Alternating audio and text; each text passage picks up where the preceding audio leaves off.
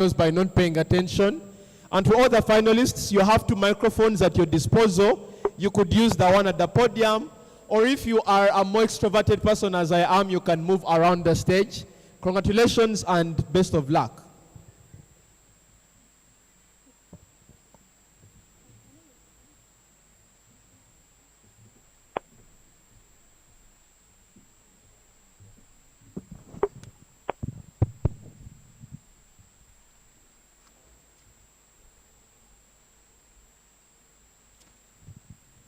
Okay, good afternoon, everyone. My name is Tracy. First of all, I'm just going to do a few shout-outs. Shout out to God. It's been one heck of a tournament, but I really thank God for bringing me here. I'd also like to give shout-outs to the people who have been with me through this tournament: Letitia, Rima, the team from Moves, Daphne, OJ, Conroy, Rima, yes, again. My team is my twin, by the way. Yeah, it's just a lot. I'm panicking right now, so I'm literally not seeing your faces. So just know I love you all, even if I've not said anything. I read Jibril. Jibril was my teammate once upon a time. Shout out to my parents as well. And yes, I hope I am able to deliver. Shout out to Jean as well. Yes. Oh, and most importantly, the judges as well. They have really helped me go through this tournament. Feedback I really, really appreciate. Yes. So I'm going to start my speech in 3, 2, 1. There's a famous quote I love in Hausa. It says, "Wamuru tana kwera nishwaza nigame fua," which means our lives begin to end the day we become silent about things that matter. Good afternoon, ladies and gentlemen. My name is Dr. Katuntu Tracy Nimusima. I am an engineer by profession. I hold a PhD in Africa Civil Education, and I thank the organizing committee of the East African Debate Championships for inviting me to speak to each one and every one of you. I think I have been able to move through the rooms, and I can tell you guys are such amazing speakers. Please give yourselves a round of applause. Thank you very much. Most importantly, I have come here with my team from USA. I forgot to mention I am a doctor from Harvard. My team and my lovely husband, Mr. Mugisha Jean. Mr. Mugisha, please stand up so that people are able to see you. Thank you very much for my lovely husband. And one of the things that I'm known for is my marriage, because it looks like the epitome of success.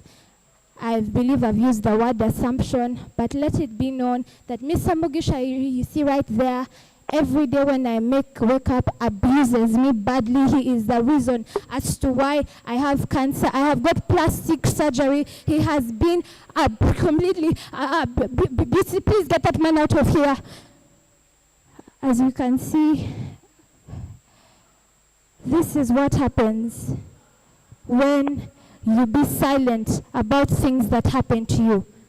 Tomorrow's headlines are going to read, Dr. Tracy exposes her marriage scandal in the East African Debating Championships. The question is, why here? Why now? So much criticism. But there's a quote I love saying, "Give me liberty or give me death." A famous quote that has been told from time to time, where Africans sit and just have panels while they continuously be oppressed. You see, Africa has so much potential. Countries like DRC, countries like Uganda, countries like Mozambique, whose minerals are epitome, whose infrastructure has the ability to develop. But guess what? There are so many challenges that it is facing. Poor governance and unsustainability, where our neighbors in Sudan, Somalia, DRC are constantly being repressed. People are facing so much depression. Corruption becomes our daily meals. We pay taxes, but I just want you to close your eyes and look at the roads from where you've come from. Look at your health systems. Look at the education centers. A complete disaster. You pay taxes to people that sit in power and enjoy themselves in swimming pools made by the tears of the people they were meant to serve. We have so much potential. Africa has so much potential. We have about 1.5 billion people and 30% of the world's mineral reserves, 60% of uncultivated land. What I'm trying to show you here is that dialogue plants seeds, but action grows the tree. Hold your leaders accountable. Participate in elections. Take matters into your own hands. Be the change you want to see in the world. As I leave this stage, unfortunately, because of the abuse, I face a disease whereby I will die within the next 1 month. But let my story show you that when you don't stand up for yourself, you end up facing depression. You end up killing your potential. I could have lived 5 years from now, but unfortunately, my story, I'm sorry, I'm going to get emotional. My story may be cut short from here, but let me leave you with one word. You can make the difference. Thank you.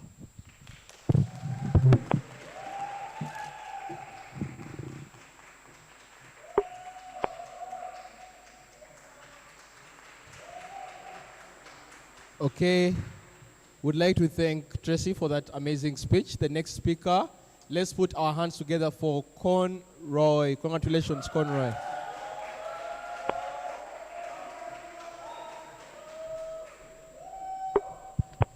Then a bit of speaker number 7. Okay, perfect. Thank you so much, Conroy. Best of luck. Hope you can hear me. So my name is Conroy. I just want to give a few shout outs to some of the people that I've met here and the new friends I've made and just the community. The first shout out to the MOOBS community, to Cole, to Fisher, to Tracy, who are also my debate partner, to the new friends I've made from across the border, to Sulu, to Khalid, which I'm really grateful to have met, and to Ruth, the Cameroonian apparently in the house. So yeah, I am so grateful to be here, and I hope you guys enjoy this speech, and all glory to the Almighty. Yeah, so hope you guys enjoy this speech.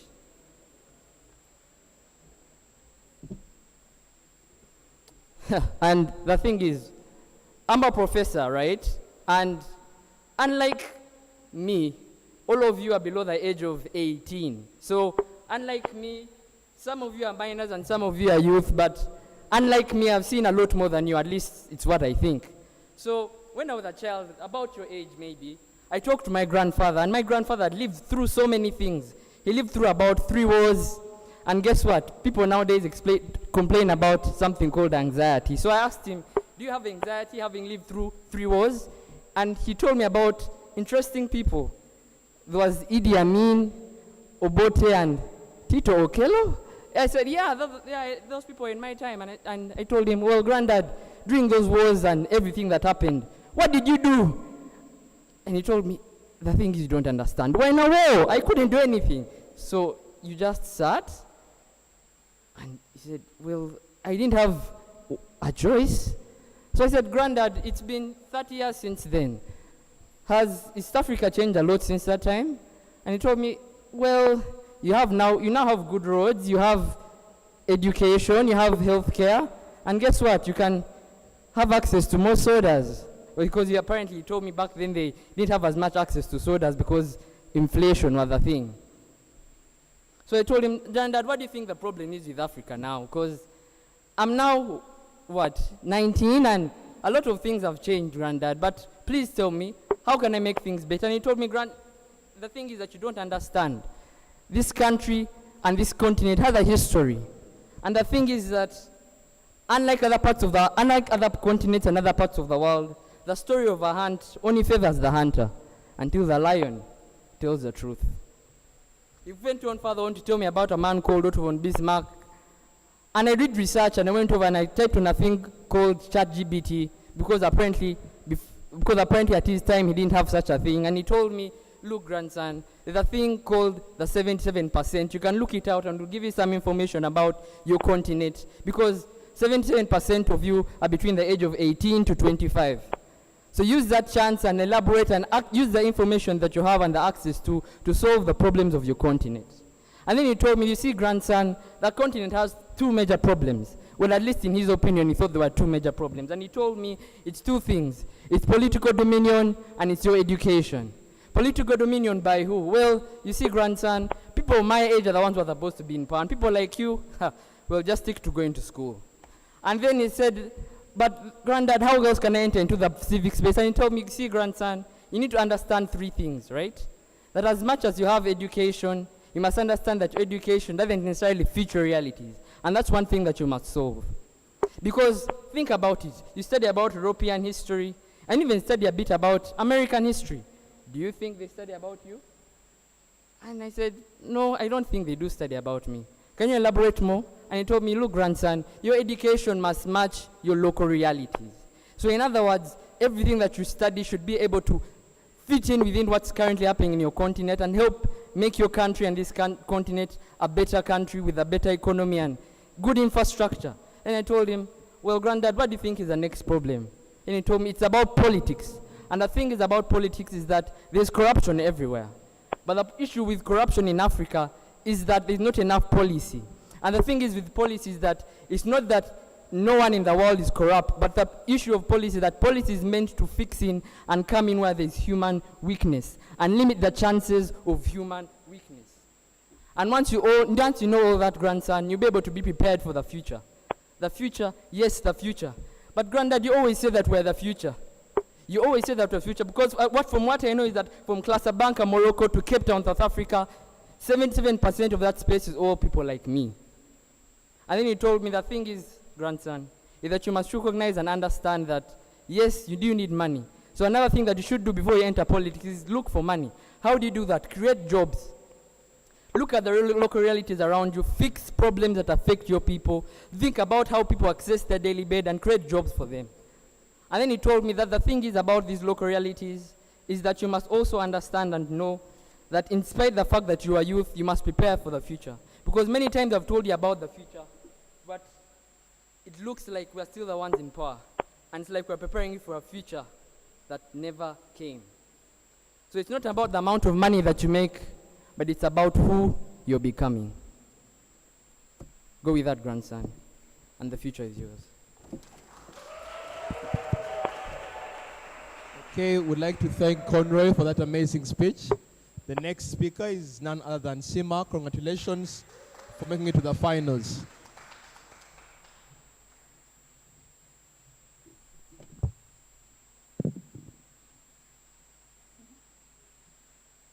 Good afternoon, everyone. I'm going to begin with shout out as my nerves calm down. Yes, so my first shout out is to God because, I woke up today, I am here. I could have quit a week ago, but, I packed my suitcases and came and said, Mary Stewart, praise God. And I'm also a 1 week miracle. Shout out to Churchill. Yes. Guys, last week I used to begin my speeches saying, hi, I'm Tamara Frida Sima, and I'm going to give a speech on, I'm actually being serious, for real. I don't know if you're not laughing, but that's funny to me, so why not laughing? Okay, anyway. Yes, and also to my mother for allowing me to be here, to come here, to drive me here, and my friends who are in the crowd, everyone who I've met along the way. And my friend Cheta told me that on the stage, do not talk to win, talk to enjoy yourself, and as Churchill says, embody the character, and I hope I'm going to do that here today. Yes, thank you.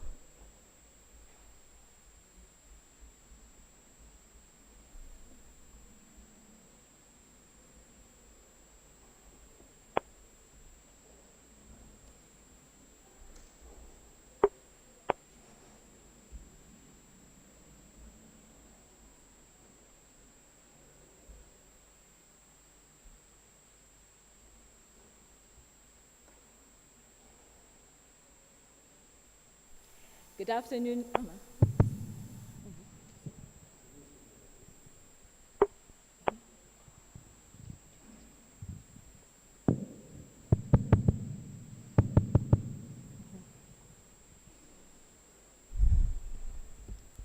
Good afternoon, ladies and gentlemen. I am Tamara Frida Sima, an accomplished woman. I am also the president of the Youth African Parliament. I'm a mother to 2 wonderful kids, and when the committee reached out to me to talk about dialogue to action, the role of Africa's youth in today's transformation, I mean, how could I resist? It was a topic that was close to home. I'm going to leave the...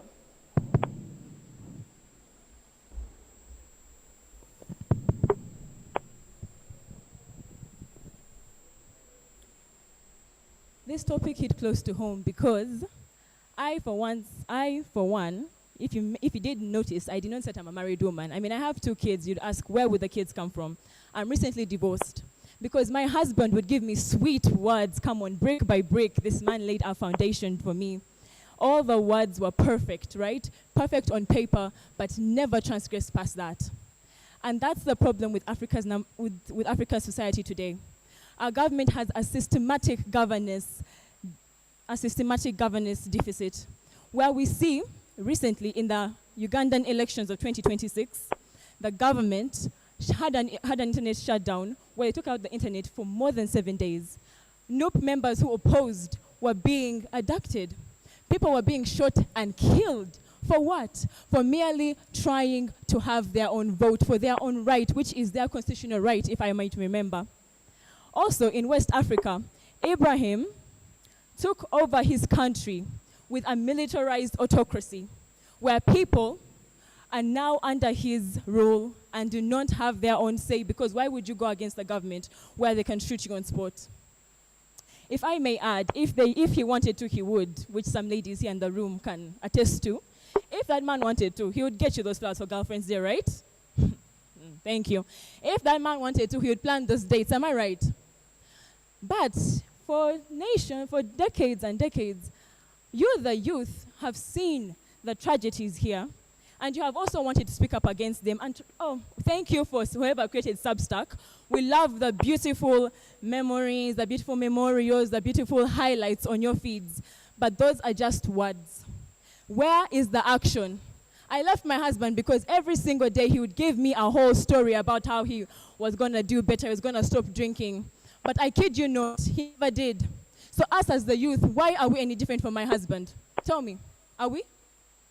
Every day, your brothers and sisters shed blood on the streets of Kampala. Recently, Nairobi 2022. In Kampala, the 2026 elections that were held in January to February.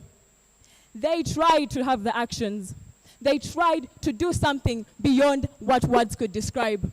In history, we do not remember the men who wrote beautiful poetry, beautiful literature over the corruption in the society. No, they took a stand. Nelson Mandela took a stand to the streets, and he was imprisoned. That's the price you pay for being an action maker. I left my husband, and I speak to you here today to deliver a speech about how we should all stand together and fight.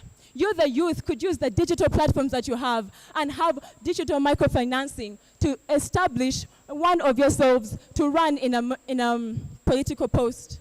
You could also have cross-border coalitions to help you address the inequalities in every state and every country. All 54 members of the countries of Africa, we have the youngest youth population in the world. So why can't we all come together and put our words into actions? May we not be remembered as the youth that stood behind and just watched it happen over and over again. I come from a country, Uganda, where from Milton Obote to Idi Amin to now our very own president, I hope they don't kill me when I go back to my home, they're all there carrying out their iniquities. They are not being transparent. They are not being coherent to what they put down in the 1995 Constitution. But we as the youth can take a stand through various reforms and work together hand in hand to have from dialogue to action and have a role of transformation in the society. Thank you. All right. We thank Tamara for that speech.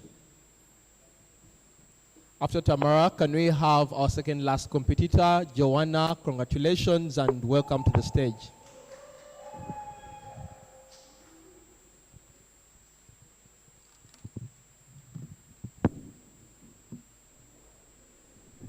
Hi guys.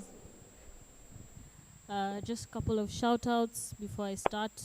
Shout out to God It's been a journey. Shout out to myself for trying public speaking for the first time with zero training and I make it to a final. Yeah, also shout out to the Kenyan delegation, Adrian, Chester, the entirety of SDS, Bandari guys. I mean, it's been a journey, 16 hours by bus to and taking a whole journey back. Yeah, we're just happy to be here and we are glad we were able to grace your tournament. And yeah, shout out to my family and my boyfriend as well. Yeah. Those people push me and they are the reason why. Okay, those people are the reason why I'm here.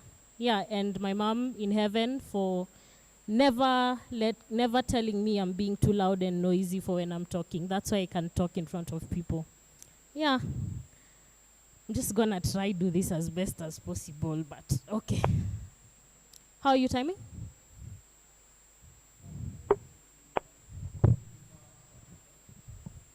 What? Last 1 minute. Could you do 2 minutes, then the last minute? Just raise your hand.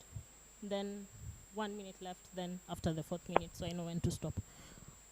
Okay. My speech begins in 3, 2, 1. Ladies and gentlemen, all protocols observed, good afternoon.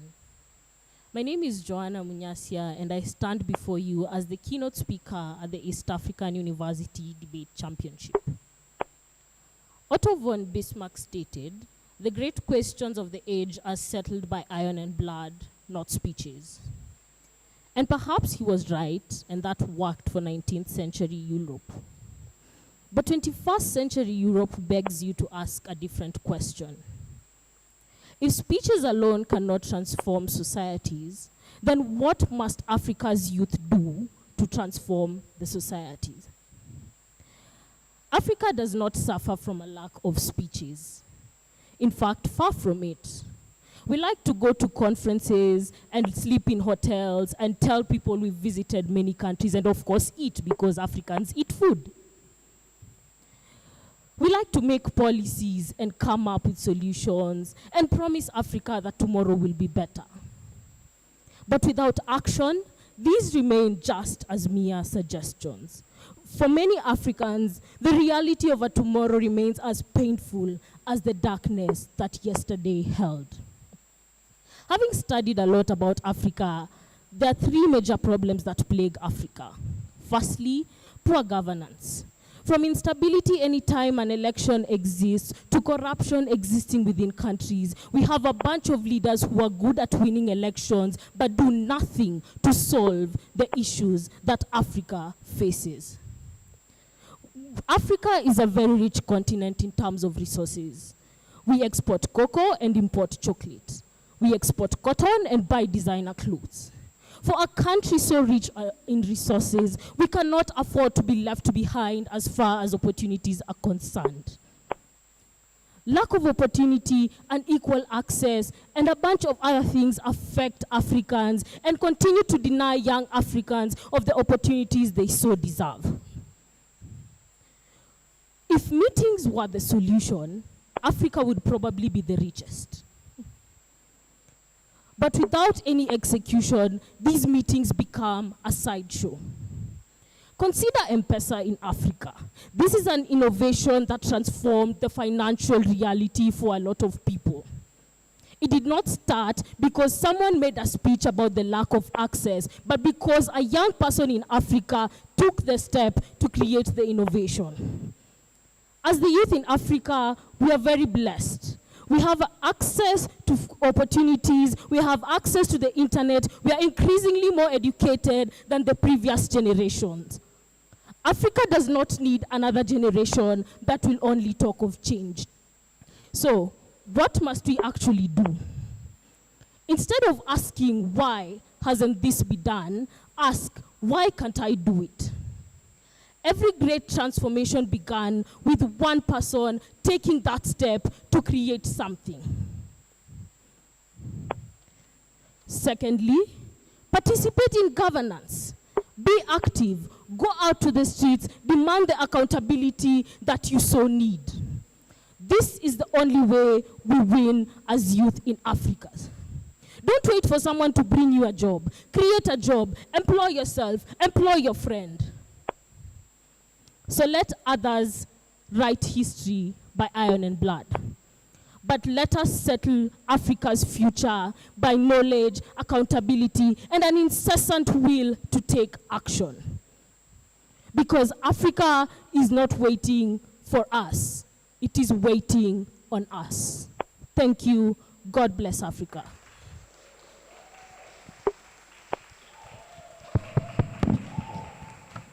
Okay, let's thank Joanna for that very amazing speech once again. So I would like to welcome our very last finalist to wrap up the East African University Debate Championship Public Speaking Finals and Competitions. Let's clap for Praise. Congratulations, Praise, and make your way to the front.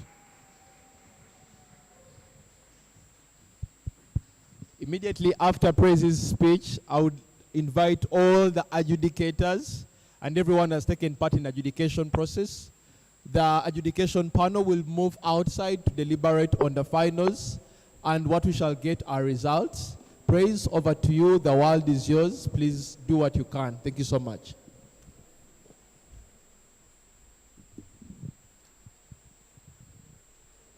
Hello, everyone. To begin with a shout out, I'm grateful to God I made it this far. I shout out to CDF, Irin Mabonga Joash, for always believing in me and many others in the Spa Hungry. Yes, I shout out to my partner, Mubiru John Bosco, the Vice President, Makerere University, my partner for this debate. And then I shout out to my dear friends, Jojo and Angela, for making the tournament an extremely good and exciting event. My friend Arnold, he supports Manu. Okay. And I think I'll be the only speaker to shout out to the beautiful panel we have. Anyway, if that adds. So.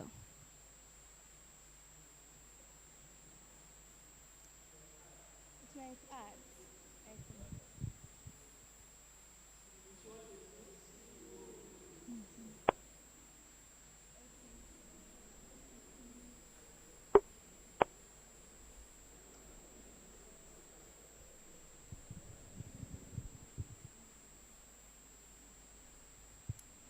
When my friend, Professor Barnabas Nawangwe, the Vice Chancellor of Makerere University, gave me an invitation to come and address the African Youth Leaders Summit happening at Makerere University this year, I was excited for two reasons. One, I'll be back to Uganda in about 10 years. But two, I'll get to meet his wife, Susan Nawangwe. I studied with her while we were here at Makerere University. I'm surprised there is no more culture. In our time, we used to do that way so much. I'm surprised you people didn't do it this time around. Very excited to be back home to the nation. I thought after 10 years would have transformed. The delegates from all the African countries here, I see so very many flags out. Uganda, Kenya, Tanzania. I'm seeing Nigeria. I'm seeing South Africa. The delegates, you are looking very beautiful out here, present for this summit. I'll tell you what happened to me while I was here. When I came in, the hotel where we had booked did not have electricity. It was in total darkness. I panicked because I had not charged my tablet to come and address the people here. In the morning, I was rushing so hard to come and address these beautiful delegates because they're very important. I took a border. My back still pains. The potholes on the judge, I still feel the back pain. Is this the Uganda that we live in? Is this the Africa that we're so proud of? Those are problems in Uganda, but what are the problems out there? Quite simple. If reports could build roads, if faces could build roads, Africa would have the best roads across. You see, at Harvard University, where I'm the Innovation Hub Director. I told them, you do not graduate with a paper. I chest that. Professor, you know that. When you are graduating, you do a community-based project. The class of 92nd that is graduating in January is doing a road project to help the people carry out a better road. Why then in Uganda do you people still graduate with papers and theses and things like that? When I was preparing, I came with lots of notices, right? My book is full of records, research and statistics. But the delegates here do not need that. You know it already. The speakers here have been projecting all the statistics of the pain in Uganda and Africa at large. What we need now is action. The summits are in, the workshops are in, the dialogues are on. We need action. Professor, my husband and I are supposed to go for a trip in Vatican in July. But I'll tell him the 10,000 US dollars we're supposed to use, let them be for an innovation hub in Makerere University that creates a project that solves the problems of electricity in Uganda. The youth leaders that are present here, if you ever need to collaborate with Harvard University Innovation Hub, if you ever need money to come in and do a project to solve your problems, I will present you. Do not come with prototypes. Sorry, do not come with your theories. Do not come with thesis. I'll chase you. Come with a prototype. I will fund. When you are leaving this summit, it's been 7 days. Do not just carry photographs. Do not just carry the moments that you've seen there. Carry a mission to change your nation, to change Africa. The money we shall support, we shall provide. A better Uganda, a better Africa. Me and you, him and her, action, and now. Thank you so much.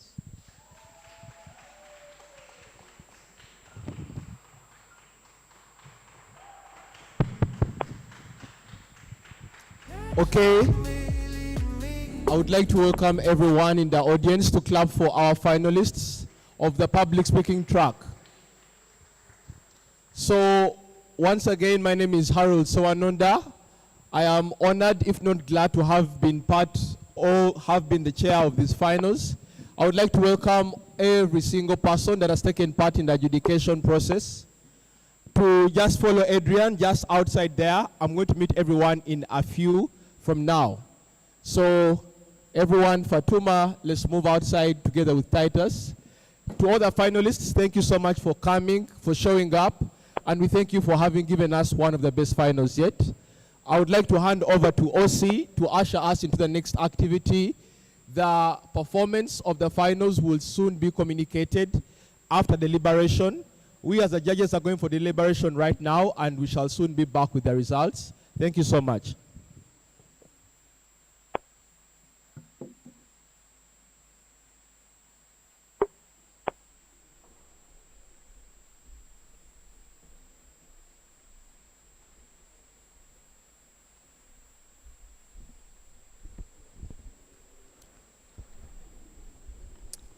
Good afternoon, ladies and gentlemen. Welcome to the closing ceremony of the East African Debate Championship. At this opportune moment, I would like to request us to stand up for the anthems.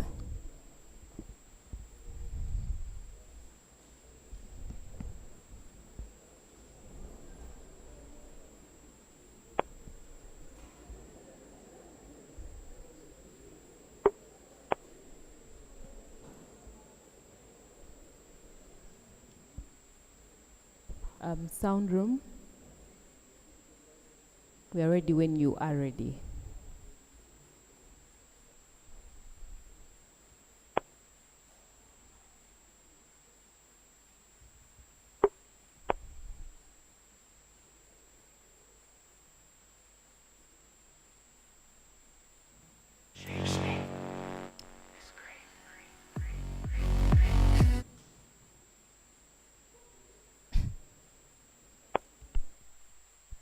Sound room, we are waiting for you.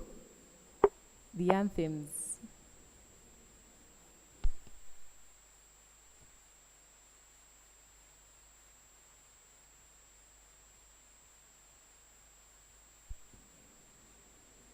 Okay.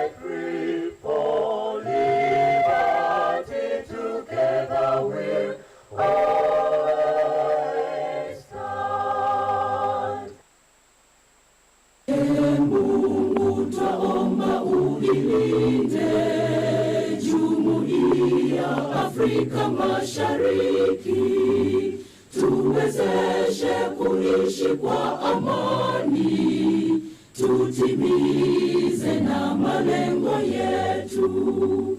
Jumuiya yetu sote tulilinde, tuajibike, tuimarike, umoja wetu ni nguzo yetu, idumu jumuiya yetu.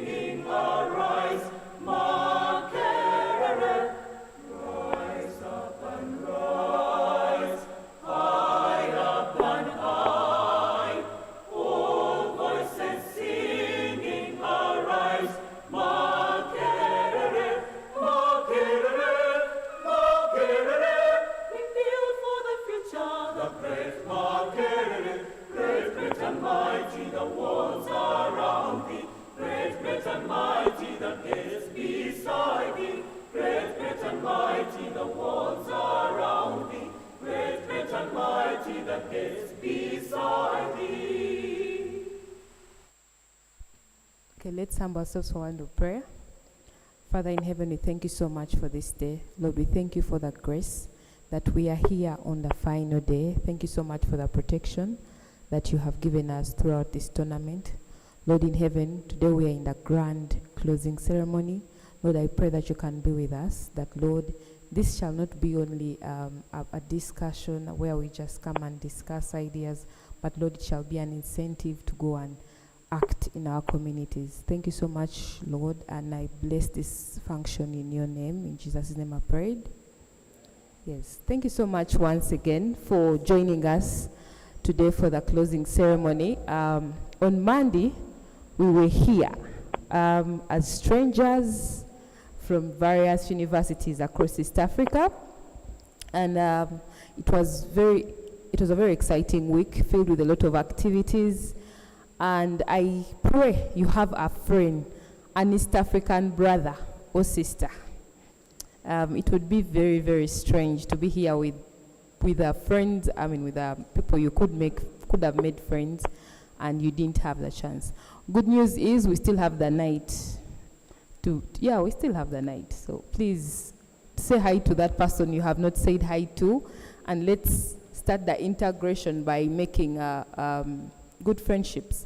So we have just finished the semi-final and we finished the semi-finals of debate and the final of public speech, and we are going to move on to the finals of debate. But before we do that, I would like to recognize our guest speaker who is in the house today. Thank you so much for joining us, sir. Before you is a number of universities, and we will be introducing them along the way. And we will also have so many interesting things here that you could take to Parliament. to incorporate and make the debate culture something youthful. Yes, thank you so much for coming here. I would like to welcome Rain. Or Rahim. Yes. I'd like to welcome Rahim, who in this tournament is our chief adjudicator. Yes. Okay. A very good evening to everyone. We are proceeding to the results of the grand finals. Results of the semi-finals. I'm going to invite the chairs of the semi-final rooms, starting with CDF Rin, to share the results from his room. Angelo, if you are around as well, kindly come and announce the results. Thank you very much. From here, we'll just announce the draw. I'm going to release the info slide of the motion so that it's live by the time the draws are released.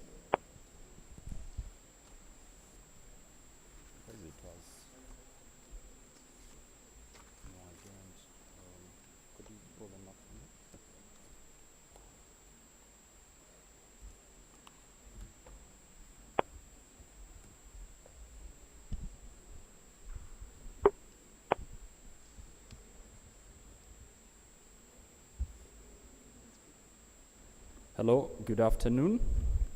I had the pleasure of chairing the round, and I will announce the teams proceeding to the final.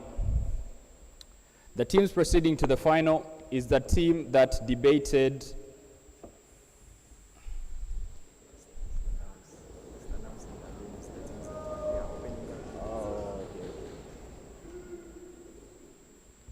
Okay, I've been told by the boss to first announce the teams that debated in the room. In opening government, we had UCUA. In opening opposition, we had KYUA. In closing government, we had UCUB. And in closing opposition, we had JDAA. And the teams that are proceeding to the final in no particular order. The first team that will proceed to the final of EAUDC 2026 is the team that debated in the opening opposition KYUA.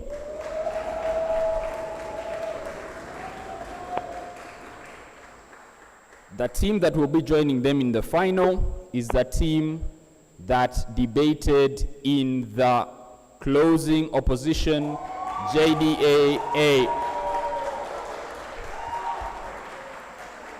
Congratulations and good luck in the final. Okay, to what was an amazing semi-final room 2. Arguing in the opening government was Makerere B. Arguing in the opening opposition was Makerere D. Arguing in the closing opposition was Gulu University A. And arguing in the closing opposition was Strathmore University B. Myself on the panel, Adrian, Chester, Felix, and Rona, in a very particular order. The first team advancing to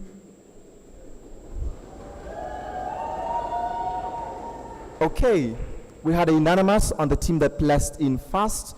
That is Makerere D in opening opposition. And on what swayed from a 3-2 split to a unanimous decision on second advancing team was the team Strathmore University closing opposition. All right. Thank you very much, semi-finals chairs. The draw for grand finals as such, the team arguing in opening government will be JDA, the team from South Africa. Sorry, the team from South Sudan. The team arguing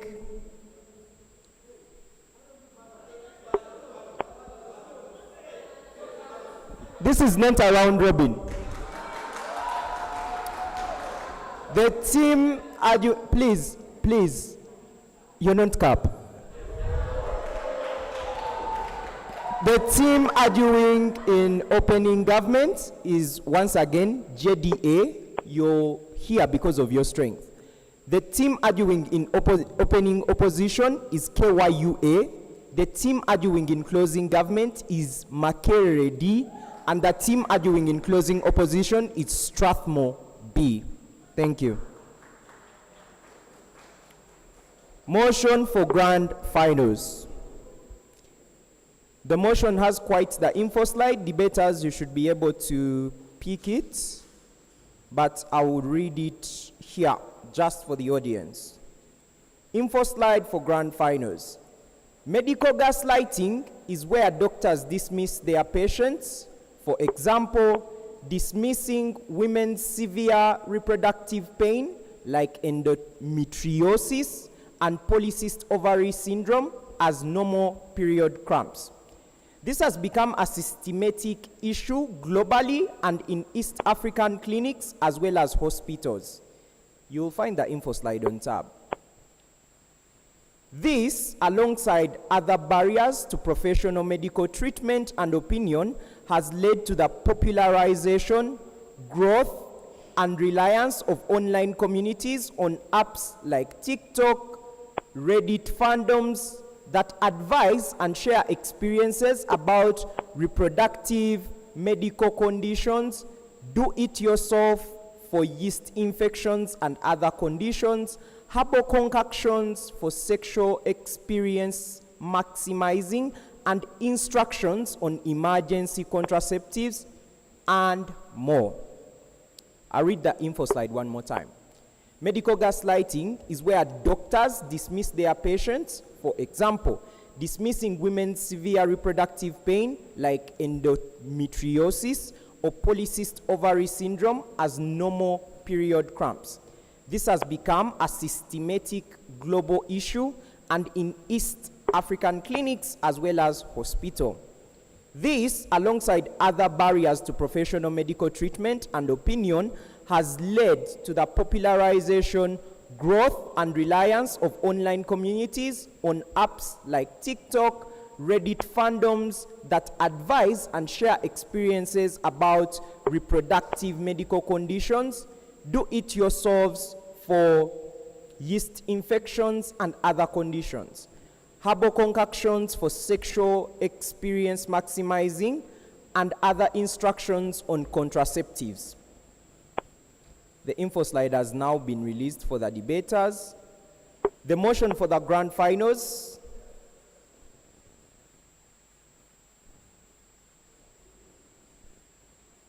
It is 27, so the round will start at 42. This house supports the reliance on online content for reproductive and sexual health lifestyles. This house supports the reliance on online content for reproductive and sexual health lifestyles.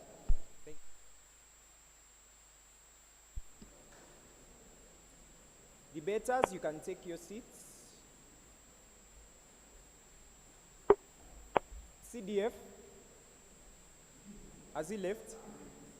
He's going to send motion to the group. No. CDF, kindly send motion to group. That's adjudicators. Adjudicators. Yeah, motion is live.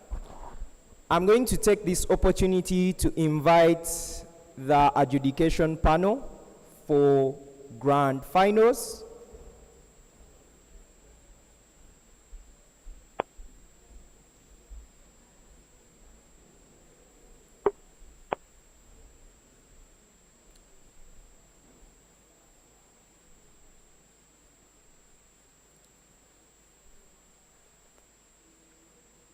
Judges, if you're here, kindly get close.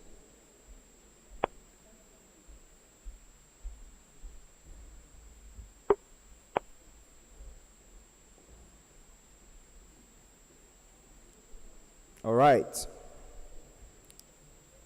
So the first judge to join us on the grand finals panel will be none other than Vincent Odong, congratulations.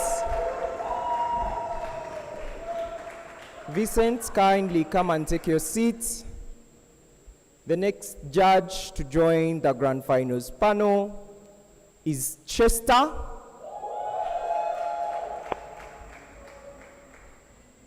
Adjudicators, we can reduce the panel to 5, inshallah. The next judge is Angelo. Congratulations.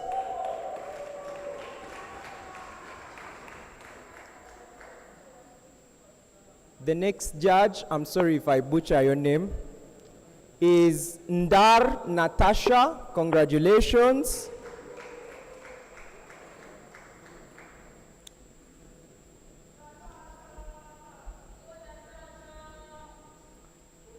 The next judge is Tumwine Jonathan.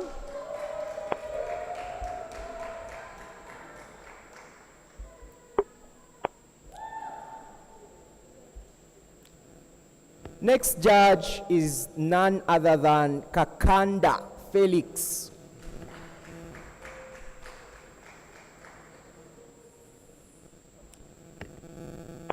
The next judge is Paula.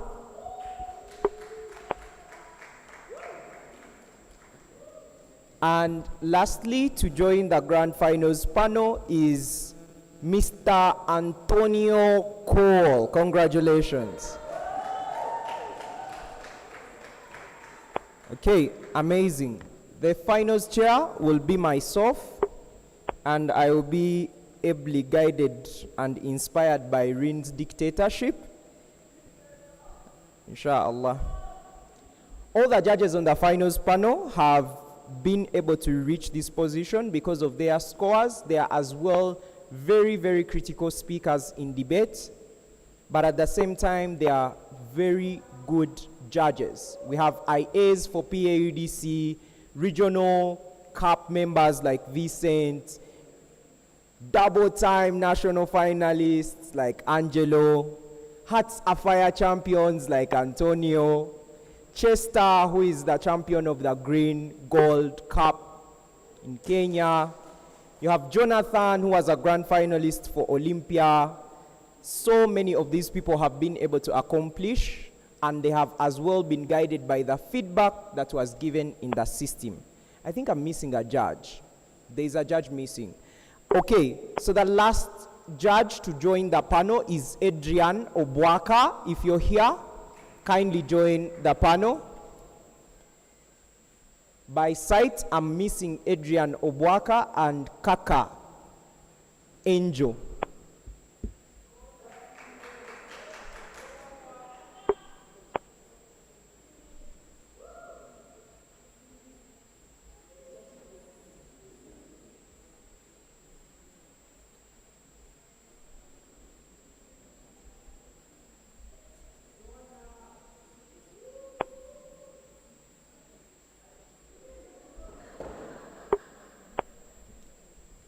All right, amazing.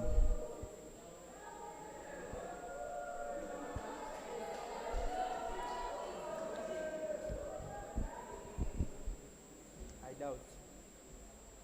First come, first serve. Yes. Okay, we are going to leave the stage for OC to communicate something. Maybe we could have a word or so.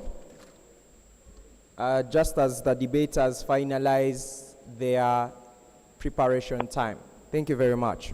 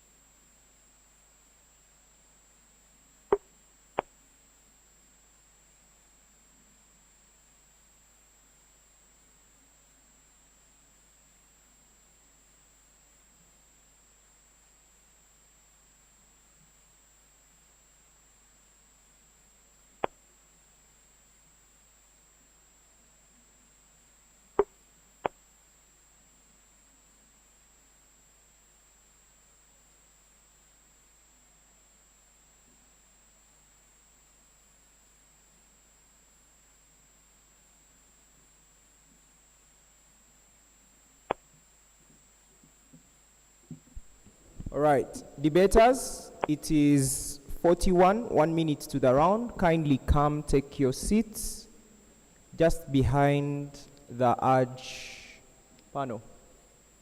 Debaters, if you can hear me.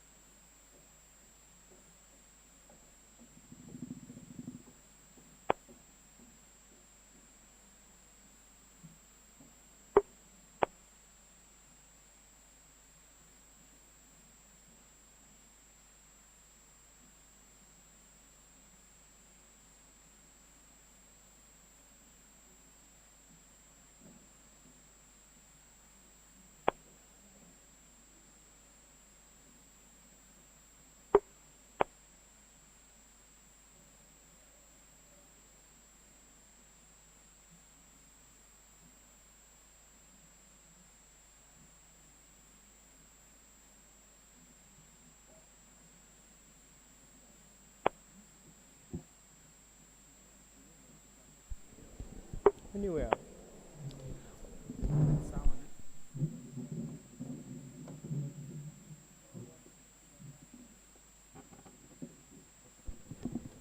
All right, so I'm very, very sure this is not the first time that we have attended events like this. As such, if you are at the back, kindly move to the front, please.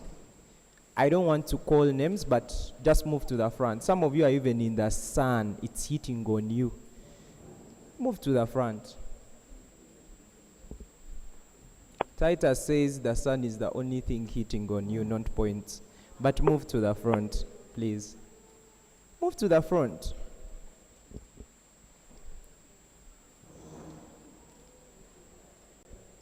All teams here.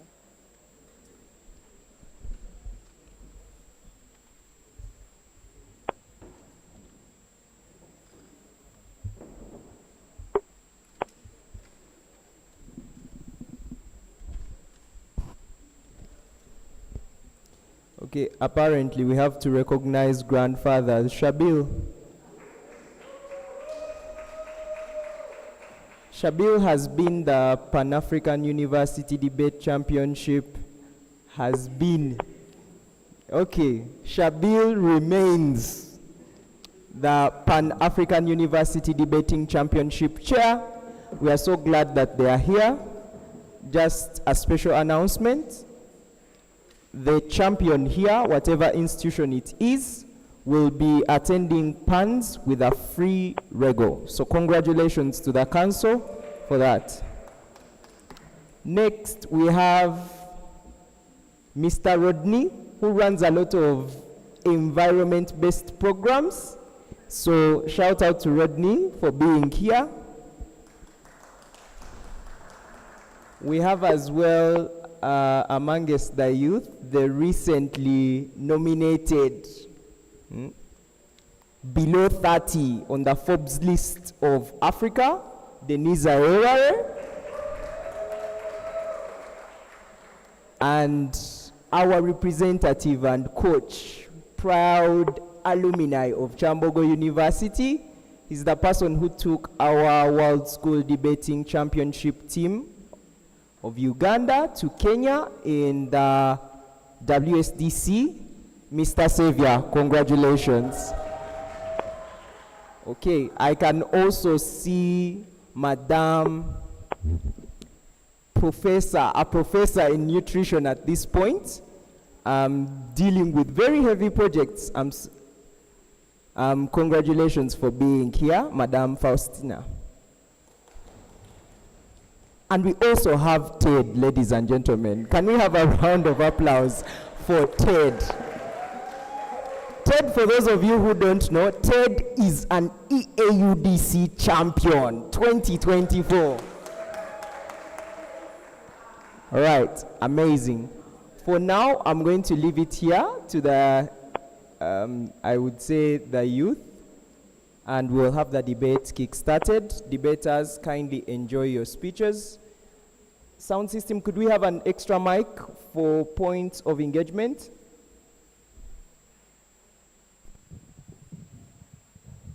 Oh, no. They will say it in their shout-outs.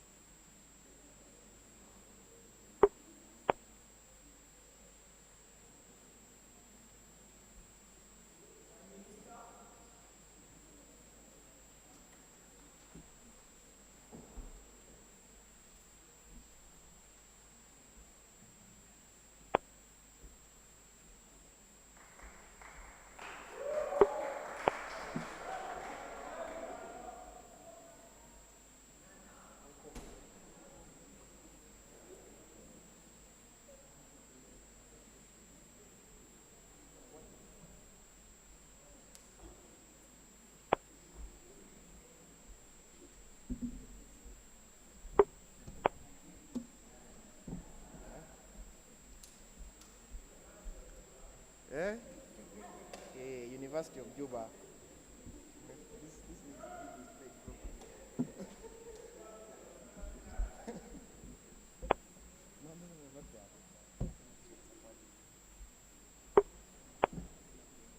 No, I'll take it. I'll take it.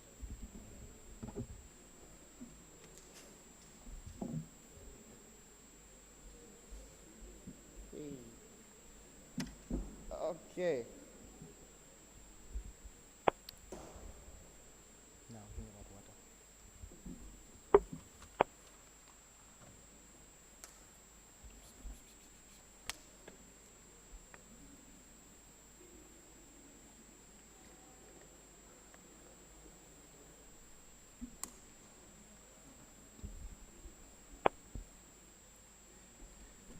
Okay, so my name is Brian. I'm lucky to be able to make it to these finals.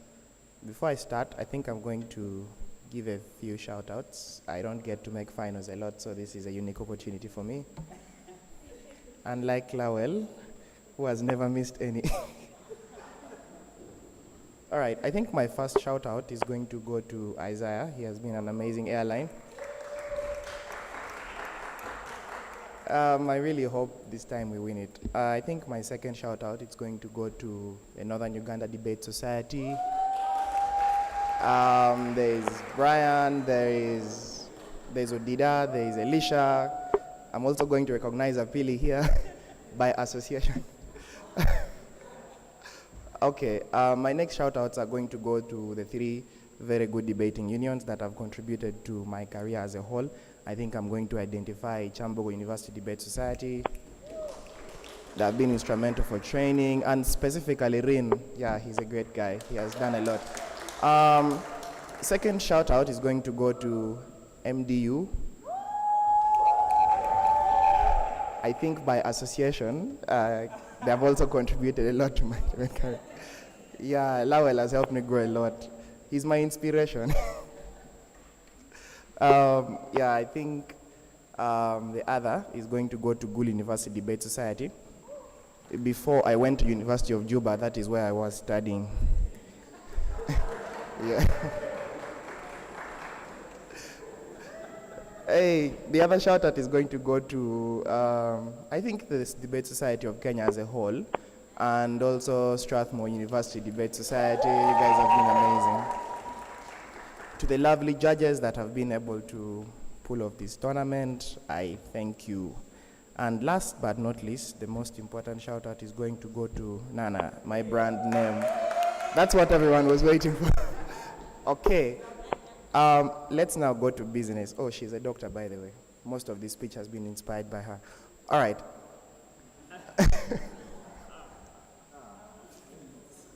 Okay, just let me start my time. Enough of this theatrics.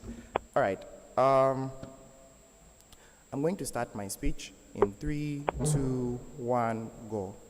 Oftentimes, in almost all societies, what breaks down access to information regarding sexual and reproductive system is the concept of a broken trust that exists between the medical professions and the people who necessarily go for that particular help in the day. I think when our model is able to offer you a workable alternative, it probably means that we're going to win this debate. But then secondly, if you're also able to prove to you, and this is not high burden, by the way, that this is actually a move to basically regain the confidence that exists between the people and that broken system, it probably means that we're able to fix most of the problems that exist within this particular context. I think the first thing to engage here is in terms of the characterization in terms of the model that we support.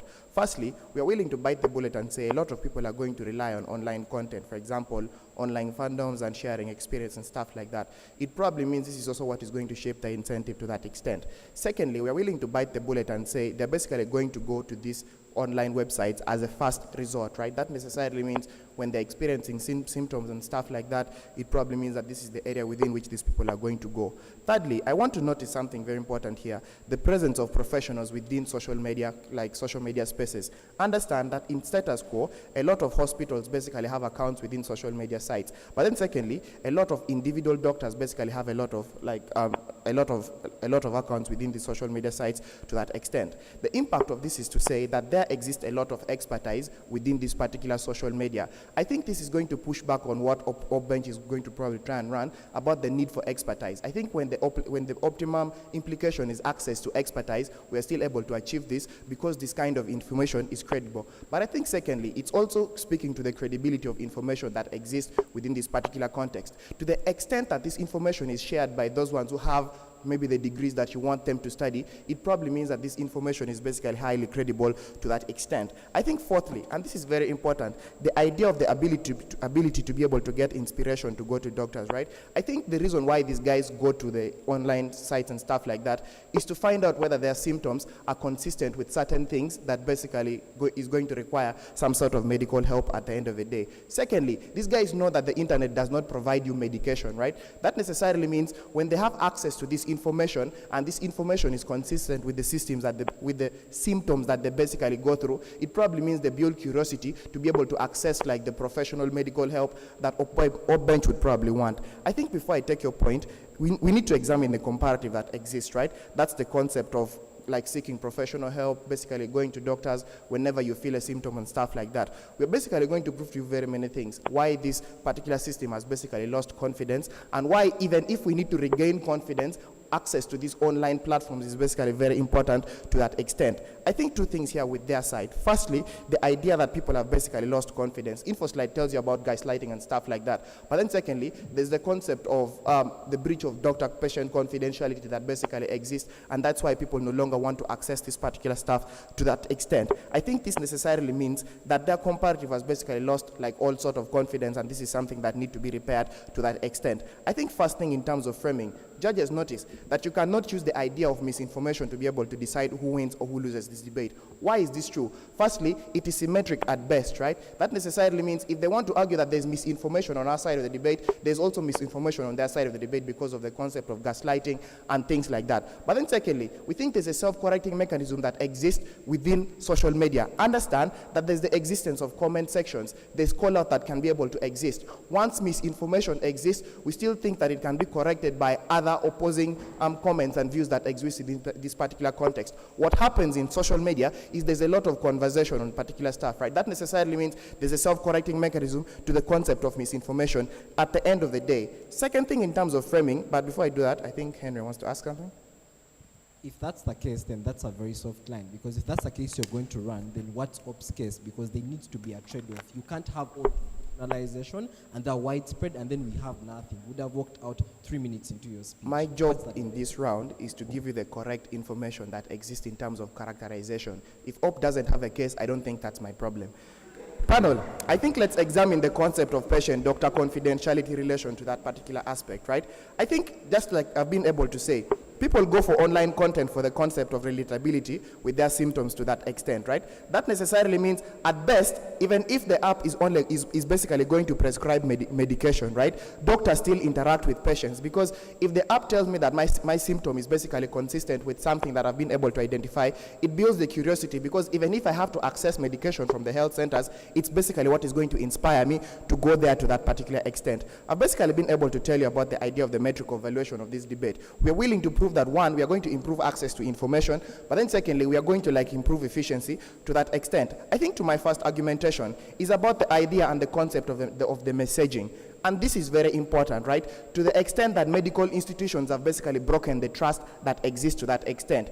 Understand that we're basically, that when this happens, we basically give them access to all our information. But what happens is, one, they gaslight us and downplay our symptoms, right? That necessarily means, for example, they dismiss severe reproductive pain and stuff like that. But then secondly, at times they have basically been able to break things to do with patient and doctor confidentiality to that extent. The impact of these two mechanizations that I've given is that it basically shows that there's a breach of the duty of care and there's loss of trust that exists. We think what our mechanism then does is it corrects this in terms of messaging. Firstly, understand that a shift to online content is a message of loss of confidence at that particular extent. But then secondly, I think it inspires conversation about how broken our medical and health reproductive systems are to that extent. I think this basically has two impacts. Firstly, it is probably going to inspire institutional improvement, right? To the extent that medical profession, doctors and stuff like that care about reputation, if this conversation exists about the broken trust that has been able to exist to that content, we think it's going to inspire some sort of institutional improvement. But then secondly, at worst,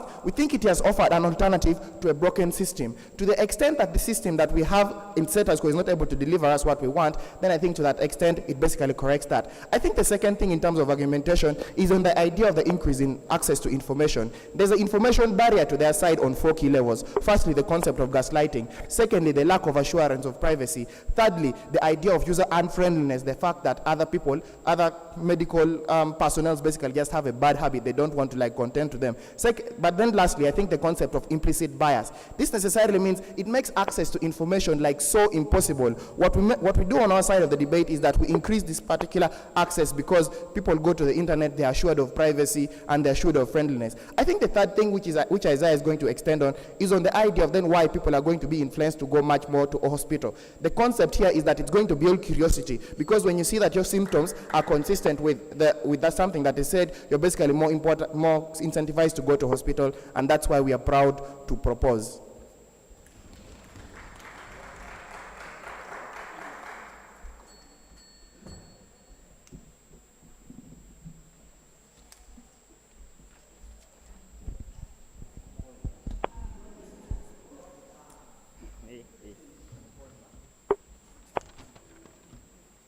Right. I think it's evening already. Good evening to everyone. My name is Titus. I'm going to be the LO for this particular final. First, a few shouts out. Shouts out to God, and he is locked in. He's really locked in. Shouts out to my mom, and yeah, serious support system. Yeah. Yeah. Shouts out to my partner Henry, true definition of an airline. Shouts out to Marvin. Marvin is a very serious support partner. I've been with him in very many comps. He ditched me at the last moment.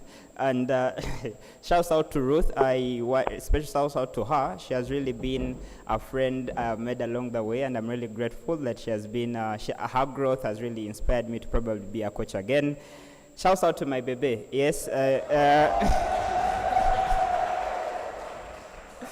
Shouts out to my baby, very supportive and very encouraging. I'm even getting teary. Oh yeah, and shouts out to the Ugandan delegation. Thank you for voting me to represent you at the EAUDC Council. I'll most definitely deliver. And yeah, shouts out to Uni for funding us, to Ocom and CAP for a very successful tournament, minus the shots, but shouts out to a very successful tournament, and shouts out to my friends and elders wherever you are for making this and being here today. I'll take POIs from both OG and CG if time permits me, but I'll most likely be glad to prioritize CG in this particular debate. I'll start. Oh God.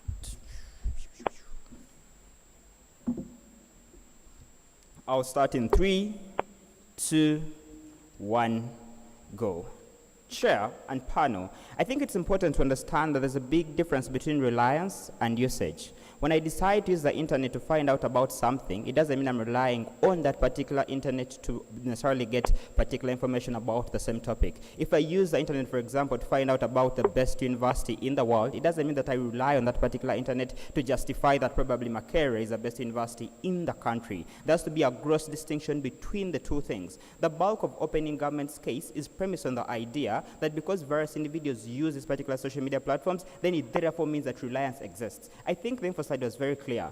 The existence of reliance was predetermined on the context of medical gaslighting, meaning various individuals in society felt like they were continuously medical gaslit about the things that were continuously affecting them, that they had to shift that particular burden from engaging on professional doctors to their particular focus on getting opinion online from individuals who are necessarily sharing their context at the end of the day. OG had to engage that particular premise for them to get relevance within the debate. Why I think that particular frame is important, it most likely explains the particular idea of misinformation and all those things. You cannot claim that, look, the idea of presence of professionals, expertise is credible, and also say in the same breath that, look, various individuals don't trust these particular medical doctors, so they're more likely going to listen to them online. There has to be a sense of clarity between the two things and the distinction between the two ideas. I think opening government fails on that particular premise. The second thing here is in the context of loss of confidence. Notice, Chair, that various healthcare systems within status quo don't necessarily prioritize things gynecologists. Why? Because various of these particular individuals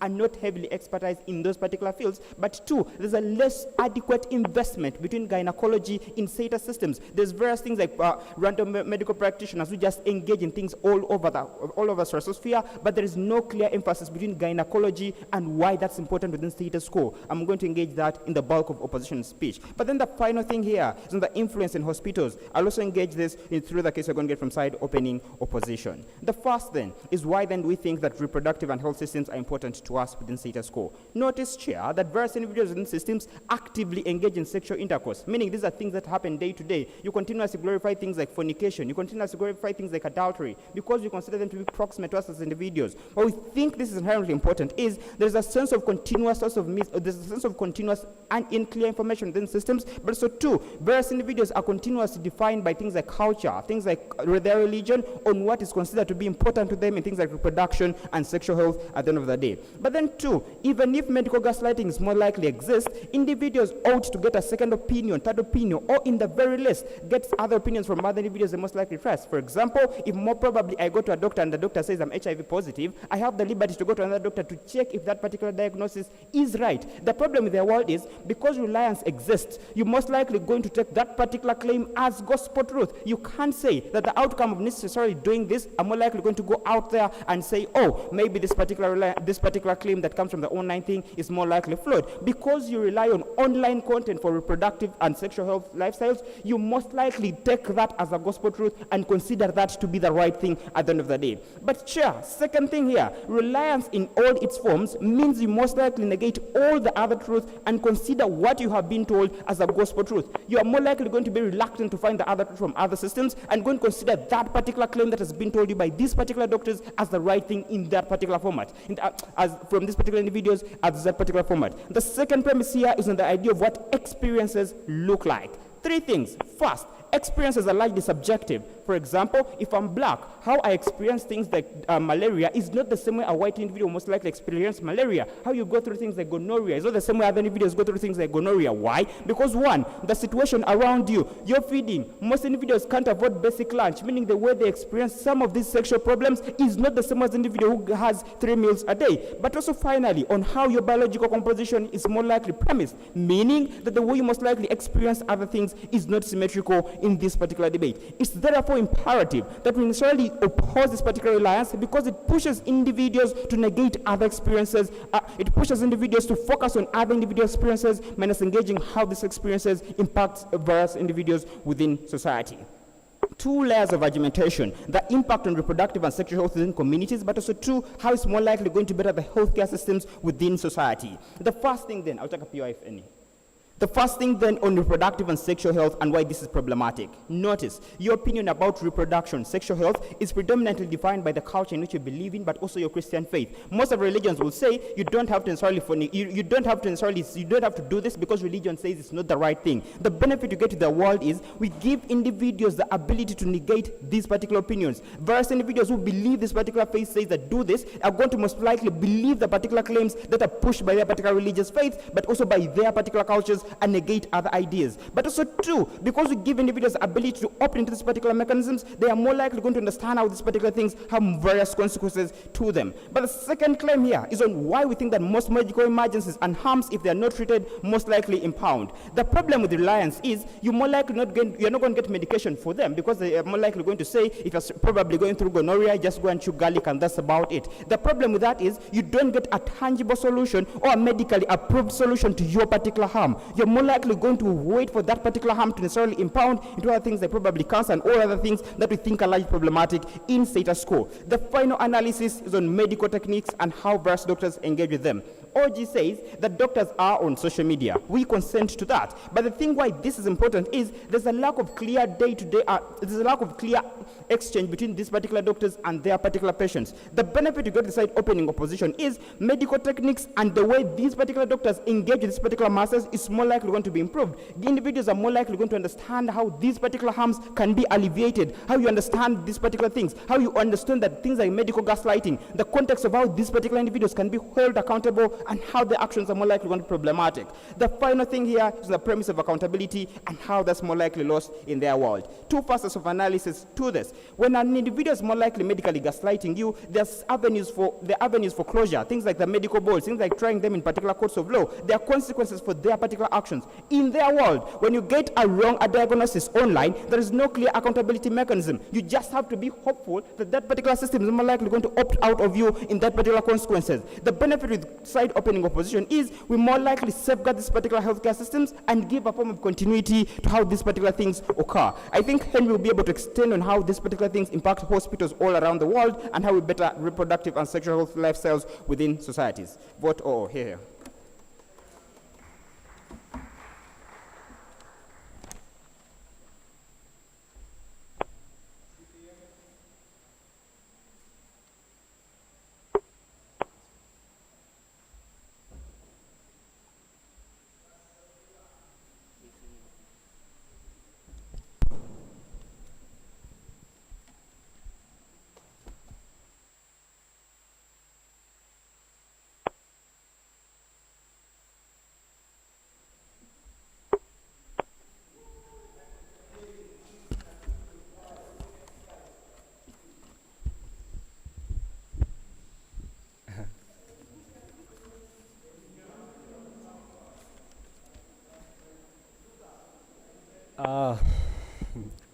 I think it's a culture in finals to literally give speeches, and I think it's okay to do this at this point.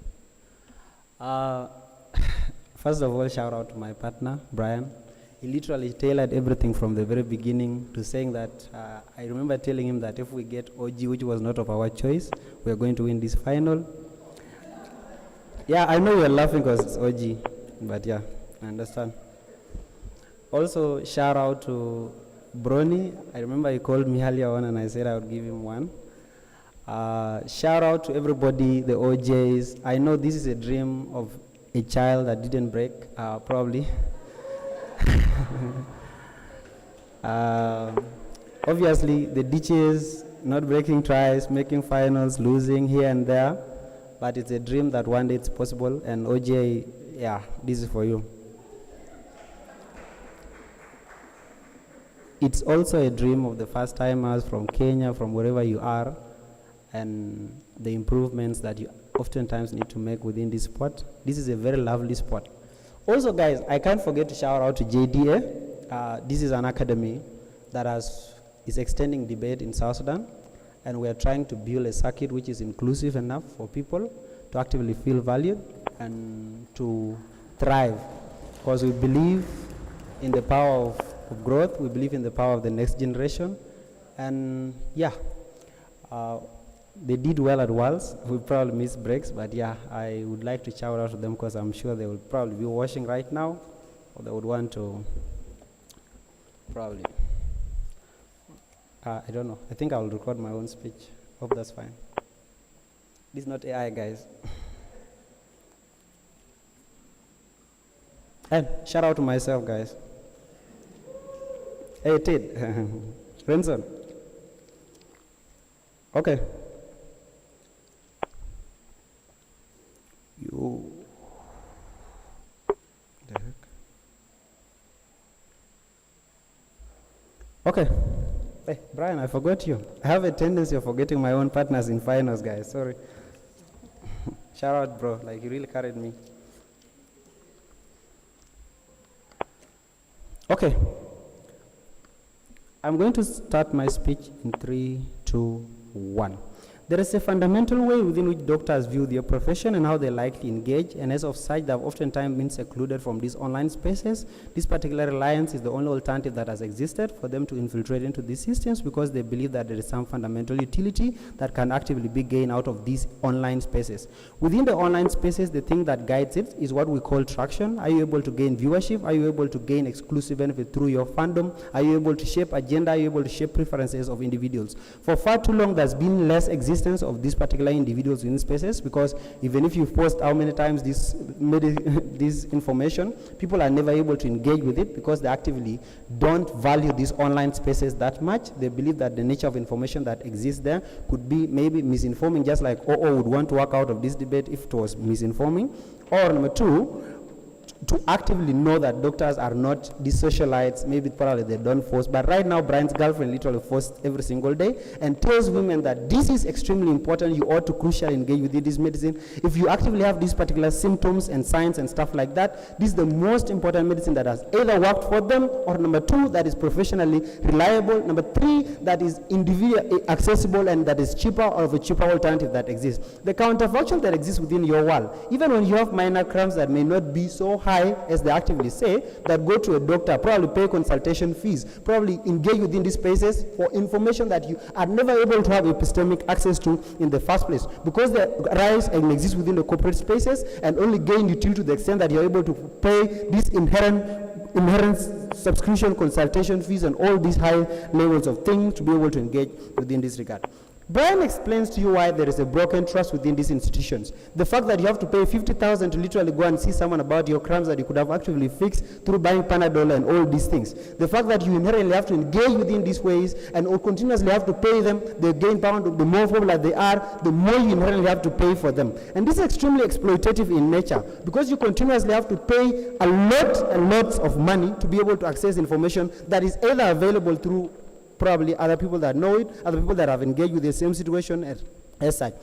Why? Just in case, let's assume the debating gets crazy within this debate and they say, oh, it's likely going to be misinforming. Here are 4 structural reasons why that is not going to be likely. Number 1, there is what we call the AI introduction within the medical field. The fact that AI algorithms are likely becoming more utile, they are able to assemble as much information as actively possible to be able to guarantee you utile benefit. That means they are able to analyze all these things and give you exclusive information that is actively important. Number 2, the concept of online spaces and how you would not want to be tagged and your entire brand to be tagged with misinforming information acts as a fundamental deterrence for individuals to actively give misinforming information. Because the more you give misinforming information, the more people call you out from comment sessions and all these things. This necessarily means that you not want to do that. Number 3, the fact that you would want to attach your brand, like you have a reputation that you have to oftentimes maintain. The fact that you have to exist within a space that is able to guarantee utility and that regard. And also massive competition within these spaces. The fact that there are multiple people that actively follow you. This means that you have to create some form of exclusivity which is going to be crucial on the nature of information that you likely exist. But the current medical institutions that exist have fundamentally failed, they are fundamentally harming women and in all instances. Let's also extend on the sensitivity of these particular female issues and how they have likely not been accommodated within the spaces. Because women for far too long are oftentimes seen as secluded individuals. They oftentimes would want to deal with these things in silence. They oftentimes want to engage with these particular crucial issues and don't find them as attractive enough within the social spaces to actively engage with in the first place. This necessarily means one thing: when they exist in seclusion and are not provided crucial information, they're either going to do alternatives that are very harmful for them in the first place if this crucial reliance on online information and online devices doesn't likely exist. This means 2 things. You have to make these spaces thrive so that individuals can actively grow within this space. Yeah.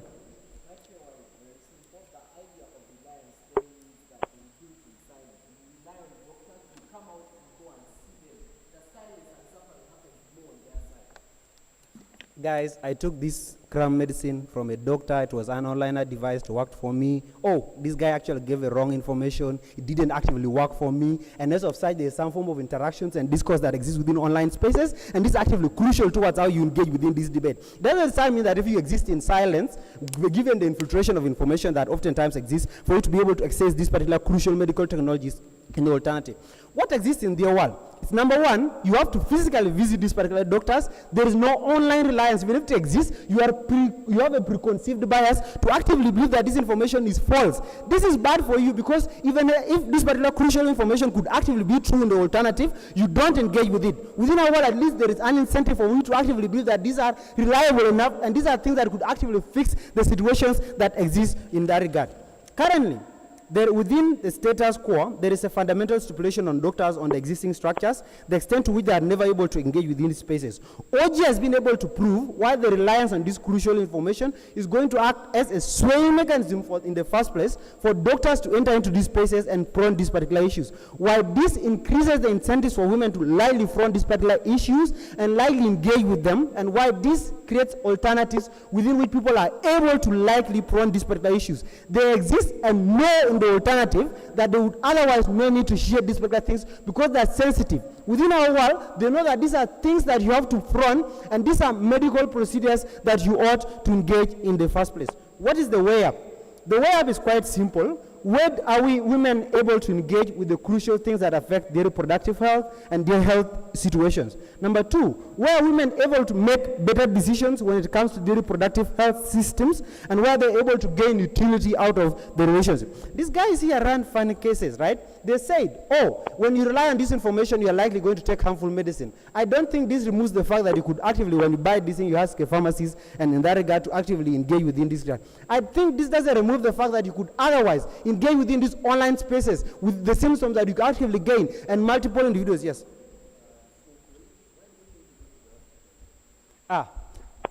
The end conclusion of that particular POI is you gaining the exclusive benefit to fix your situation. If we can fix it through the reliance of online information, we're able to fix that particular crucial gap. The reason you go with migrants and stuff is because you know that there's a crucial benefit that you can actively gain. Within our world, you can gain the earn impact at a cheaper cost without being trapped within the corporation incentives and capitalistic structures that oftentimes tie everything back to the insurance companies and every single individual that is meant to harm you in the first place. Why does OG win this debate? OG has been able to prove to you the most crucial thing within this debate. How are women able to access the things that affect them the most? How are they able to enjoy agency at a cheaper cost and at a cheaper price? How are they able to interact with information voters?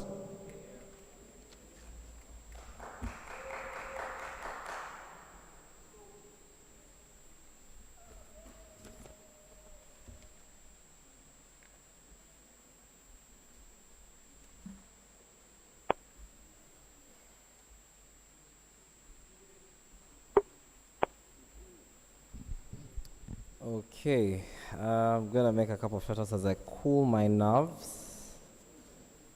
Yo. Okay, so first shout out to God, He's amazing.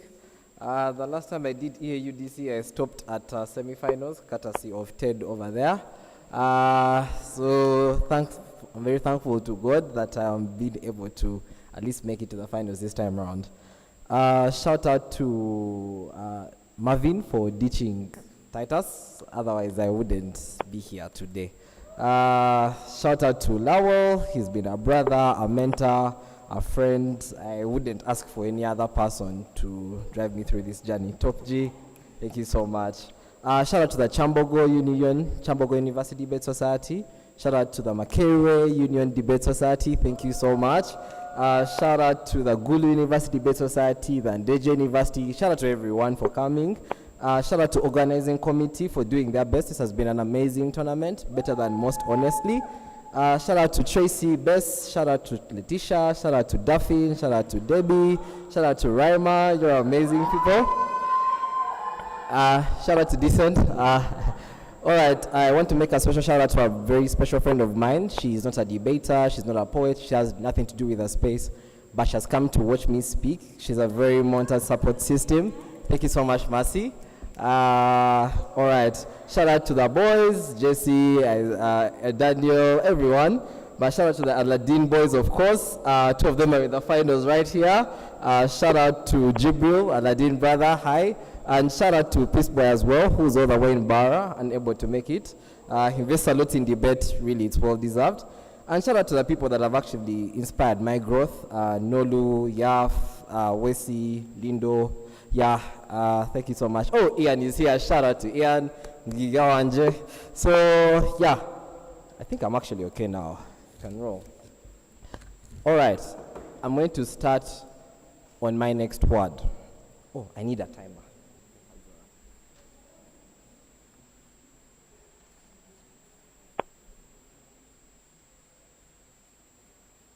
Oh, shout out to Cynthia as well. The Cynthia squared. Okay. I'll start on my next word.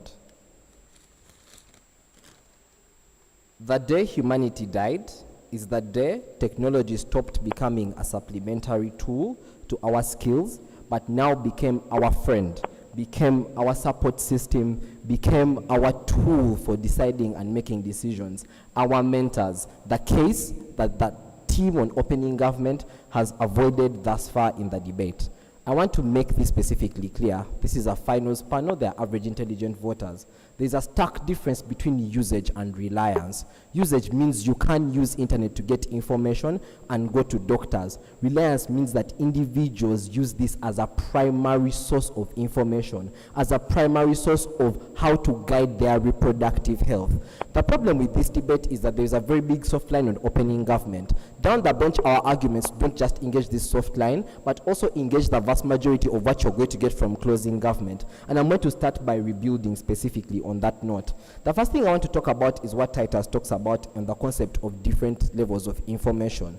There are 4 sources of information, one on culture, second on religion, but the other on the other is on medics. So the idea is on medical personnel, which they only want to engage with. And basically pedestrians like Kasuku who have access to social media and can tell you how you should use manpower to, please your wife even when they know nothing about what it actively means to be a gynecologist.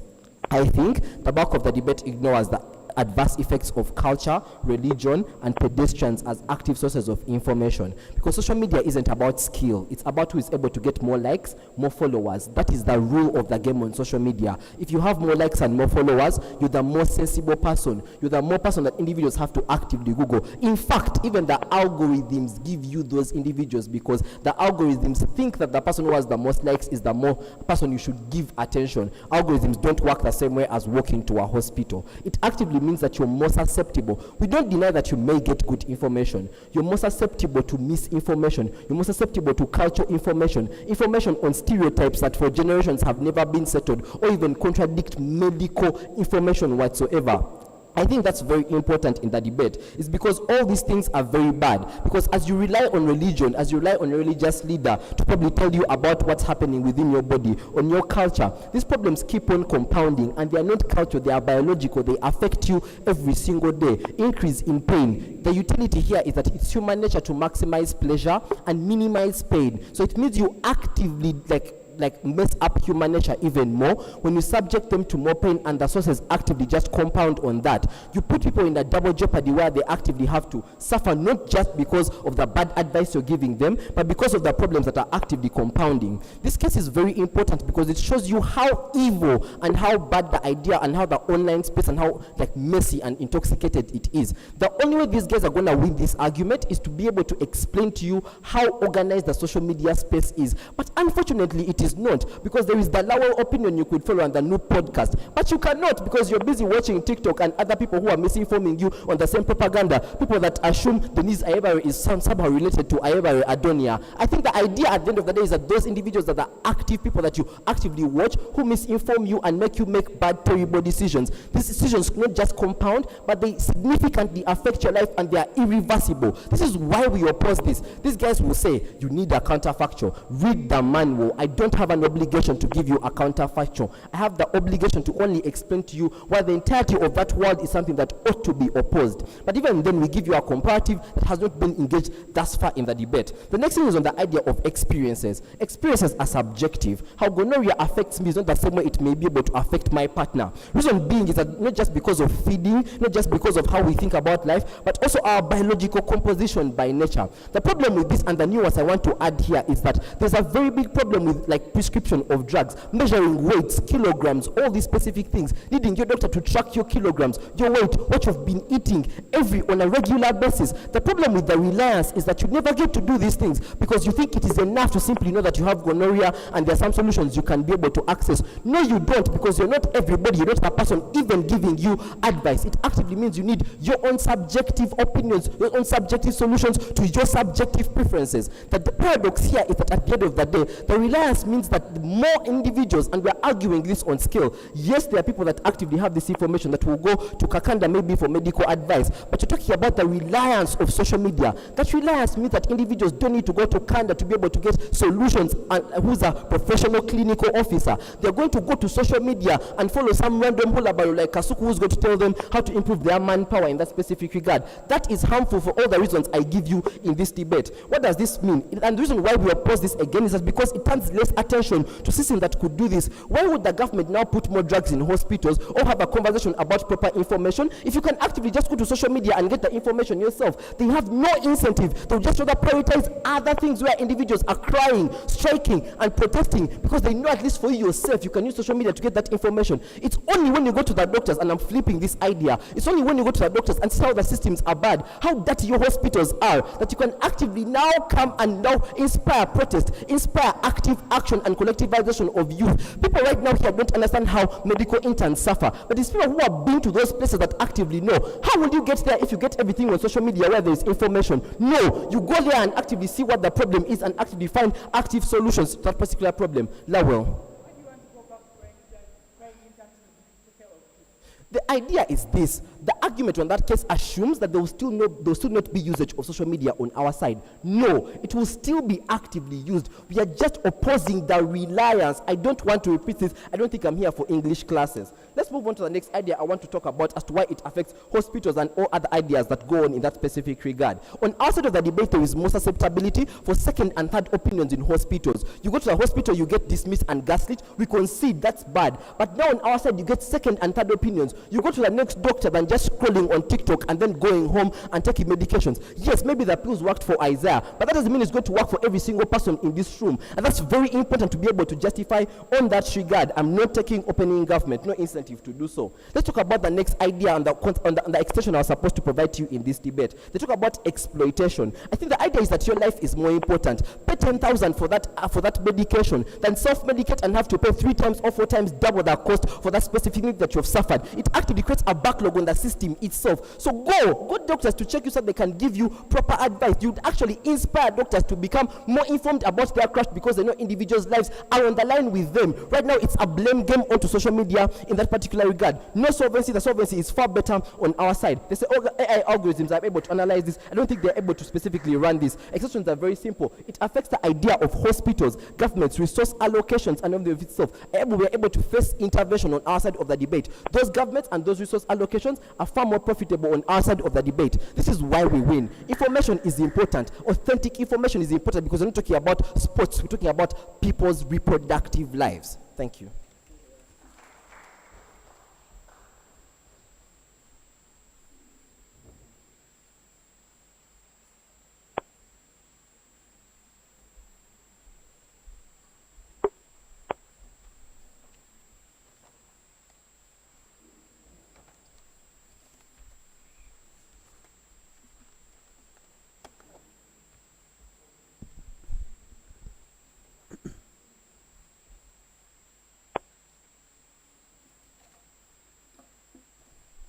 Good afternoon, everyone.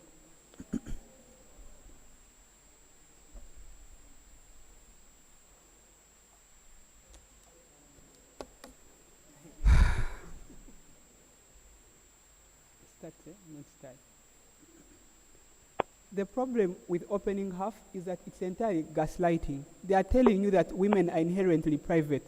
That's not true. The reason why women don't come out to share their reproductive health conversation and their sexuality is because society has for so long shackled them into echo chambers. They don't allow this discourse to exist within their world. That explains why we are constantly calling out girls and body shaming them when their blood comes out during classes, etc.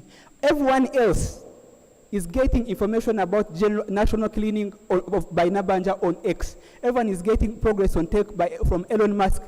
Trump is giving you political updates. But it's only when it comes to women that you say they cannot use this space and rely on it to be able to have conversations that have for so long been denied. We say that's arrogant, that's toxic. We seek to pacify this platform to be able to work for women, especially when it comes to sexual reproductive health and choices they make every day. But in case you listen to the master's round before the tournament started, Rahim told you what supporting looks like. And he tells you if there are problems with social media, supporting is the only thing that gives you capacity to be able to provide checks that take out the imperfections that exist on social media. What that essentially looks like is that supporting gives capacity to push media platforms to be able to put in place things like community notes, disclaimers, etc. to be able to verify this information. When you say these individuals should not rely on social media, they quit it and get away from it. It's never a purified system. But secondly, these guys can't rank above us. This is the reason. Because when individuals are opposed to relying on social media, they don't go back to medical doctors. Women are being gaslit. It's unclear to me why they go there. The alternative is this. They go back to their saloon women who are in their echo chambers who are free to talk to them. They talk to their girls' circles and squads and relationship committees to talk about these things. They talk about these things with matrons. The problem is these guys are equally not competent, because the reason they go back to only those individuals is because that's where they have a safe space, where they're not gaslit, where they're not judged. We say that word is much more harmful. We prefer a word which is more broad and aggregated, where women can go and discuss these things normally, and they don't have to feel that there's something wrong with them, and that a period, like a period blood, is a bad sight for individuals to talk about or see. Why do we think this is important? Because also I think this premise is wrong to say that women are inherently private. No, evidence in status quo shows that when you create a safe space, women are able to expose their bodies. A few individuals were able to gaslight women for shaking their boobs over siaka, but because a bunch of majority has supported them, more women are willing to go out in Nairobi clubs and dance to fikma makers, siaka, and shake their boobs without feeling judged. They want to opt out. They want to be accepted. Everyone else is becoming a content creator. Why can't women essentially do that? Another extension in terms of response, it's unclear to me why individuals are going to listen to Kasku. Women will listen to their fellow women who create content. Why do we know this to be true? Women are always unhappy, or at least don't give legitimacy to a man telling them about sexuality. So it's unclear to me why they are much more likely going to listen to individuals who don't have information and don't create that safe space. The other thing I'm going to the other thing we're going to talk about is why we don't think that medical professions are a fallback position. These guys just tell you that you're going to have doctors on social media or you have negative feedback. This is the problem. Their counterfactual is inaccessible. Henry tells you medical interns are crying, so you have individuals being on route every night. The doctor-to-patient ratio is 1 to 2,000 in Uganda. Much more likely women are never given attention. But notice, this debate is not just about treatment. It's about advice on lifestyle. It's unclear to me why a doctor who has a lot of patients and pediatrician patients want to give you much time to tell you about your sexuality. The only time you get that level of access is if you hire a consultant who is a specialist. Those individuals are damn expensive. The majority of the girls in this audience cannot afford them. But even if you don't agree to that, we think the medical consumption behavior of Africans is still bad. Notice, when Ted slept in the bar, he didn't go to a medical doctor. He looked for friends to give her Panadol. Most of us, we have to be so bad to go and see a medical doctor. Much more likely, these guys are not going there. The counterfactual is they can go to social media. You would rather support the reliance so that it is purified and women are able to go there. I think that's the first thing. But yes, okay.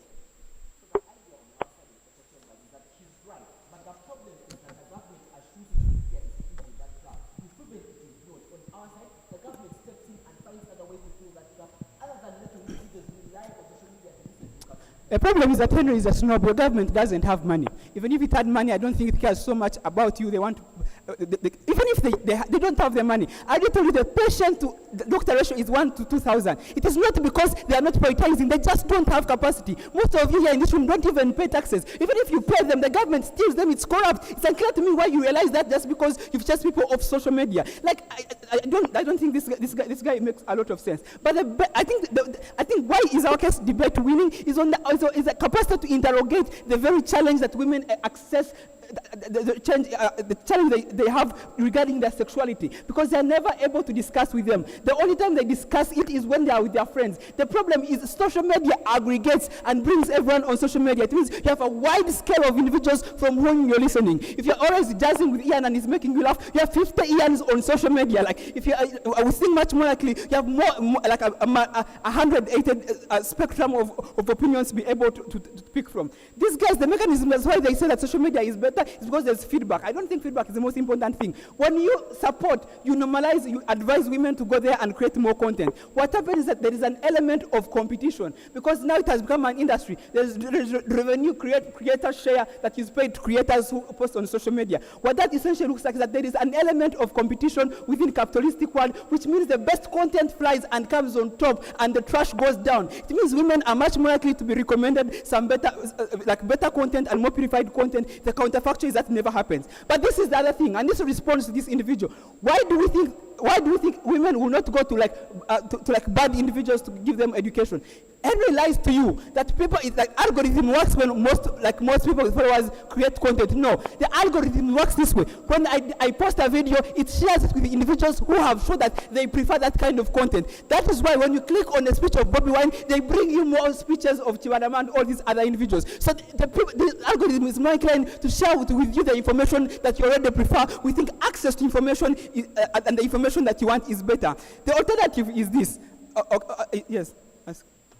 There's been a lot of research in women in reproductive health. They are not the minority. Okay, WI is research. We think on our side, as a matter of extension, we make research better. Notice in status quo, researchers of sexual reproductive health do not have access to respondents who are willing to share their cycles and information. If you information, when we allow women to speak on social media, scientists can access those platforms because oftentimes they are public. It means they can collect a large chunk of data that they otherwise would not have gotten. We say women reproductive health becomes centered and more resources could be allocated there because there's data and evidence to be able to support and aid research. Are proud to win from Makerere University. We beg to rest our case.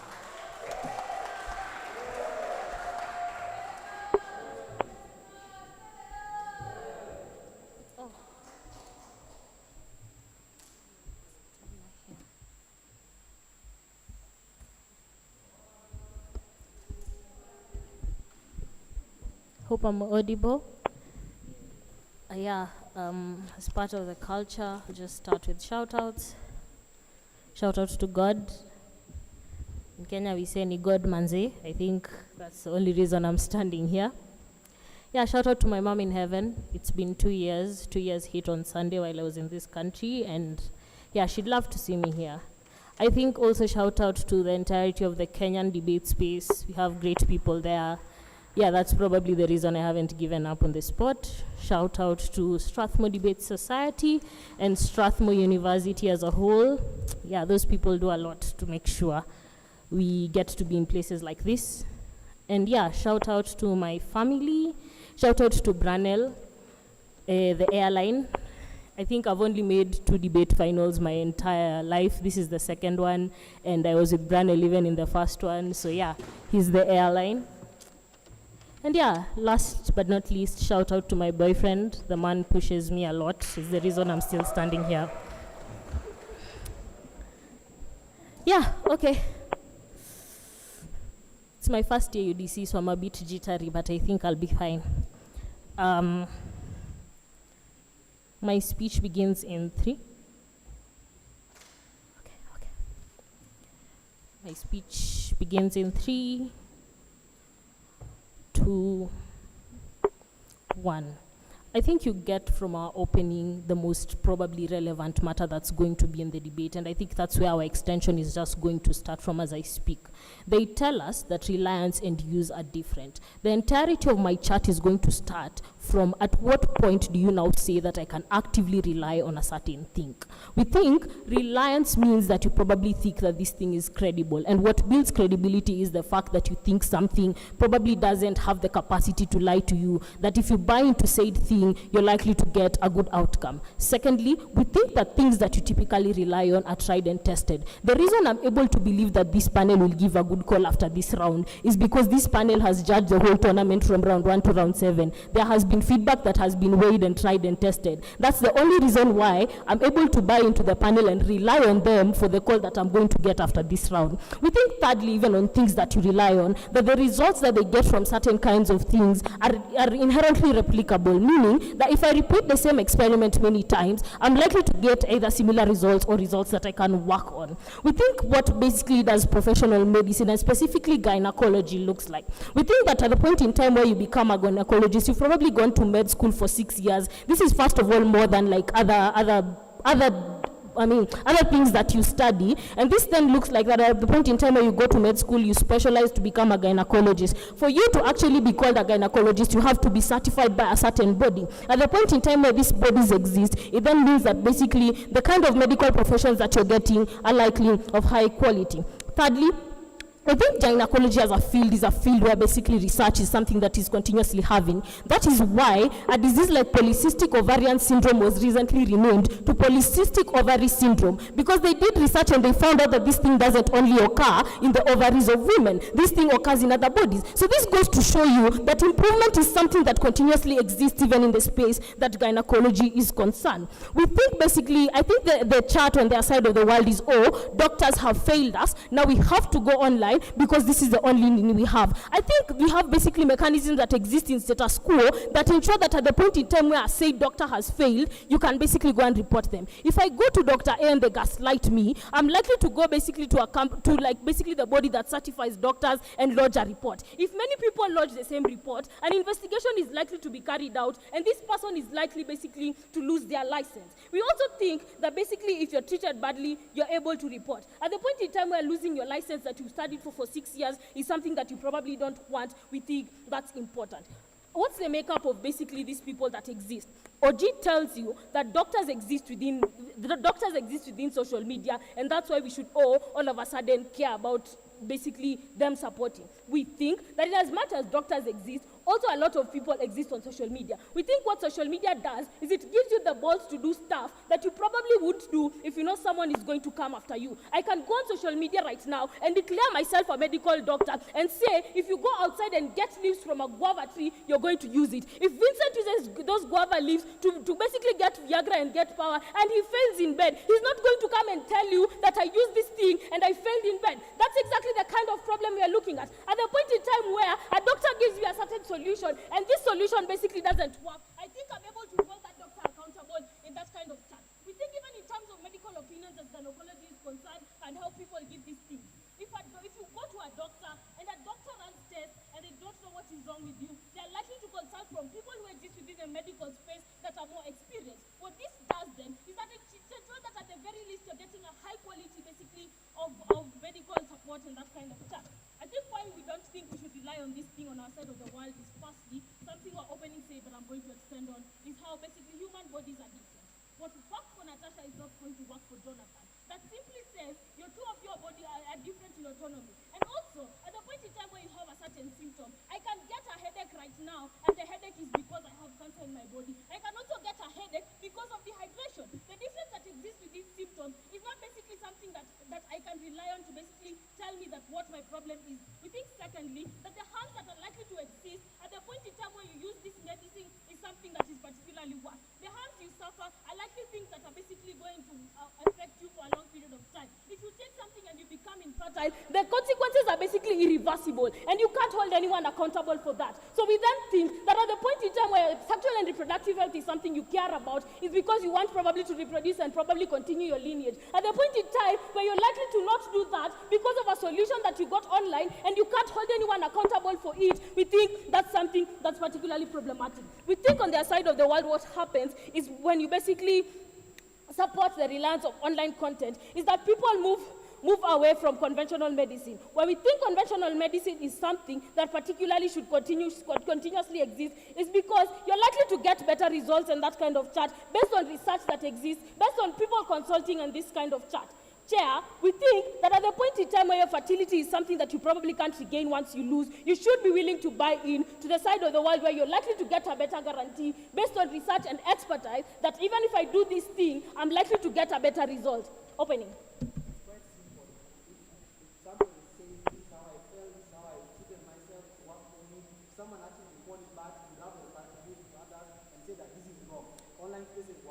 If someone falls, I don't know whether they fell from the top of the stage or they fell from here. It's different always, all the time. We think even if you have the same symptoms, it's likely to be something different that is affecting the two of you. And that's why I have the chart on why doctors run tests. I said you can have a headache because you're dehydrated, and you can have a headache that's cancer-related. That's why medicine exists. You can go run x-rays, you can go do CT scans, you can even be flown abroad for all we care. What I'm trying to say is you can have the same symptom and the disease is different. That's where medicine comes in. As far as maybe herbal medicine is concerned and traditional medicine, they'll probably assume that a headache is a similar kind of headache. One headache is solved by the same solution. We think that's not something you can buy into, and that's not something you should be believing.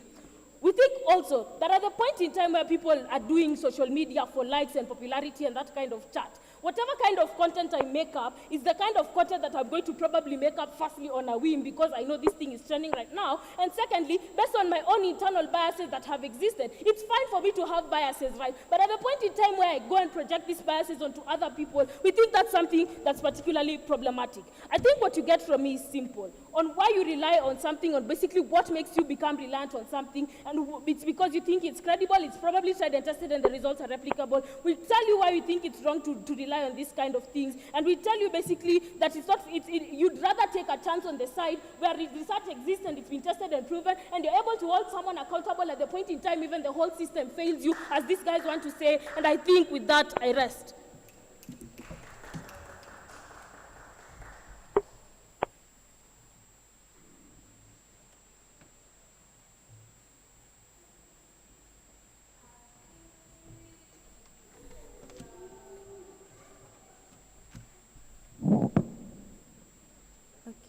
Yeah. Okay. So Lowell sends me with a few shout-outs that he was unable to give by his speech, so I'll do that as well as I give my shout-outs. The first shout-out is to the organizing committee of EAEDC Zabo. We have fought, screamed, gotten on late night calls, and today is the final day. So congratulations to you all for making this happen. My second shout out is to the Makerere Debate Union. For the first time in a long time, we have a union spearheaded by debaters. Congratulations to Jibril, Daphne, Praise. You are amazing individuals, and thank you for carrying the union on your shoulders. My next shout out is to every student that I have coached, impacted in any type of way, and have been here today for EAEDC. You guys are amazing, and I am so happy. I am so proud to see how far you've come. Also, thank you for reminding me how old I am. This should probably be my last major. Shout out to the MOOBS Debate Union, to OJ, to Fisher, to Cole. You all are making a lot happen, and I think it's a very great thing. Shout out to the Chambogo University Debate Union. Turin, you are a Nelson Mandela, a Martin Luther King, and Mahatma. You're everything that defines humanity and progress for debate. Thank you for often giving your time, the sleepless nights, the sessions, and to Debate Foster as well. To everyone that is a part of the Debate Foster community, this final as well is for you. To the Aurora Debate Foundation kids in Tanzania that are preparing for their nationals as well, the biggest shout out to you guys. Thank you all for supporting me throughout this journey, and I wish you the best at your nationals. To the Dean's List, Raihana, Letitia, David, Nigisa, Yusuf, Brianna. That semester has started. Yeah. Finally, to the alumni and the leaders of Makerere University that are present here today. Thank you all for supporting us through this journey. Thank you for being here. Denise, it's an honor to have you here. Shout out to Henry. I have personally been rooting for you this entire tournament, and praise the Lord that you are in this final. Lamaro, shout out to you as well. Shout out to Nelson. Okay. Yeah. Okay.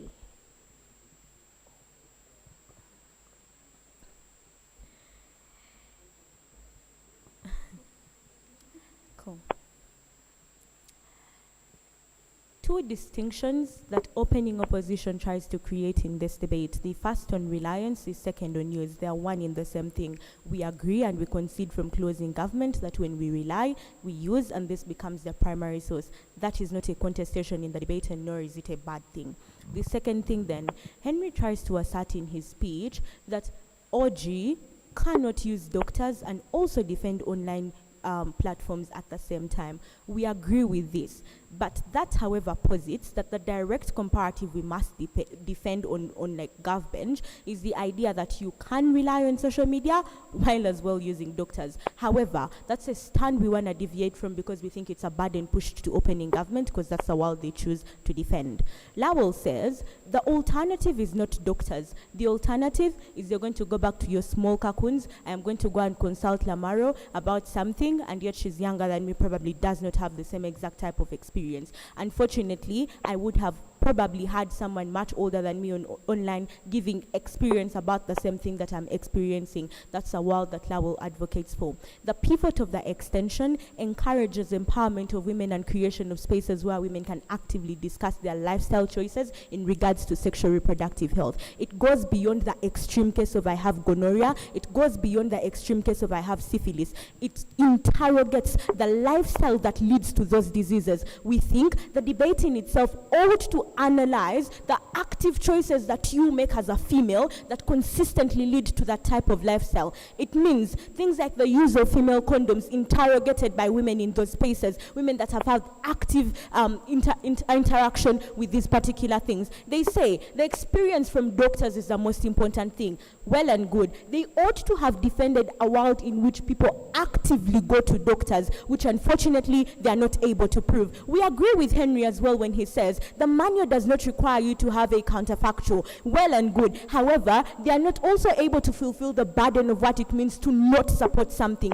We are able to prove to you why the support in itself actively pushes for safer online spaces that allow women to experience themselves in different ways. And it is true from closing opposition that we might have diverse bodies, diverse anatomies. However, we all experience cramps when you're going to get into your periods. It means if I don't have cramps, most probably the speculation on what the problem is something that you're going to interface with online. And we agree, the online space is not, altruistically good. However, you've had active applications like Flow that tell women about their periodic experiences, being called out for selling women's information and data. We think it's much more important when you create a space where they're actively able to consent. That consent means they're sharing their information. What that does is to create access for research to better women's reproductive health, which is a large chunk of the extension that they don't engage with within this particular debate. On their side of the house, the active counterfactual that they push for, even when they do not have a burden to do so,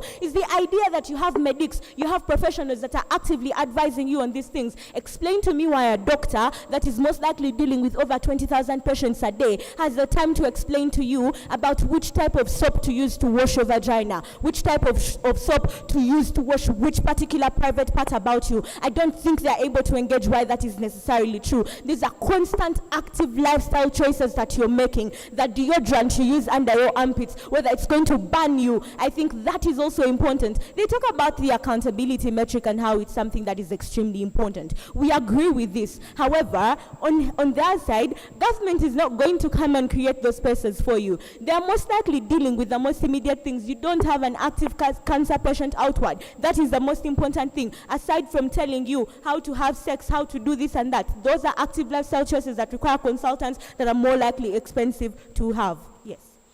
I think the problem with closing government is that something that these particular women are not the majority in reproductive health related. They are, and most investments is around them.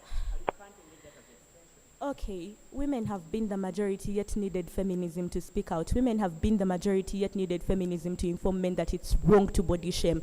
The majority is not the description of a minority group. The treatment of those individuals in society is what defines a minority or a majority. I don't think they're able to win on that particular premise. We say investing in women means creating active spaces where they're able to interrogate their lifestyle choices. That is online, because the doctors that are crying for salaries are the same doctors that are unable to provide that. When you go to them, they're gaslighting you. The kasukus you want to give as an example are actively body shaming widows of people and talking about how their bodies are young enough to get the next husband present. Fuck no, that's not a world we are going to defend on our side of the house. This speech is for every woman that has felt sidelined over time, that has felt like the clothes you wear are often scrutinized. We say it's more important for you when you have an active system that encourages you to say, yes, in your periods, your breasts are going to grow. If they don't, it doesn't mean that there is anything wrong with you. I've experienced my periods and my breasts didn't increase, my breasts didn't hurt. We say those spaces are extremely valuable, graphic as it is. The only reason it sounds graphic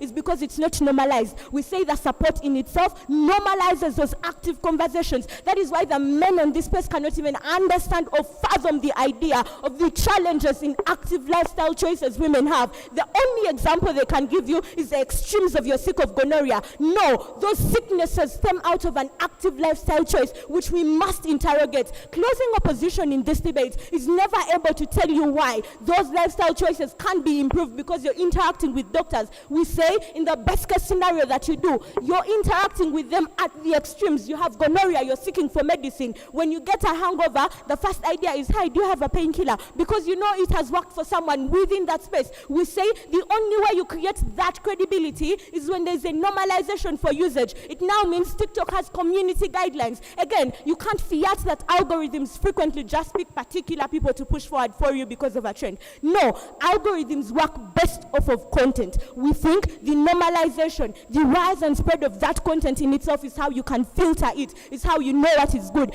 But also, for a bunch that actively talks about the diversity in opinion and how this should not be grounded in unison, it's absolutely absurd that you somehow generalize that individuals are so dumb, are so stupid to dissect which information is good or bad. I don't think that is the necessary metric to use in this debate. It means that you, the judges that are on this table, you, the audience, are so dumb that you cannot dissect when someone is lying about the female anatomy. I mean, these are your lived experiences. It's your body as well. You're able to dissect and understand this information because you're proximate to it. We don't think that defines the entirety of what the female anatomy is within itself or how dumb people are to dissect this information. Yes. With that, I rest my case.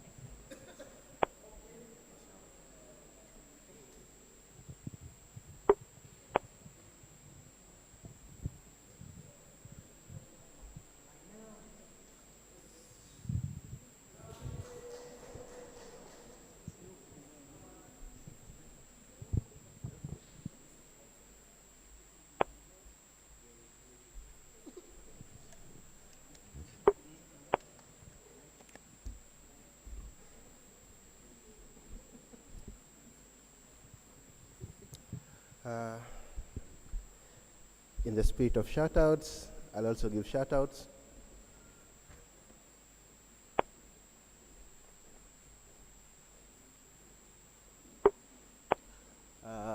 My name is Branel from Kenya.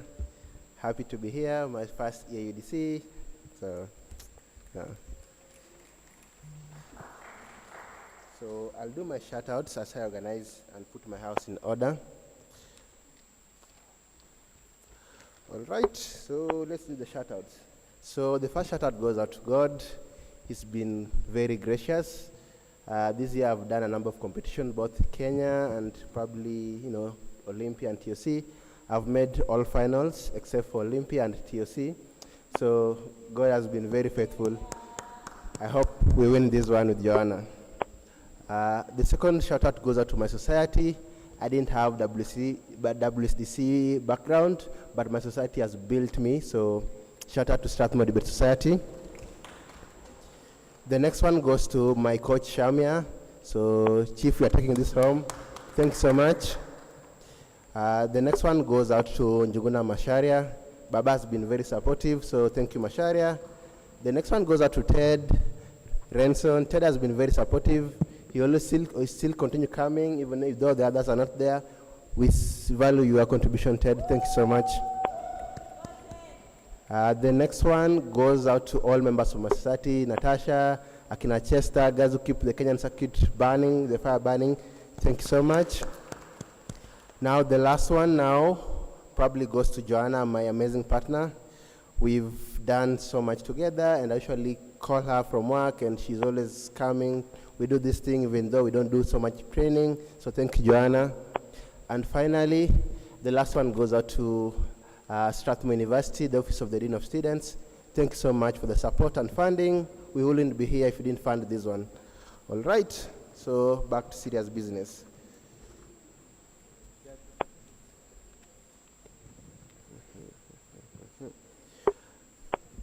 Okay, let me set my timer, then we get going. Or I take pure ice in the 5th minute, 1 per bench, so if you're trying. I don't take 2.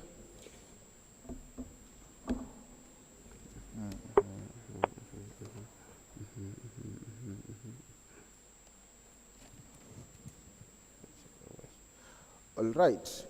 I start my speech in 3, 2, 1. Joanna tells you a couple of things on the nature of conventional medicine. I think this is very important, and this is something we need to understand first before even engage all teams. What is the nature of conventional medicine and what is its importance? Firstly, there's a lot of research happening in this field. It therefore means even complex women issues that occurs as a result of lifestyle, as a result of our lifestyle that these people talk about, all of this is constantly being researched and solutions being, formulated and that kind of such. Secondly, it has professional vast experience who continuously do this research. These people are very licensed to do these things. What it means to be a gynecologist, it means that every year you have to renew your license. What then this requires that you have to meet, things like CPDs. It therefore means you need to show that you've done research, you still have this knowledge, and your knowledge is up to date to these things. What does this tell you? It therefore tells you that this conventional medicine is tested, verified, and people with vast experience. Secondly, it involves things like tests. This includes things like X-rays, things like ultrasound. Joanna tells you that human anatomy is very complex. That is to say then, our bodies are very different. Just because I have cramp, Cynthia, it doesn't mean that your cramp and your cramp is the same. It therefore means that the level of pain in this cramp is very different. And the things causing this cramp is very different from our bodies. You need a doctor. In fact, when you go to a doctor, they'll ask you where do you have the pain. After asking you that one, they need to do tests. They need to do ultrasound for them to ascertain where these things. Sometimes they even have to consult other professionals to get you expert advice on what is ailing you. What it then means that when you go there, you get a permanent solution to your problem. The problem there is that you go to social media, people tell you that I had period pains, I took this, and now I'm okay. The problem is that you haven't solved the problem. You don't know what the problem is, and this thing will continue affecting you, and you lose more money in the long run. The problem with this is that most of these things are irreversible. If you lose your infertility because of this is something you never gain. You can never be a mother of this. But at the point in time you go to a gynecologist there, we think you get a permanent solution. Let's engage opening government to the debate. Opening government tells you a couple of things. Firstly, hospitals have social media content. We think that we agree. Even if they have this content, we think things like first aid, maybe how to keep your reproductive health clean. We think things like human productive health, these are complex things that you cannot just put on social media content because it involves things like testing where the issue is. It involves things like ultrasound. These are things that you cannot find on online content. 5th minute, please. Hence, this social media content doesn't have everything. They cannot solve complex issues like reproductive health. Secondly, they tell you people have lost confidence in doctors because doctors invade doctor-patient confidentiality. This is a lie. The reason as to why then these bodies, like gynecologist bodies exist, is to keep these doctors in line. This doctor is incentivized to give you the best and maintain this confidentiality because at the point in time you report them, they are able to, this can make them lose their license. It means their career can able to go. No doctor can able to breach their confidentiality in and of itself. The main incentive will to give the best care because their career is on the line here. We don't think then that's a lie. Secondly, they tell you if the info in social media is wrong, the call out exists. We don't think this is true because most of these people, they are there to look for things like clout. They're there to get the conversation going. So most of them are not true. They say these things that you pay a lot of money. We think health is subsidized. What is the main reason? What are the mechanisms? What are the mechs in this? We think even president, ministers, they have wives, they have daughters. They have people who go through human reproductive health. Hence, they'll always subsidize health. They'll always make sure this specialist exists in the long run. Even if we say then this thing is still expensive, we still think it's worth it in the long run because if at the point in time you go and get this help, you get a permanent solution. It's not test. It's not just experimentation. Then they tell you AI integration. We think AI cannot do X-rays, cannot do ultrasound. This is something you need to go to a doctor and order this test to get this kind of test. Hence our world is still better. Wait.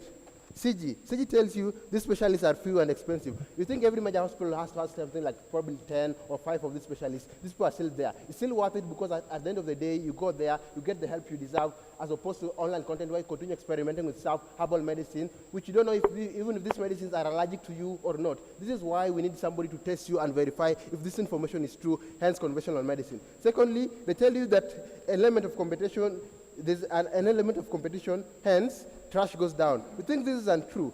At the point of this competition, everybody wants to gain more views, more views, and more readership. It therefore means then people will make content here so that they be the one who are trading and that kind of chat. We think, Chair, analysis needs to be done, test needs to be done in and of itself. Shoot. The preconceived bias that these issues can't be discussed online affects how people are able to engage with information. At least reliance means that these spaces become accommodative of women's opinion, which is the Delta OG proves. Okay, we think these spaces are very important, like CG tells you, but these spaces are not important. These spaces are important to discuss maybe women problems, what they go through, but they cannot analyze complex issues like human reproductive health. These are things that you need to go to the doctor and get assistance. Chair, on our extension, why then do you think probably CG carries the day? First of all, CEO carries the day. Why is over-reliance bad? We think then why is over-reliance bad? We think human autonomy is very complex. There's no fixed diagnosis. That's why doctors continue to do tests. Hence, conventional medicine gives you that permanent solution. In our world, sorry, I won't take it. There's too much to engage. In our world here, you are guaranteed with this test, you're going to get a permanent solution, as opposed to experimenting different herbals, which these things might even be allergic to your body in the long run. We think this is worse for you. Secondly, we think then, in our world, we guarantee you some level of solvency in your health, because at least this verified test, this verified problem, they're able to identify the kind of problem that's affecting you, hence you get a solution. Chair. Why then do we think our world is better in the long run? Notice then they tell you it's a clash of something is expensive or whatnot. We think in the long run, it's better to get this help in the long run because it saves you money. It might be expensive, but I've told the government already subsidizes. Even if it's expensive, a little bit of expensive here, you're able to get that permanent solution from these doctors. With that, while you continue experimenting, we tell you then that the consequences of this is very dire to you. It can cause you things like infertility and whatnot. Then you continue spending and wasting more money, hence become more expensive in the long run. We still think our world is better. Shoot. On your side, which doctors can concentrate women in the comfort of their dwelling? As we invite them to the center and get their medicine, but also get adults of Ireland and to among The difference between both worlds is that the world is just called doctors. It's not verified. You don't know if this person is real or not. In our world, you can hold these people accountable. You know, this is Branel, this is license number. If they scam you, you're able to hold them accountable. Their license and their career is on the line here. They can't scam you. You need to prove why that's true. Yeah. Why then do you think in the debate, you're able to prove that human anatomy is very complex. You need a doctor to do tests, X-rays, and get a permanent solution. Here.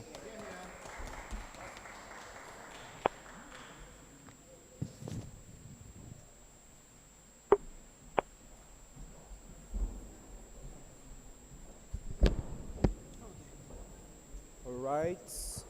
Thank you for what has been a very, very wonderful grand finals. The judges will now go into deliberations. We give the stage to OC to guide us what is the next program. Thank you very much.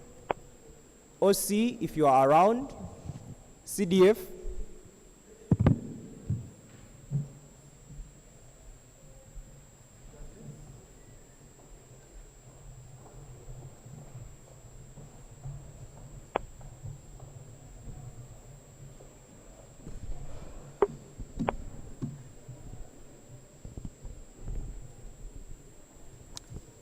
Hello, everyone. Hello. Hello. Okay, good evening to you all. To those who are kind of like standing at the back and walking out up and down, unless you're a judge or someone who was in the finals, please settle in because we are now going to the final part of the day, and we don't want to spend a lot of your time on the same. So please try to get in. Those who are walking. Hello, Henry. Please respectfully take your seats.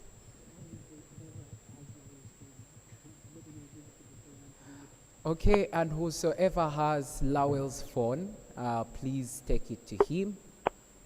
Okay. So, good evening to you all. Good evening.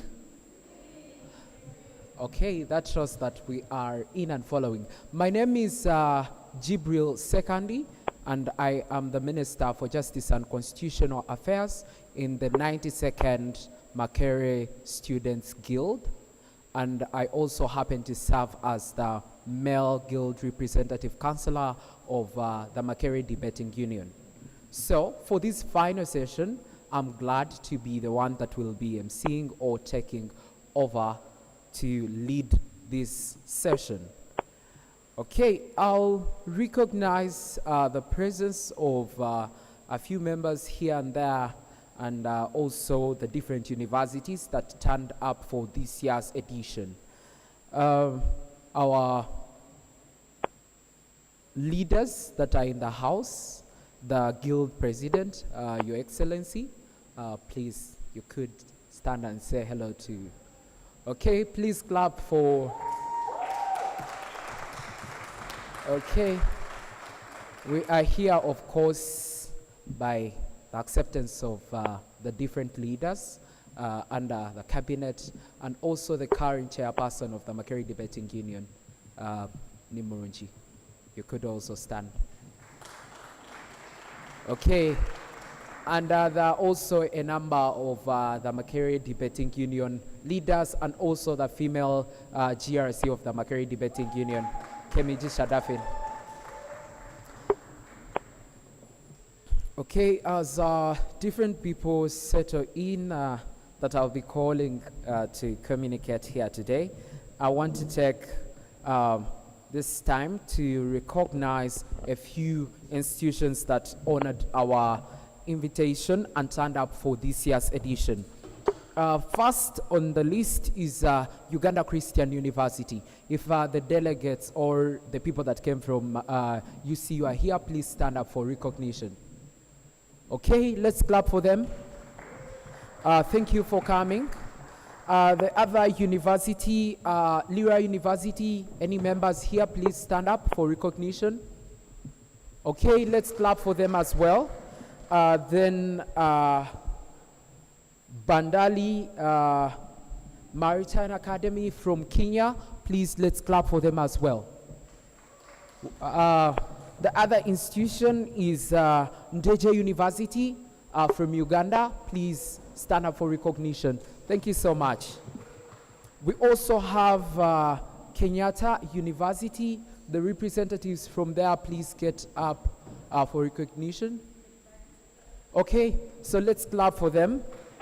We also have those of Makerere University Business School. Fisher, Emmanuel, and the other people, please stand up for recognition as well. Okay, they are out. Clap for them.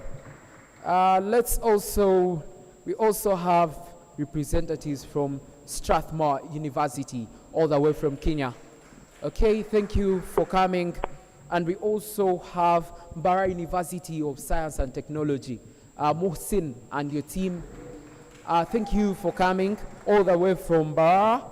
And let's also have representatives from Dar es Salaam University, all the way from Tanzania.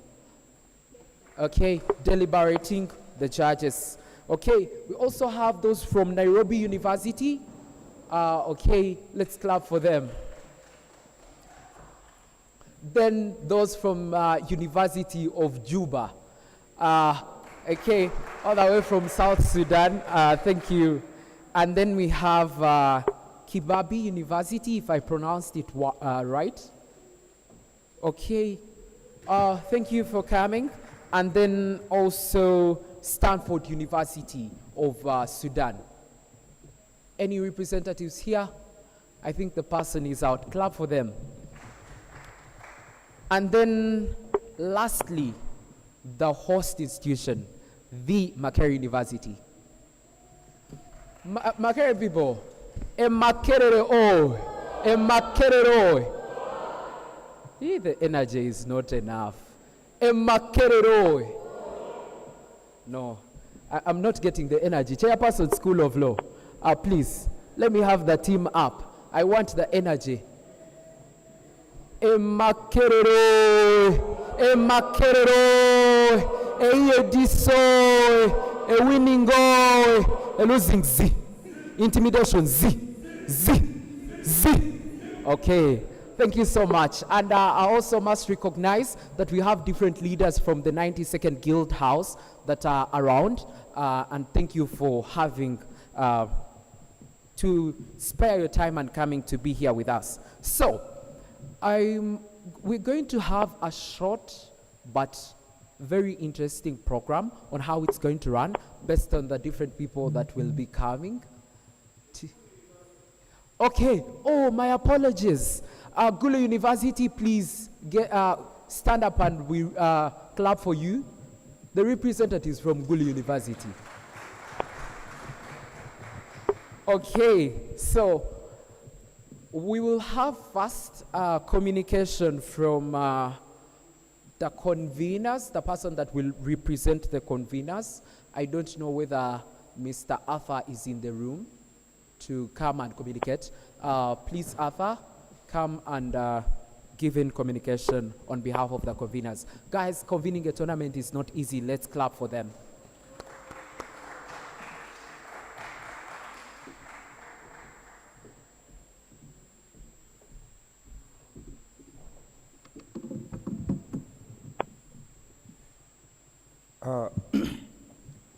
Thank you so much, moderator.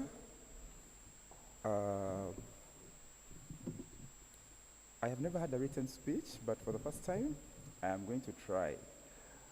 The chief guest, the deputy vice chancellor, the distinguished guests in the house, and different university administrators, esteemed adjudicators, coaches, delegates, partners, ladies and gentlemen, a good evening. Indeed, time is a healer for us, the conveners and the organizing committee. It is a very great pleasure that we have carried this to the end. As we come to the end of the East African University Debate Championships 2026, which by the way we tagged the EAUDC ZABU, meaning that Makerere University was set to deliver a gold standard tournament. ZABU is, can I say Ugandan word to mean gold? And I'm hoping you tested the gold. Okay, that is good. We are excited as the conveners and the organizers. We are full of gratitude, pride, excitement, and so many emotions. I started thinking about hosting EAUDC last year in July, and then I shared with the Dean's office, and we thought about it, and we went through all sorts of emotions. And for us, we are excited that we are finally here. A dear chief guest and the vice chancellor's representative, universities have been recognized, but I particularly want to recognize two people from two different universities whom I think have done the most. And one is, I'm forgetting his name, but the Dean of Students, the Deputy Dean of Students of Chibabi University. He traveled with students and they are here. Doctor, thank you so much. And another particular person I want to recognize before I even proceed is a friend of mine.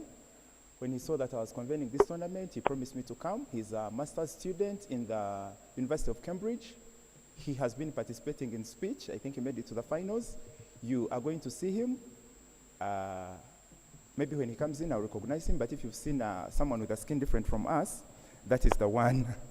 And then allow me extend our deepest appreciation to our chief guest, Honorable Cuthbert. Your presence here for us is not just honoring the event, but as the chairperson of the Parliamentary Education Committee, it shows us value that our thoughts, our plans, and as the young people, that you think about us and we have hope in the future.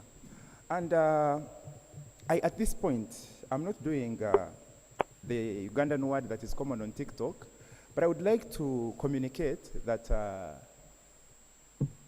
right now as we hold the East African University debates, the South African universities are doing the same in the central and in the north.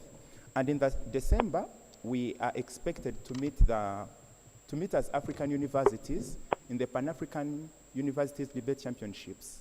And this year, the host is Nigeria, Abuja. I've forgotten the name of the university, but it is in December. And I would like to move to appeal to you, since we are saying we are moving from dialogue to action.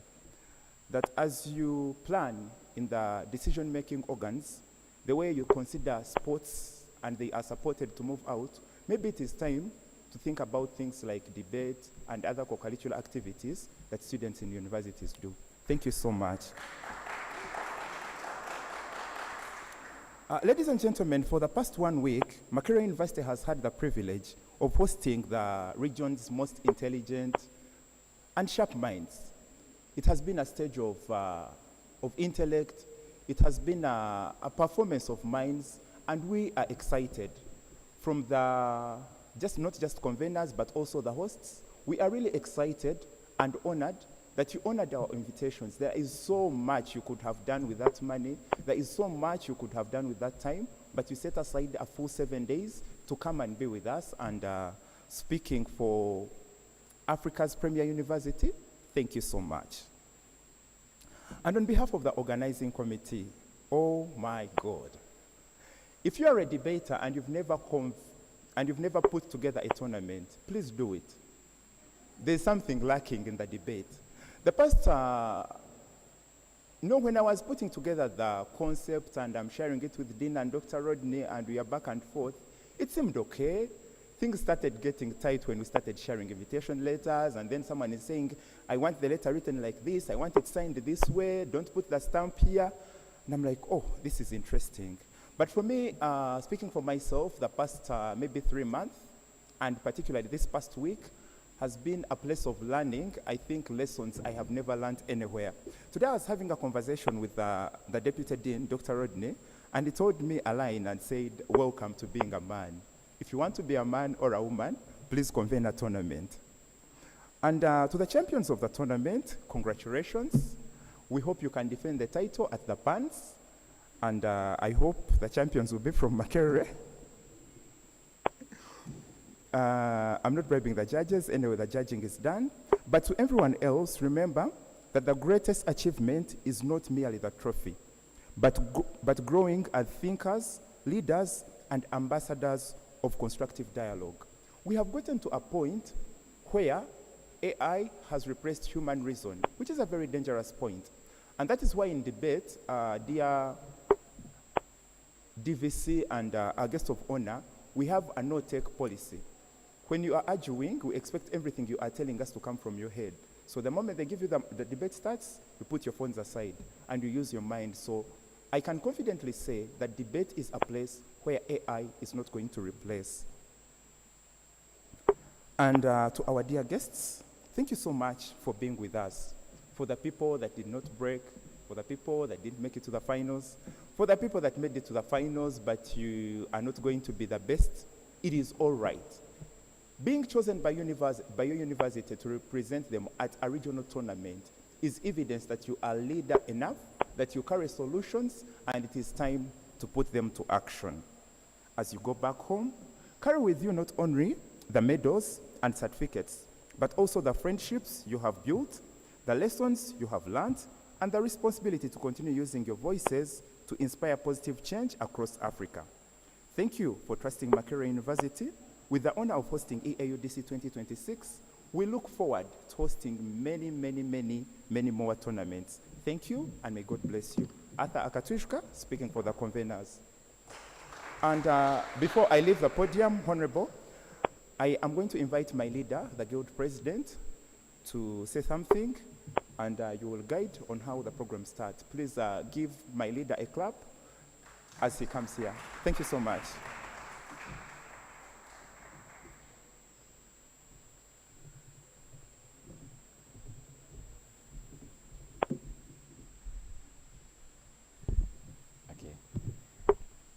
Makerere, Makerere, winning goy, a university debate soy, a representing goy, East African zoy, ra, cha, hello.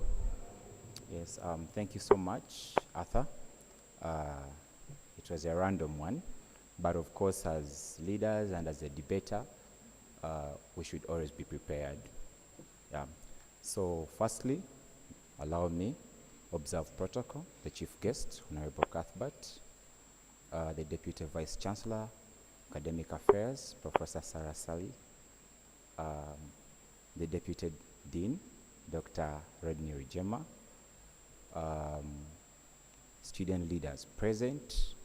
We also have the Deputy Dean from another university. We're glad to have you.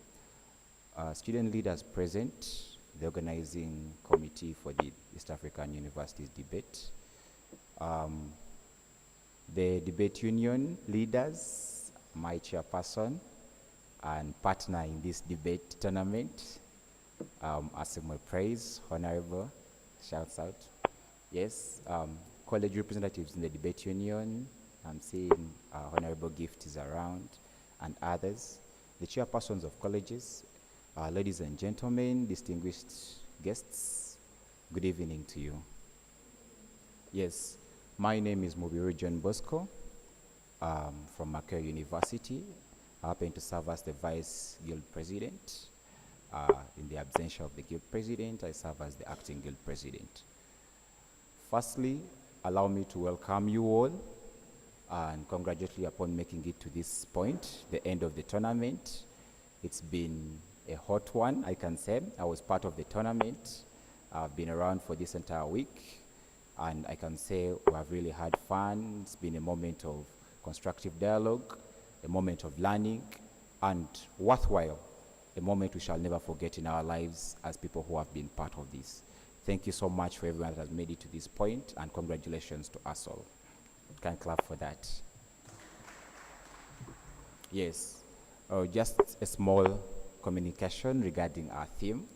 It's an intriguing one, and I think it comes at the right moment. Like I keep on saying, that Africa has a very huge potential. Africa should realize its potential, and its potential is never in its minerals, its potential is never in the soil, its potential is definitely in its human capital. Luckily, we have one of the most youthful populations, if not the youngest populations in the world as a continent. Not only until we shall be able to realize this potential, invest in our education as Africa, invest in our youth, in our individuals, in our people, in the human capacity, that we shall be able to realize how best we can be able to maximize the potential Africa has. I'm so happy that East African states, all the 8 have been represented within this tournament. It's quite an interesting thing because it shows that the step towards unity, the step towards working together and sharing ideas that can constructively bring about regional growth has been taken to another level. Finally, as I conclude, as the Students' Guild, as student leaders, and as Africa's premier university, I want to say we are so glad to have hosted this event, and we shall forever take pride in whatever the results are, but hopefully we shall win this tournament. Thank you so much to all the universities that have made it. Thank you so much for being around, and have a blessed time at Makerere University. We build for the future. Thank you.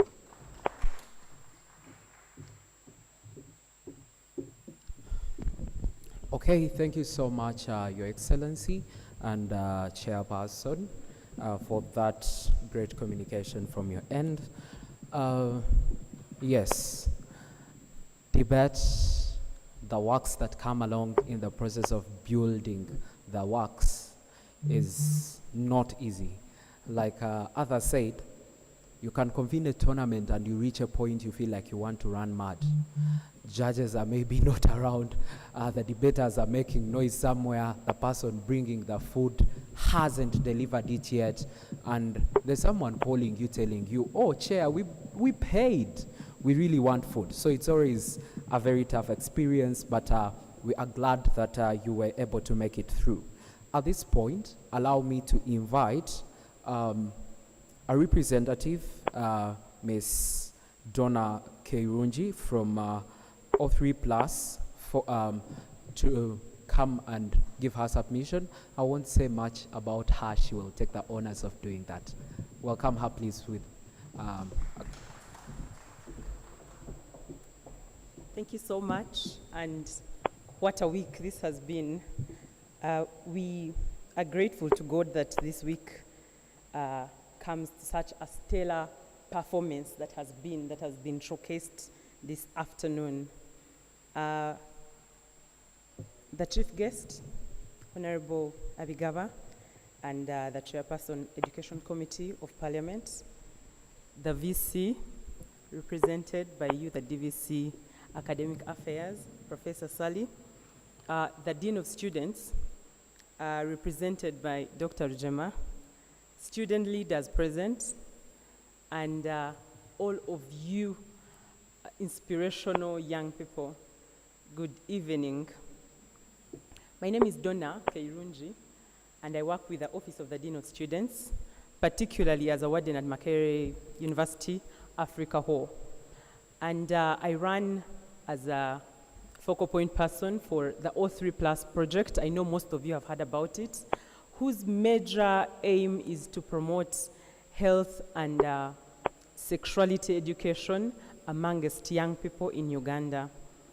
The project in itself started after a pilot study that found out that there is need for information that is researched and of value to be given to young people in order to overcome the vices that young people faced in higher institutions, but also a particular age of young people. And so we have run this project for over 4 years, and it has been such a thrilling thing for me this afternoon to see you people discuss health in the detail that you do with the information that you do.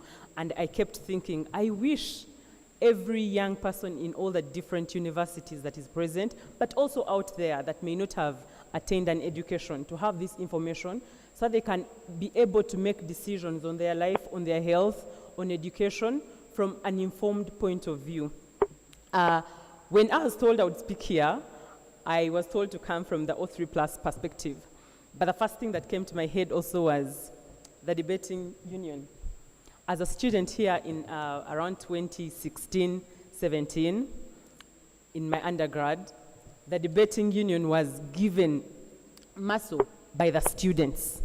If any of us knows someone called Luwaga, knows Napoleon, knows Jacob Eyeru, the now recent National Youth Council chairperson, these are people that made the debating union an important thing. They fought so much to have these spaces, and I want to thank you, DVC, that their dream did not end with them.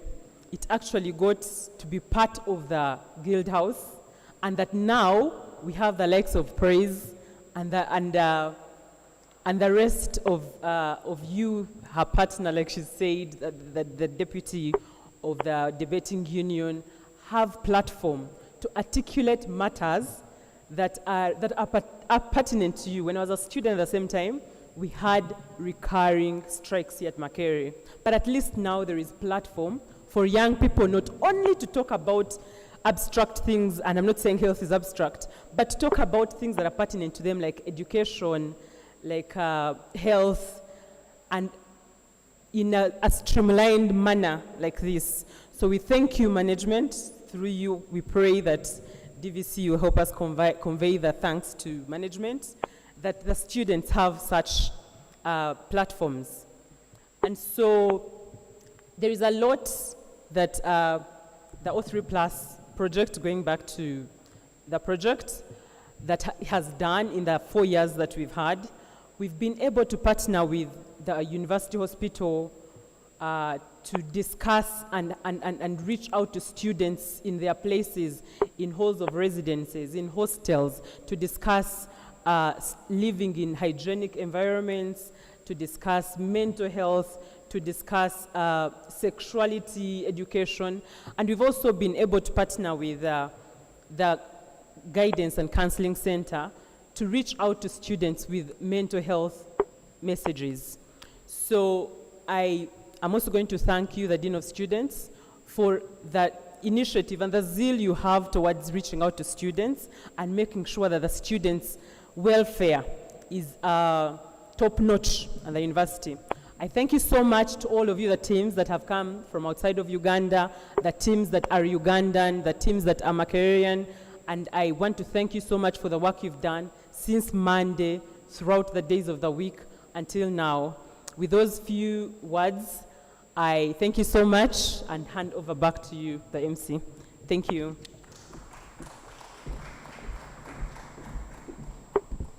Thank you so much for that great submission. Like you've heard, the history of the Hill has continuously had change, but I must confirm that when you associate with Makerere Debating Union, there's much that you pick. Like you see, we have our banner that it says elevating the dialogue. Certain spaces think that it is bad to have a thought on certain things. But what the Makerere Debating Union and other unions that are represented here do is that they give young people a chance to speak, reason, and discover themselves. I started my debating when I was in senior 5 at Gombe Secondary School. And in that year when I joined, I made it to the national team. The hustle was much, and people thought that you come from Butambala, you people can't speak English. And we were like, well, we will come and beat teams in Kampala, regardless of where you went to. So that's something that the debate is able to give you that certain spaces cannot. But we thank all those that really have been important to the union, and we continue to thank you. So at this point, I'm going to invite the Dean of Students, who is also going to help and invite the Vice Chancellor. Here.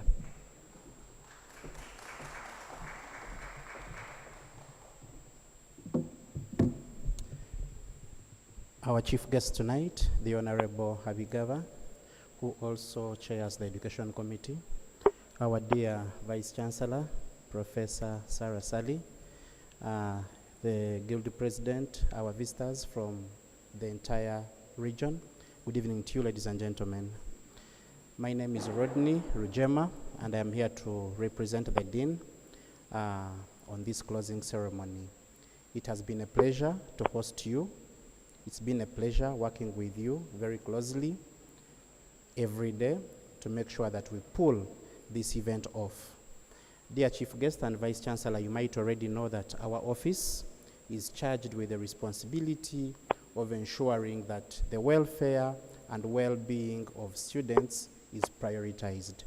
And in case anyone thinks that we don't know our role, we think that their welfare, their well-being is important. And so health, debate, intellectual development, spiritual nourishment, all of those are things that we are very passionate about, including sports and governance elections. So consequently, Vice Chancellor and our dear Chief Guest, we've had several topics discussed, several motions, from health, as you've had today, to education, to politics, and all of those. The goal was to give them a balanced diet about the nature of the environment in which they live and work. So for us, as the Dean of Students Department, we take pride in organizing and hosting such events. And Madam Vice Chancellor, I would like to really convey our appreciation to you and the entire management for the support. These people have lived in our halls of residence. They have eaten our food that every other person eats. Is that so? They have tasted Kampala's social life. They have danced a bit in the night. And I must guarantee they've safely did that. They've also been able to visit the beach. So it's been a balanced diet of ideas, food, and optical nutrition. Is there any lie anywhere? All right. So that's said and done. We thank you, Chief Guest, for honoring us. We are so happy that you could spare your entire afternoon on a Friday evening to make sure that you listen in to these young minds. And I must tell you, our Chief Guest and Vice Chancellor, that I have never heard of a better motto than building for the future, which we have.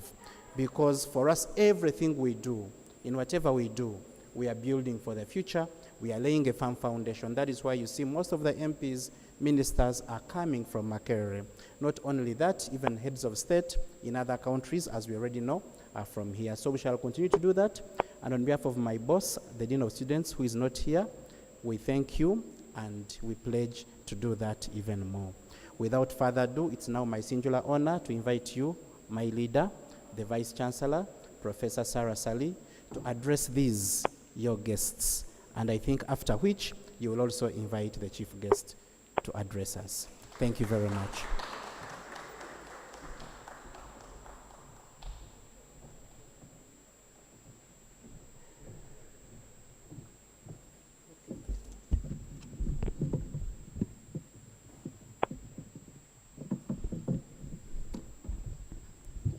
Wow.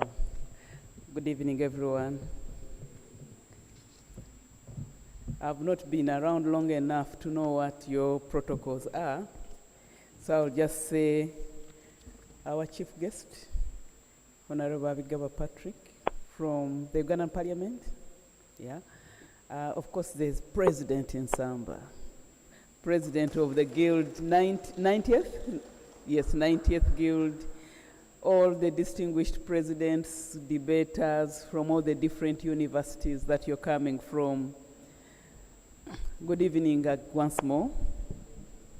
I know we're at the end of the session, but I would still love to say I still welcome you to Makerere. You have one more night. Welcome to Makerere and welcome to Uganda.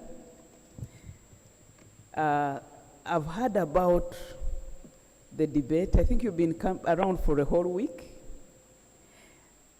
It's really great that younger people in this generation are engaging in that way in a debating session. Please let me start by thanking the people who organized this event. The organizers, wherever you are, thank you very much. I would like to thank Makerere University for hosting this event.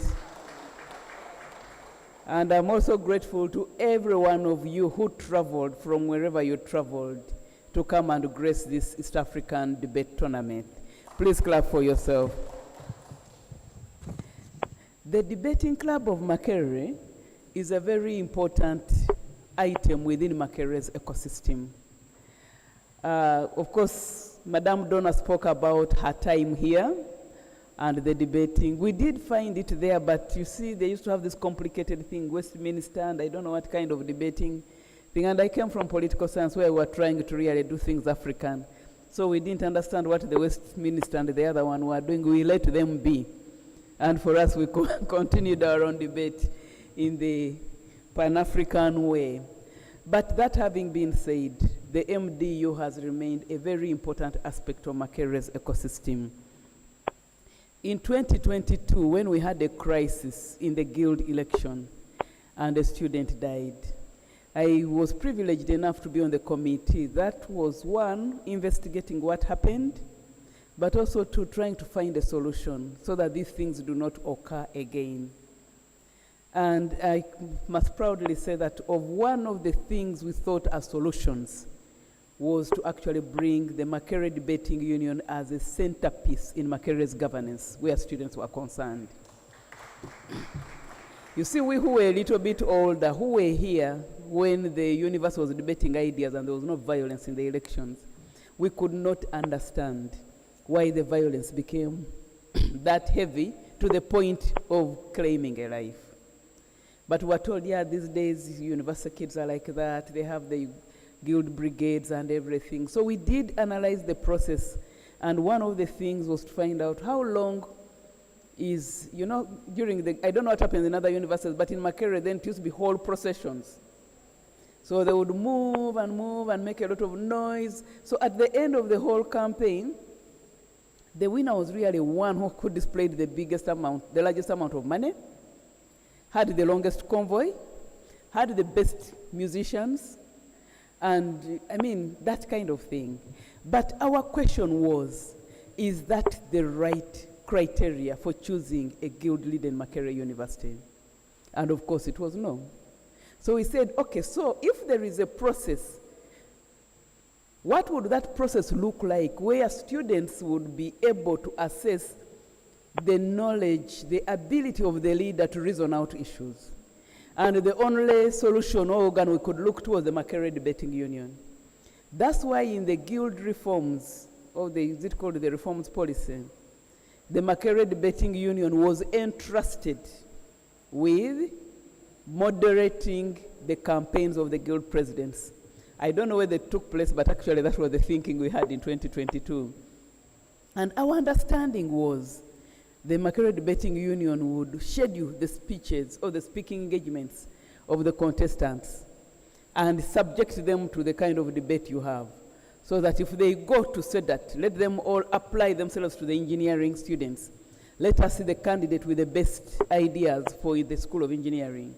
Then they go to law, they all apply themselves to the claims or to the needs of the students of law.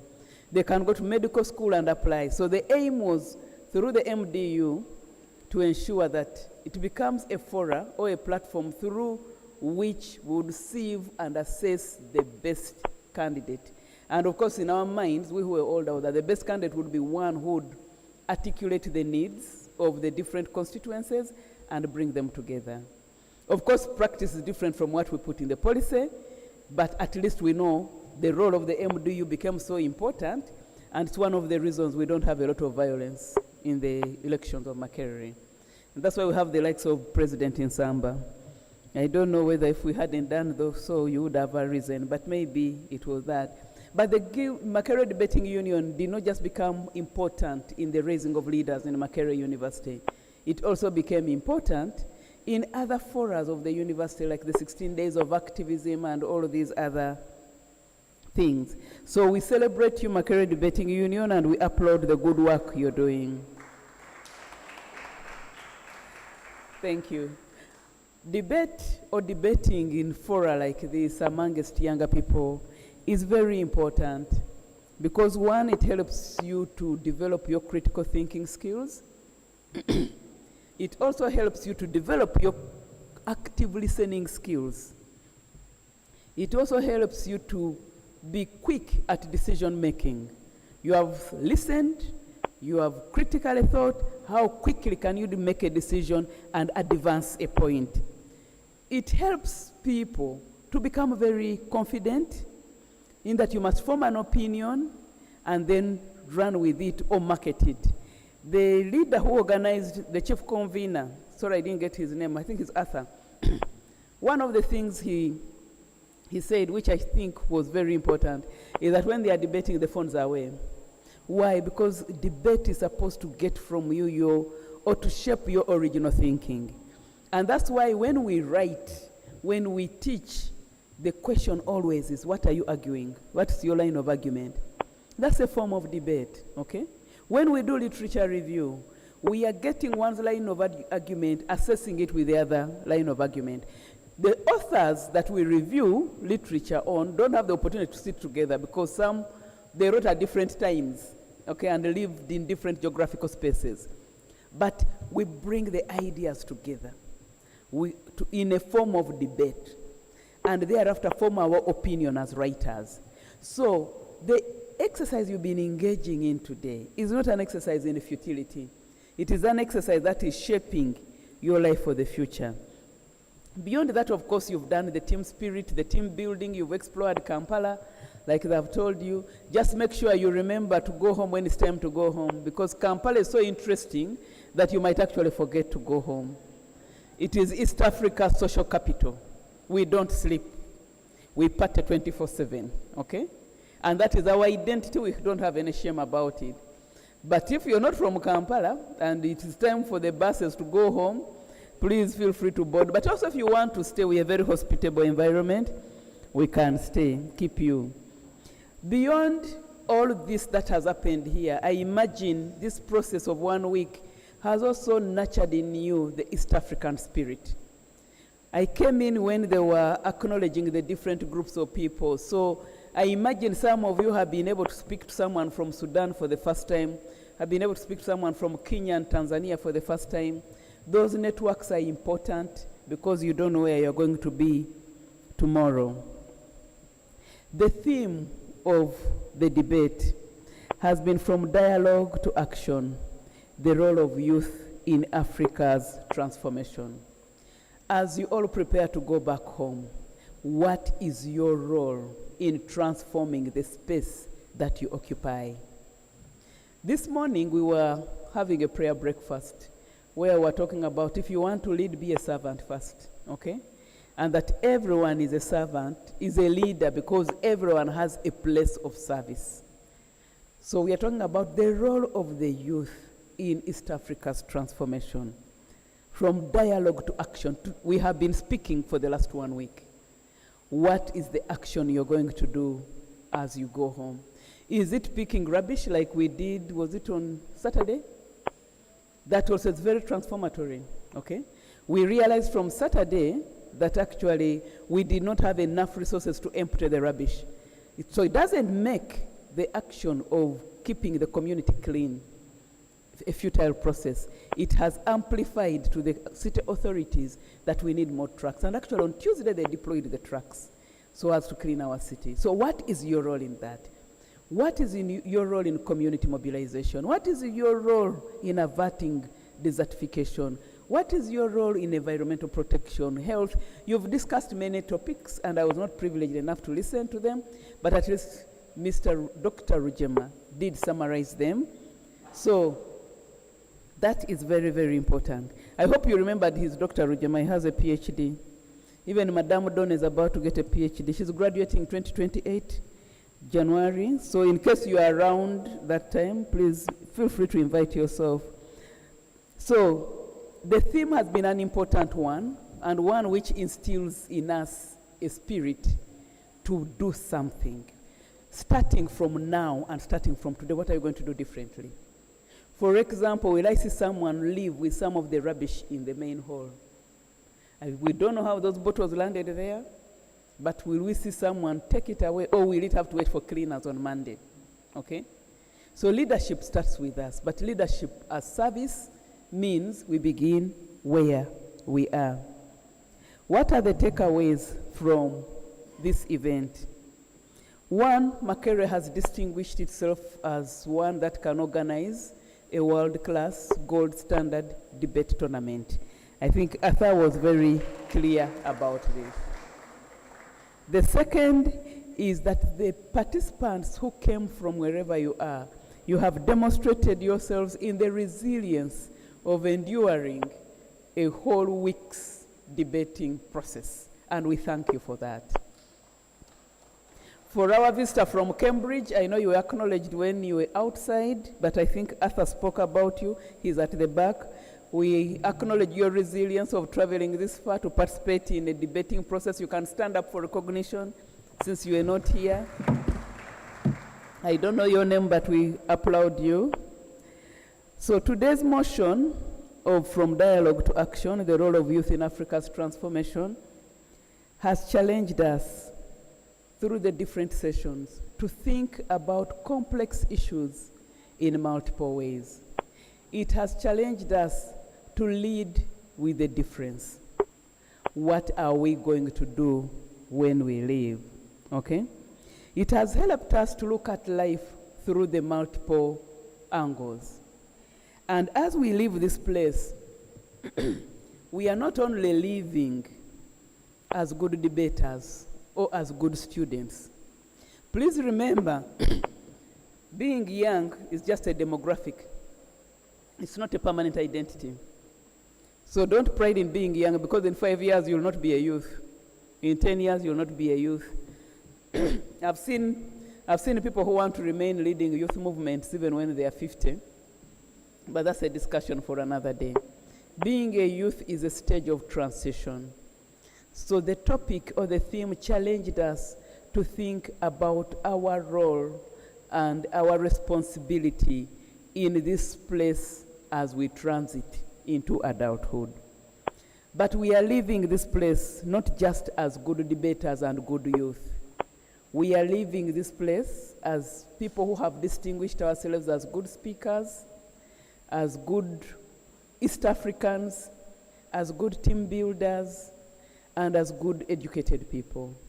So even as you go, please carry our love with you, carry our appreciation with you. We are always here to support I think Arthur and team are available to support you should you want to do similar things in your universities. You all don't have to begin at regional level. You can begin at national level. You can even begin at community level. Please feel free to call onto the Makerere Debating Union to come and support you, or at least to give you insights. So we are leaving this place different. How has the process challenged you, and how are you going to be different? That is the question you should go with. Thank you all for coming as we build for the future for God and my country.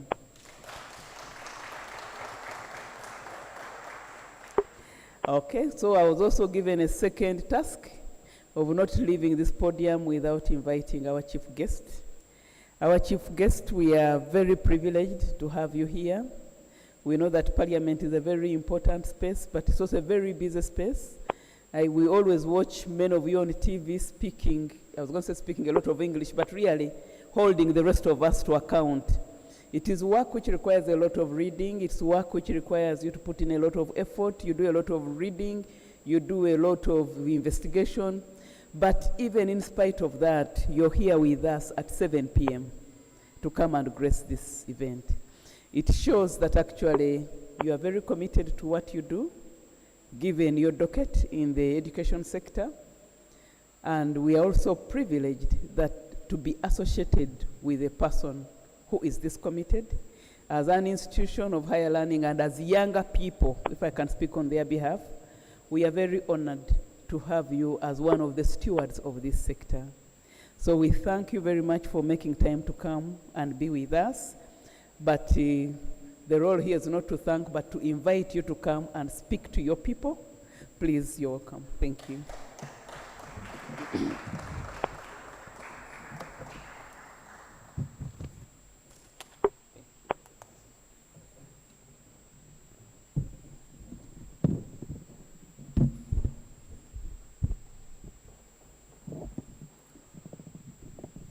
Okay, the Vice Chancellor, Makerere University, represented by the DVC, the Dean of Students, the Students' Leadership,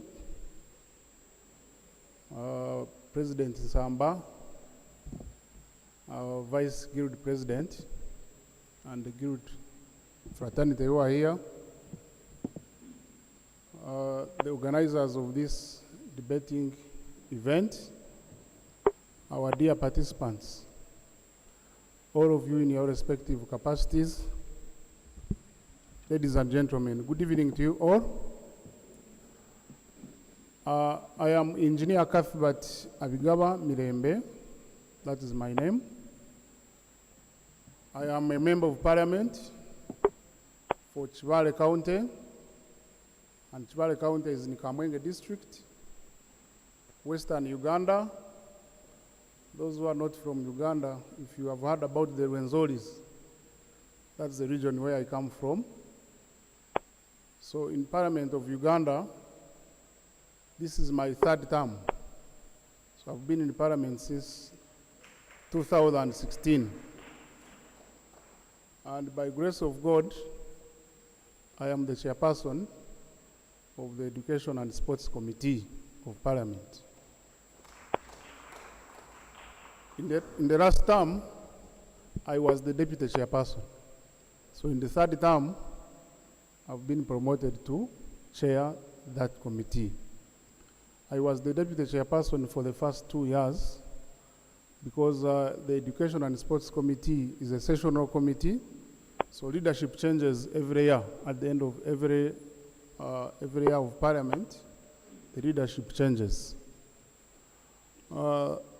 Aside of politics or leadership, I'm a professional engineer, and I am a proud alumni of this great institution.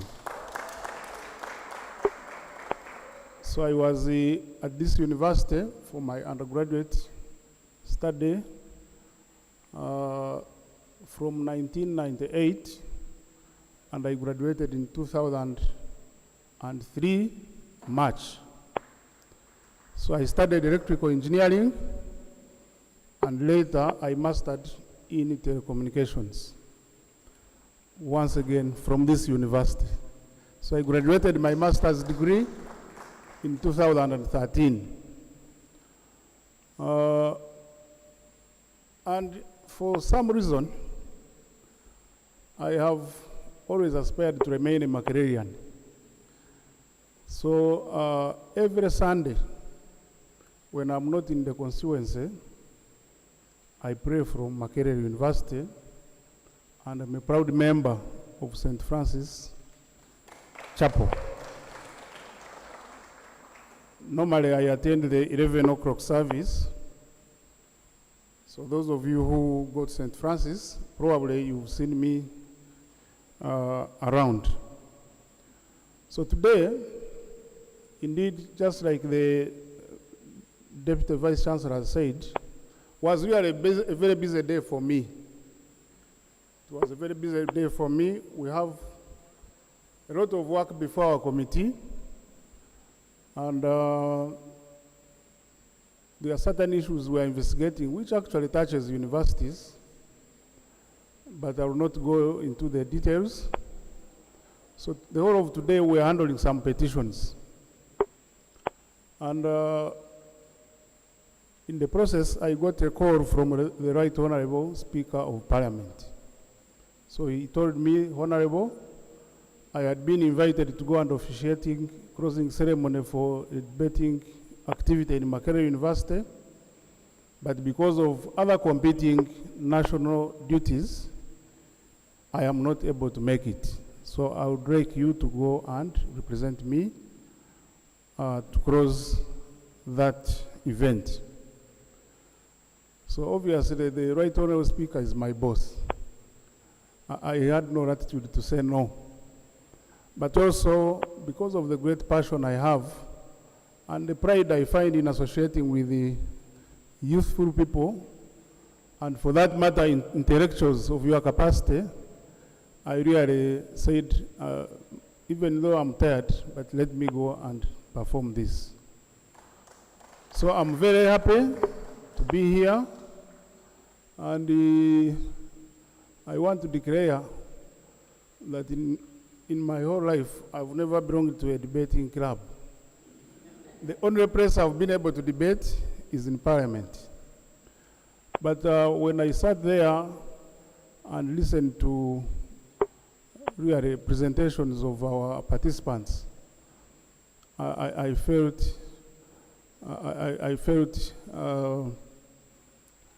I don't know, but I'm challenged. I'm challenged when I saw the way people were debating here. I thought within me that there's something I missed.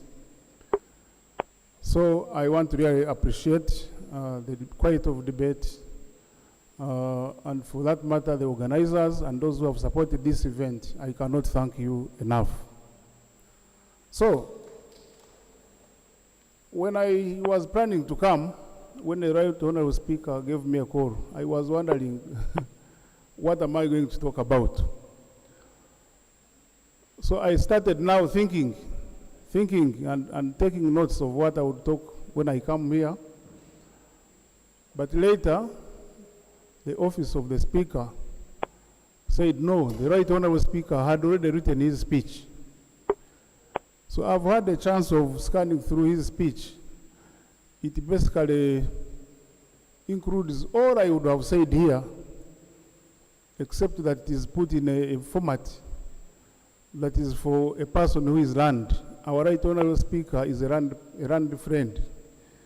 A learned friend.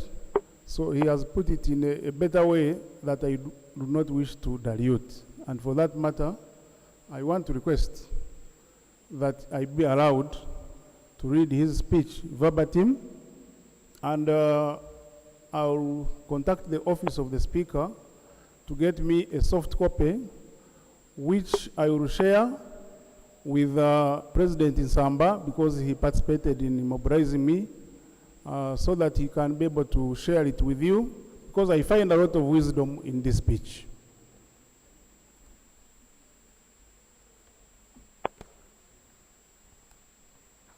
So the debaters were saying, I'm going to begin 3,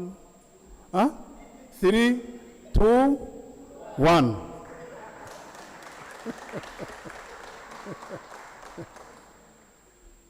So this is the speech of the Right Honourable Speaker of Parliament of Uganda, the Right Honourable Jacob Maxson Oboth, at the closing ceremony of the 2026 East African Universities Debate Championship at Makerere University. So Vice Chancellor Makerere University, the university management, the leadership of the Makerere University Debating Union, distinguished adjudicators, heads of delegation, participants across East Africa, ladies and gentlemen.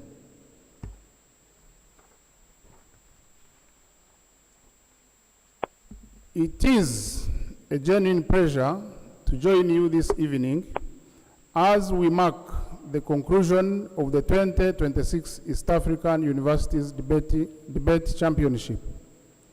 I congratulate Makerere University Debate Union for successfully hosting this distinguished event, and I warmly welcome our guests from across the region. Your presence has once again demonstrated that while our borders may define our jurisdictions, they need not to limit our conversations. There are occasions that celebrate achievement, and there are occasions that remind us why achievement matters. This evening is both. The theme of this year's championship, From Dialogue to Action, the Role of Youth in Africa's Transformation, invites us to reflect on a simple but enduring truth. Progress begins with ideas, but it is sustained by character. Nations are not transformed merely because they produce intelligent people. They are transformed because they produce men and women who possess the discipline to translate conviction into responsible action. This is why debate deserves greater recognition than it sometimes receives. Some imagine debate to be an exercise in winning arguments. It is not. It is, at its best, debate teaches something far more valuable. It teaches us to examine evidence before reaching conclusions, to distinguish conviction from prejudice, to listen with patience, even when we disagree, to understand that changing one's position in the face of better reasoning is not a sign of weakness, but of intellectual integrity. Those are not merely academic virtues. They are the very qualities upon which democratic societies depend. Parliament, and for that matter, Parliament of Uganda itself exists because we accept that disagreement need not become hostility, and that competing ideas are best tested through reasoned dialogue rather than force. Democracy is strengthened not by the absence of disagreement, but by presence of citizens who know how to disagree with civility, with evidence, and with respect. Universities, therefore, carry a responsibility that extends beyond awarding degrees. Their higher calling is to cultivate judgment. A graduate who possesses knowledge without discernment may be accomplished, but not necessarily wise. Our institutions of higher learning must continue producing citizens who are intellectually curious ethically grounded and prepared to shoulder the responsibilities of leadership. What has impressed me most about this championship is not simply the quality of debate, but the community it has created. Over the past days, young people from different countries, cultures, and traditions have challenged one another's ideas while strengthening their respect for one another. This is the spirit upon which regional integration is built. Agreements between governments have their place, but lasting cooperation is sustained by relationships between people. To our dear participants, allow me to leave you with one reflection. In life, you will discover that eloquence attracts attention, but judgment earns trust. Reputation may open doors, but character determines whether those doors remain open. Titles may be conferred by institutions, but credibility is earned through conduct. The Stoic philosopher Epictetus observed that, first say to yourself, what you would be, and then do what you have to do. There is profound wisdom in this wise counsel. Character is not established by a single achievement. It is formed through the quiet discipline of making the right choices consistently, even when no one is watching. Whether you become legislators, judges, entrepreneurs, diplomats, scientists, or public servants, never allow pursuit of success to outrun the pursuit of integrity. A society can recover from honest mistakes. It struggles to recover when integrity is abandoned.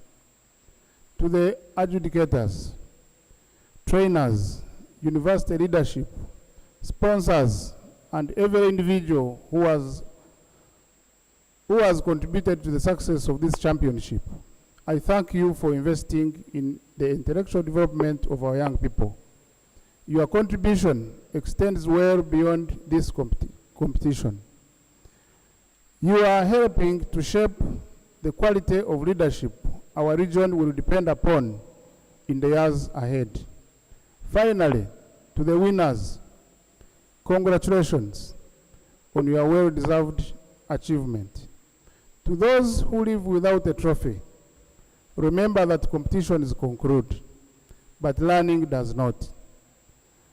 The finest reward you take home is not a medal, but a mind that has been sharpened, friendships that have been formed, and a perspective that has been broadened. May you leave Makerere University not simply as better debaters, but as thoughtful citizens, principled leaders, and faithful stewards of the future we all hope to build together.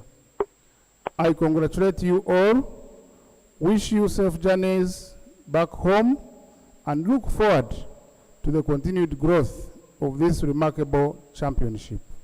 I thank you for God and my country, Right Honorable Jacob Maxims, Oboth, Speaker of Parliament of the Republic of Uganda.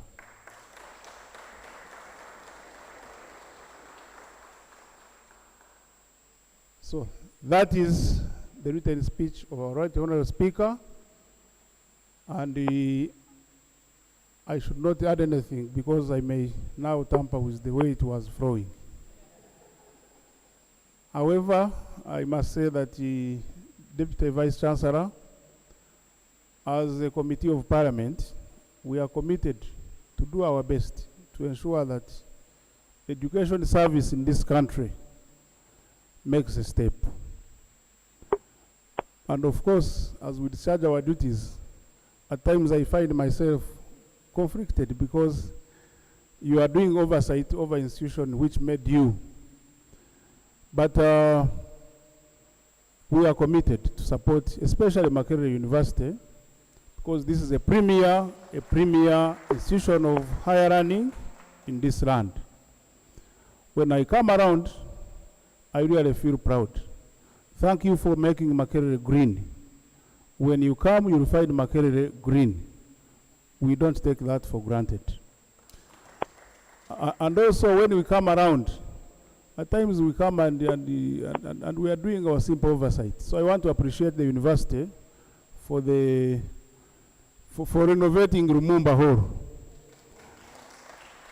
and the Mary Stewart Hall. And I want proudly to say that all that happened during those first 2 years when I was vice chairperson of this committee. So those of you who are here and stay in Mitchell Hall, I am a Mitchellite. I'm a rat. I'm a rat. So I think the next step is to see how we can improve Mitchell so that it also looks a great hall. So I want to thank you all, and I want to wish you success in your next journeys. I want to wish you journey mercies as you go back home, those who have come from far, for God and my country.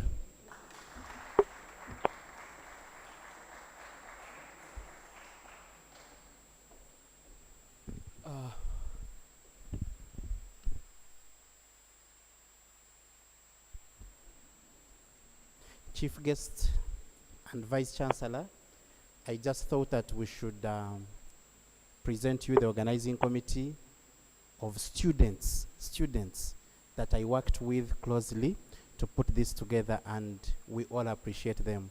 So Makerere University students on the organizing committee, please come, including volunteers. If you're close, please come so that the Vice Chancellor and the Chief Guest see you, and we appreciate you in public for the job well done. It's important that we appreciate. If we don't, we shall be cheats and liars. The chief volunteer is there. Please come.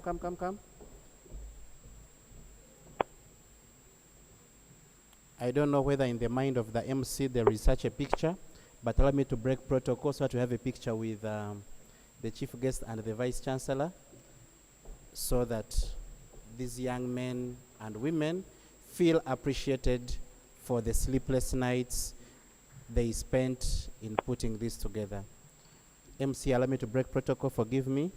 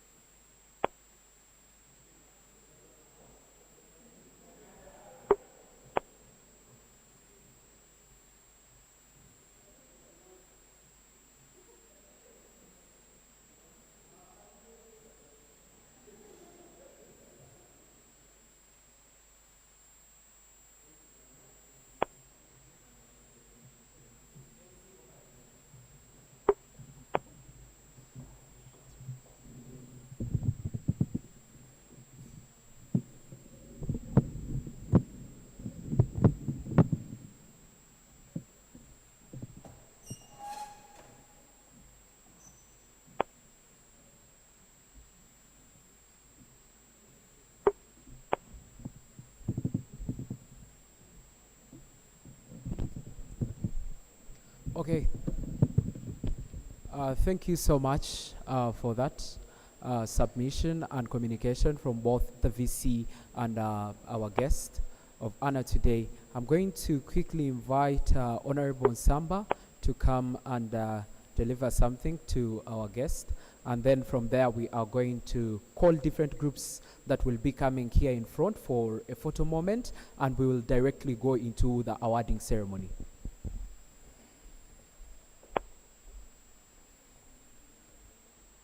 I appreciate it is procedurally defective for a small man like me to speak after the big people have spoken.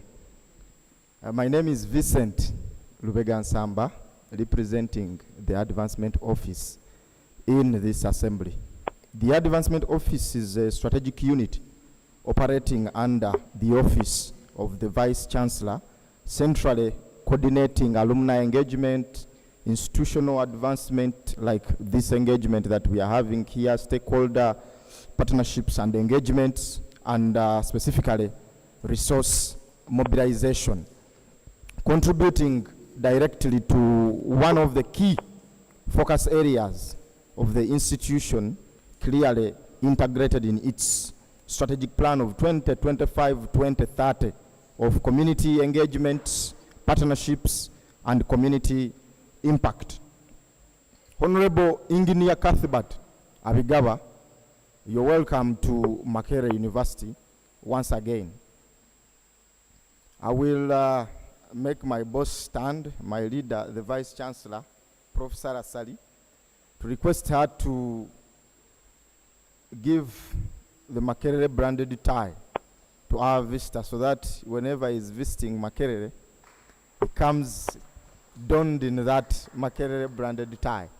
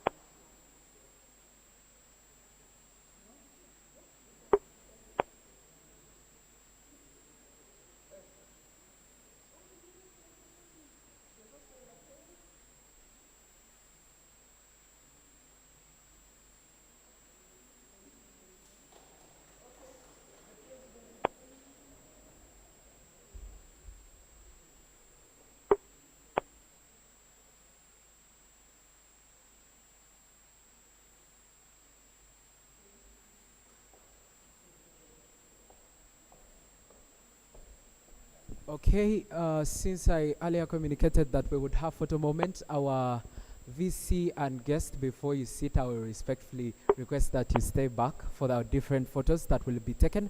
And firstly, I will call the student leaders that are here and the leadership of the Makerere Debating Union, including Arthur and those on the former 91st MDU leadership. Please come through for the photo moment before I invite the other group. Let's keep it fast because of time.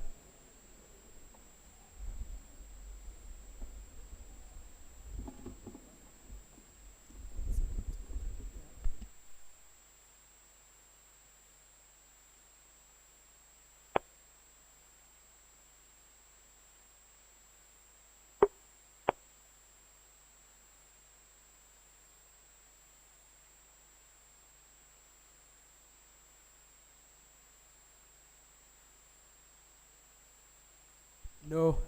Okay, the next photo moment we are going to have is of all those people that came from outside Uganda. Please, if you're in the room, come through for the photo moment. Let's keep it fast. As you clap for them, our friends from Strathmore, University of Nairobi, University of Dar es Salaam, please come through. All those from outside Uganda, please. Okay.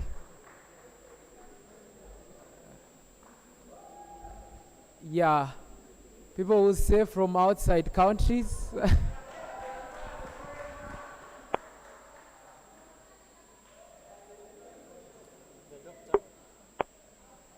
Okay, the doctor and dean, deputy dean.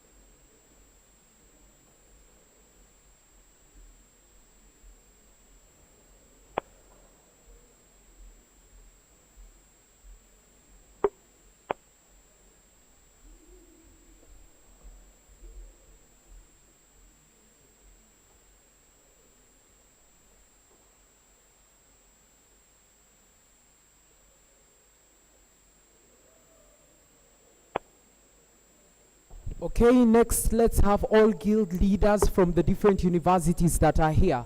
The speaker, Chambogo University, and other leaders that came with your delegations, please stay behind for come through for a photo moment. Keep it fast. And we thank you for being able to convince the universities to be part for this year's championship here at Makerere University. We thank you.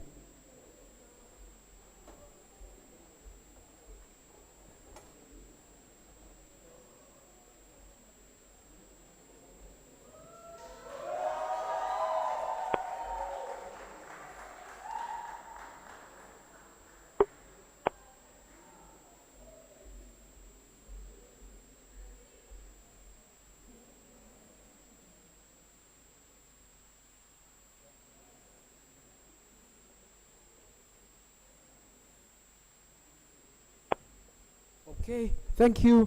I would request to have the representative from the PAUDC Council, Mr. Shabil. Also have a representative from the Uganda National Debate Team, Mr. Xavier, to come through for a photo moment. These are very great gentlemen to how the art on the continent is really, really moving. And we thank them for the great progress and work they have done. Mr. Xavier has taken the Uganda National Debate Team recently to Nairobi to compete, and Shabil here has brought the offer or more like a gift to the team that will win and will get to be registered to do PANs this year. We thank you so much. And let's have all debate leaders from the different unions, the presidents, please come through for a photo moment. The president must.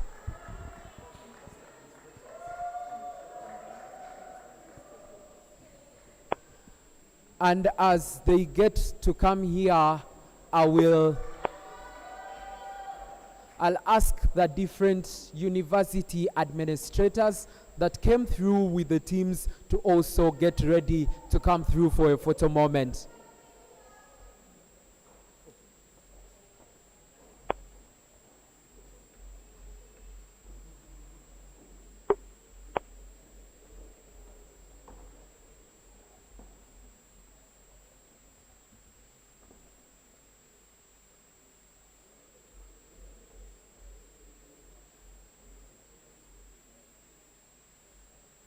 Okay, our different administrators that came through with the students, please, we respectfully ask you to come through. And still, from the OCOM and Makerere University Debating Union, we thank you so much for being able to really bring the students. We know you were so busy, but decided to really make time for this. We thank you.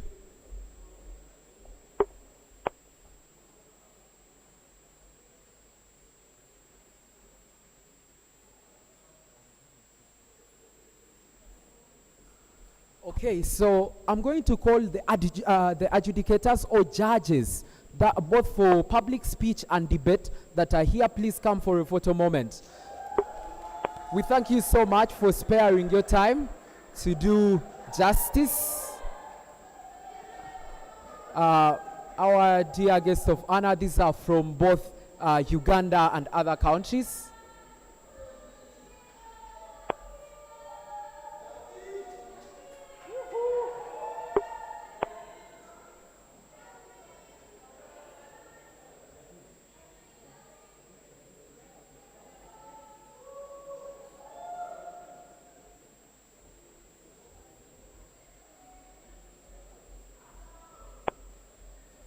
Okay, the last on the list, I'm going to call the CAP members. Whenever we have debates, there are people who lead the activity.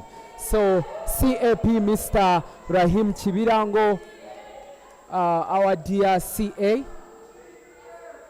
CDF,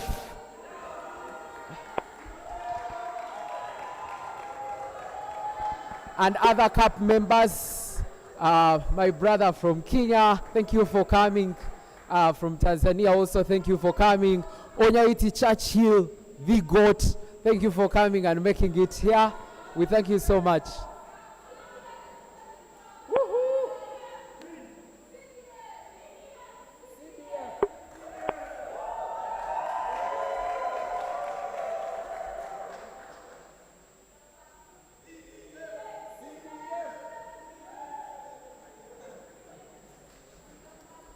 Okay, you could first take your seats, our dear Vice Chancellor and the guest of honor. At this very point, I know everyone is waiting for results, and we are going to send in awards, starting with institutions. Okay, so awards are going to, for institutional awards, I'm going to request our Dean of Students to come and hand over these awards to the different institutional representatives. First on the list is Makerere University. Makerere, Makerere, Makerere, MDO, EAUDSO, a losing Z, a winning O. I know you all said, I thought I'd say Z, but nah. Okay.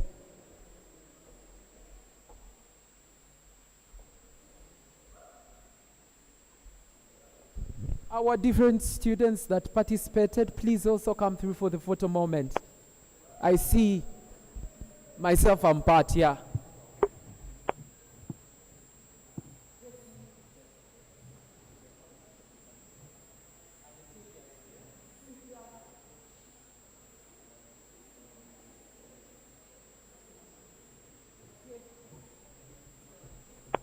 Yeah. Okay, next let's have Cambridge University, the representative from Cambridge. Here. Let's clap for him. And as he gets here, let's get a representative from Junub Debate Academy, all the way from South Sudan. Clap for him. As Junub Debate Academy gets here, let's have a representative from Gulu University.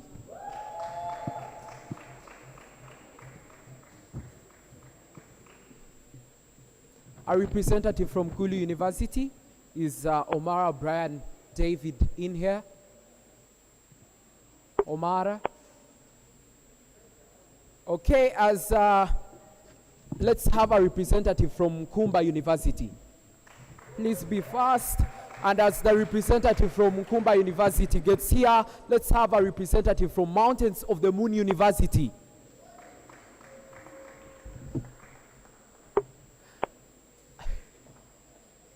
Let's have a representative from Mountains of the Moon. And as they get here, let's have a representative from Strathmore University, all the way from Kenya. A representative from Strathmore.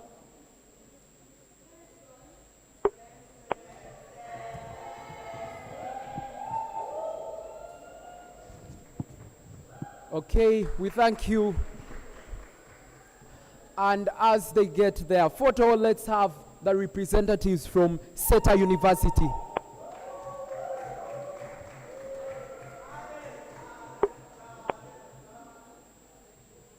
SETA University. And as SETA gets here, let's have the representatives from Uganda Christian University also getting ready. You see you. Raima and the team.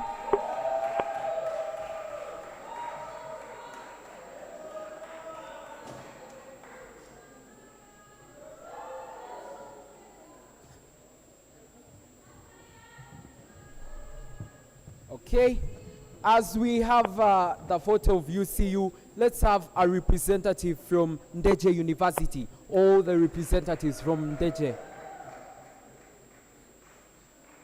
Okay, Ndeje University, as they get here, let's have the representatives from Chambogo University.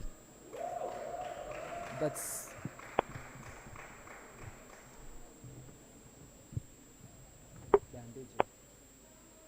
Chambogo University, start getting ready.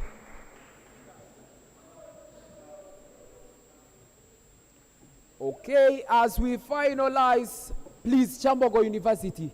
Okay, as Chambogo gets the photo, let's have the representatives from Makerere University Business School.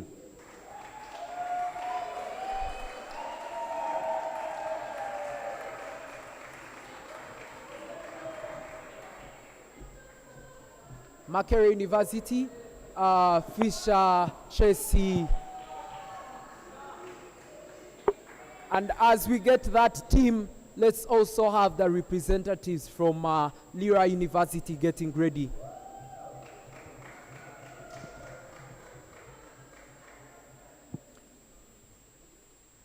Lira University, you're next in line.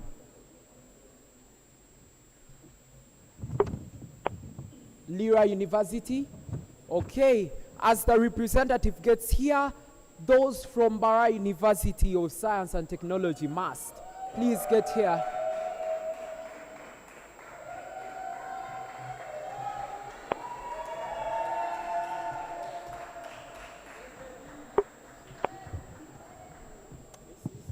Bara University. And the very last university on the list is Bandani Maritime Academy.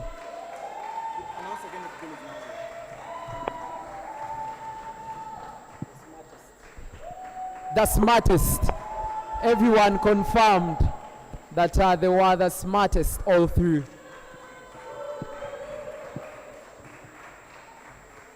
If the representatives from Gulu University you're here by any chance, please come through after they've had the photo.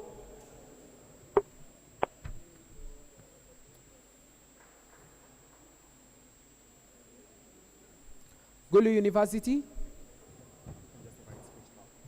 Okay, so I'm just going to now hand over. Thank you so much, Doctor. I'm going to hand over to the speech cup.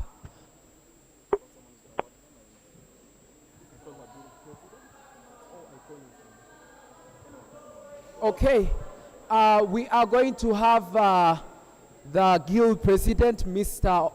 Mubiru, and former guild president, still Mr. Samba, to come and help award this category. Let's have the public speaking cup to take over and award the winners.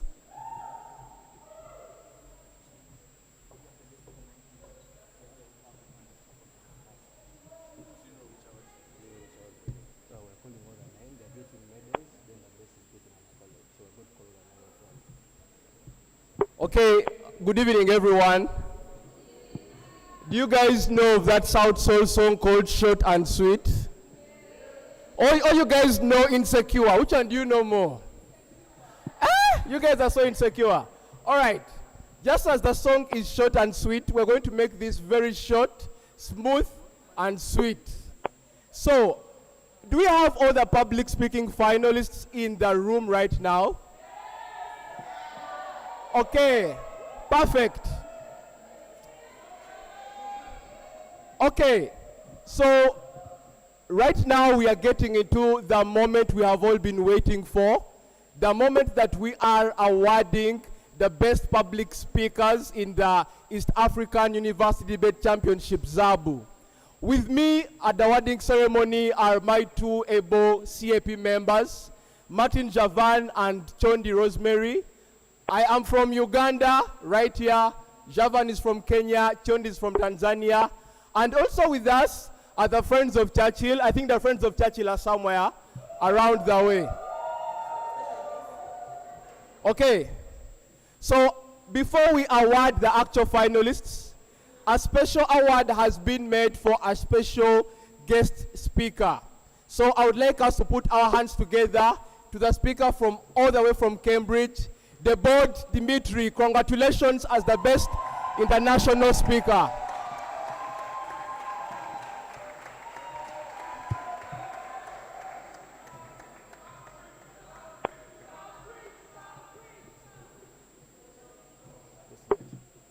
Okay, as he receives his award, let's clap for him. Throughout the entire preliminary rounds, the chief or the core adjudication panel thought it well and thought it good, together with OC, to award the best judge of the tournament. Congratulations. Let's clap for him one more time, guys. And the best judge of public speaking, apart from the CAP, of course, let's put our hands together for, yes, Denise. Guys, let's first clap for Denise, honorary mention. Okay, the best adjudicator is Adrian. Congratulations, Adrian. Adrian has been able to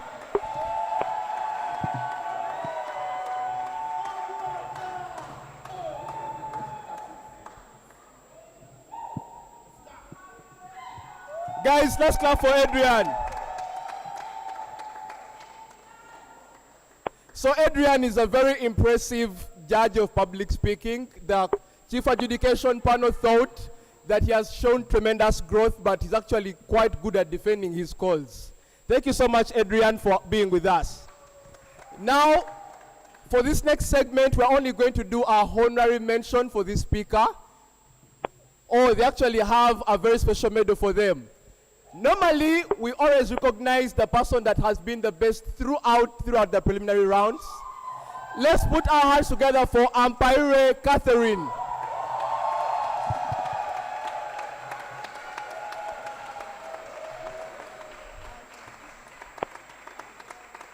Kathy was the best overall preliminary speaker of the tournament.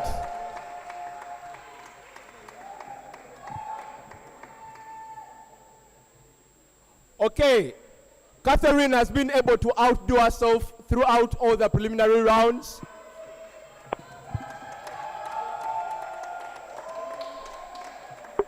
I would also request Kathy. Kathy, are you able to hear me? I would request that you clock it for everyone.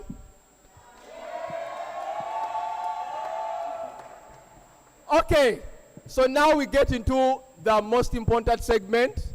At this point, I would like to call all the finalists, including Kathy, that took part in public speaking, to come to the front. This is how we are going to be doing it, guys. All the 9 finalists should make their way to the front right now. Can we have Rahim Kimirango? Yeah. Let us have all the finalists very fast, guys.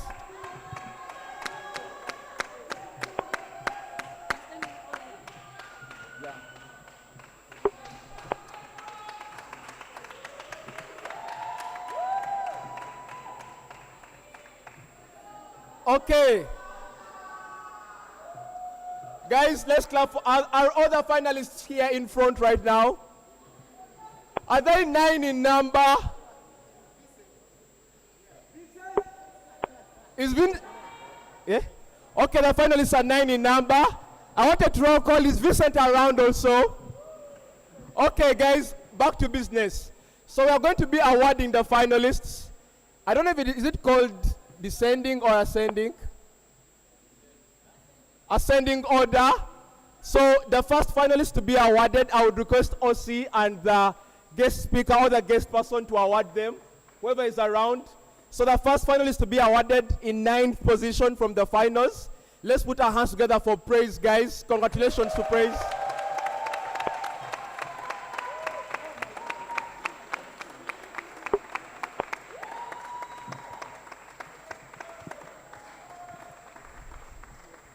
All right, coming up in 8th position overall, let's put our good hands together for Conroy. Congratulations, Conroy.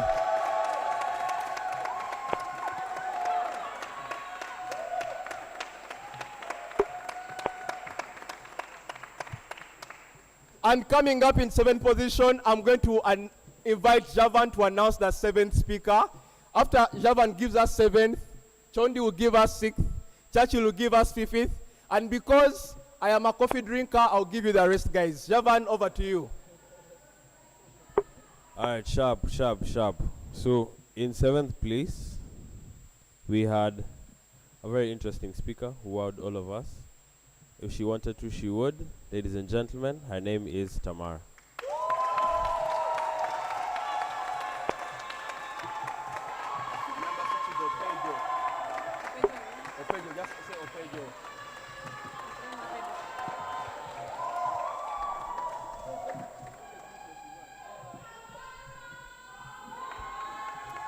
Okay.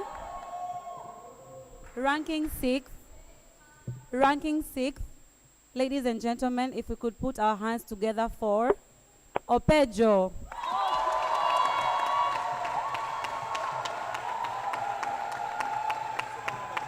Number 10.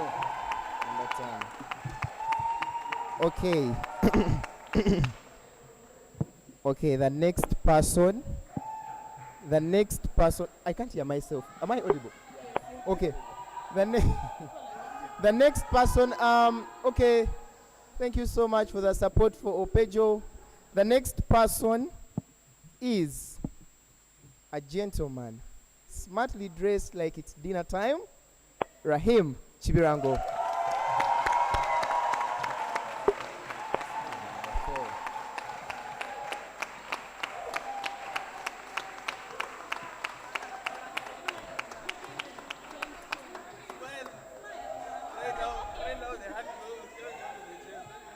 Okay. Colleagues, I would request the remaining 4 to move right in front so that we start to.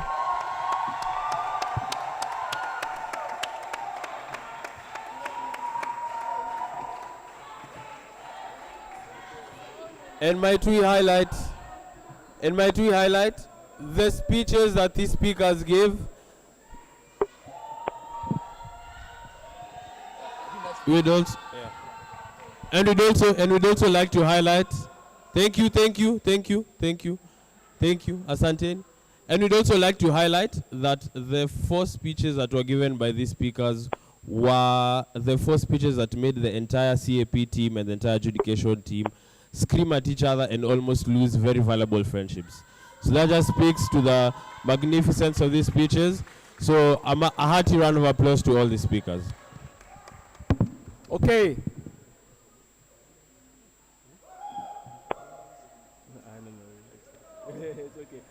Okay, guys.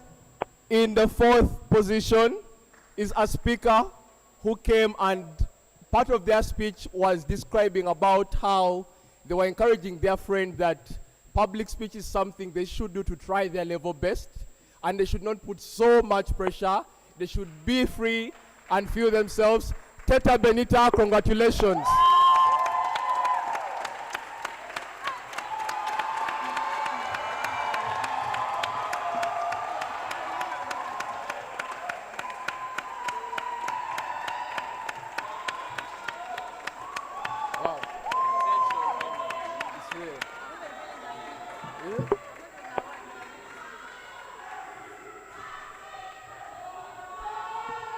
Okay. Let me use this. Okay, guys. For this very last one, I want to step out so that I can be seen. Because the person who has been able to win, I'm just going to describe their journey throughout public speaking. So I'll first look at all three of them and be sure that I can still tease them some more. So that person was judged by me. How many of you guys were judged by me? Okay, I'm kidding.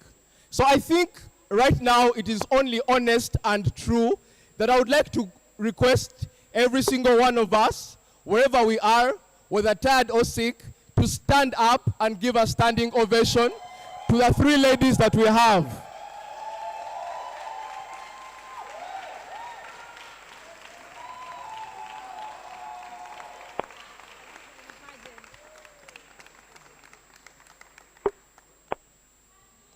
Okay, so should I announce the winner? Should I announce 3, 2, 1? Perfect. Okay. All right. Okay, the A's have it. Coming in second position is none other than Makerere Catherine. Congratulations.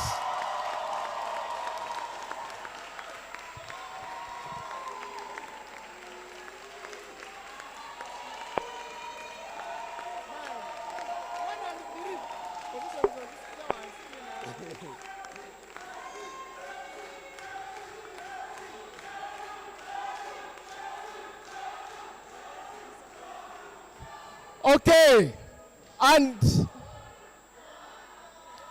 all right, I don't know, are they okay? Are you guys on tension?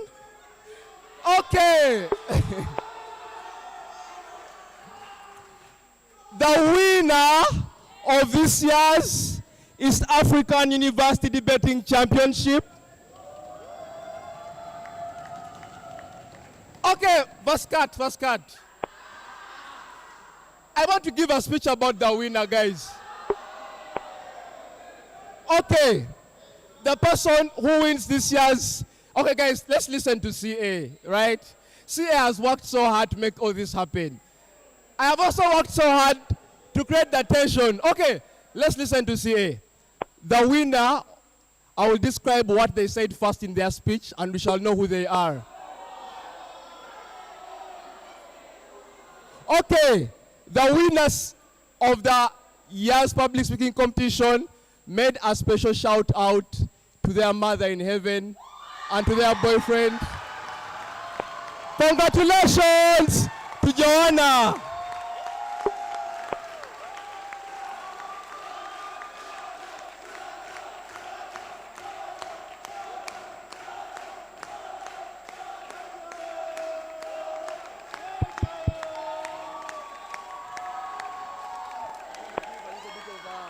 Culture is. Okay, guys.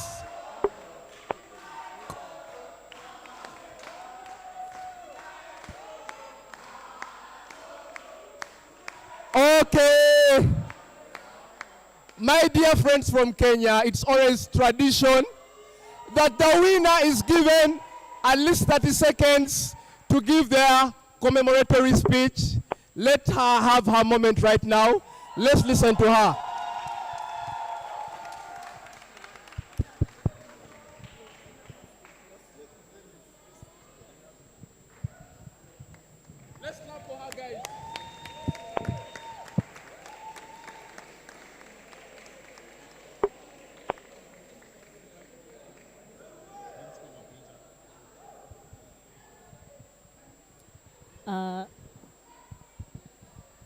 Hi. Okay. My speech begins in 3.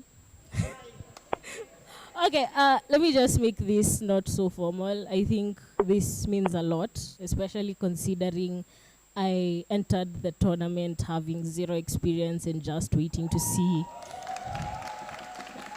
Yeah, so I think this marks the start of something new. I'm probably going to be more active in public speaking now.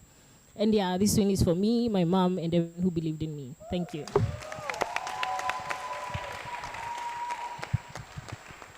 Should we give to one preacher to speak? Okay, congratulations to all of you. Please come together for a photo moment. And as they do so, next on the awards, we are going to award the top 10 best debaters and the best judges. But the person who will help with that, I'll invite two people. The representative from all three, you will be here to award the top 10 debaters. And in a special way, I'm going to invite another lady to join her in awarding, and that is the representative from the National Youth Council, that is Ayebare Denise.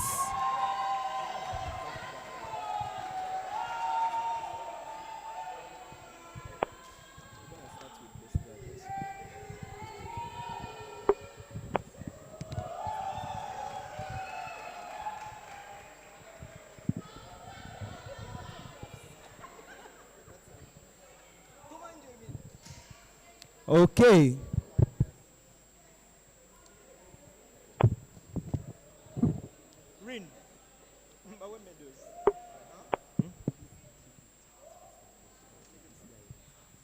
All right, so we are going to first start with awarding the top 3 judges for the tournament. I'm going to do this very, very fast. I apologize. Shout out to all the judges that managed to compete and to give very good feedback, and as such, they got that feedback. Third best judge of the tournament is none other than Chester Vitoni Anzaye.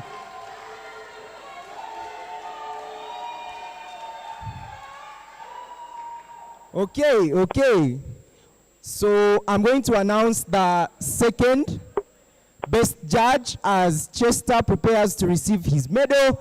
The second best judge is none other than Paula Mbaza. Congratulations.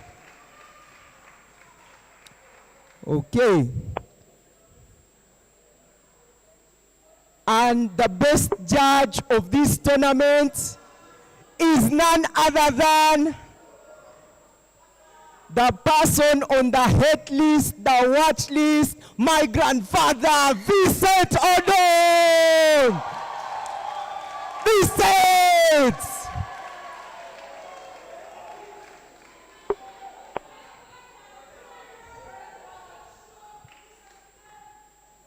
Lamaro, come receive. Lamaro will receive Vincent's medal on his behalf.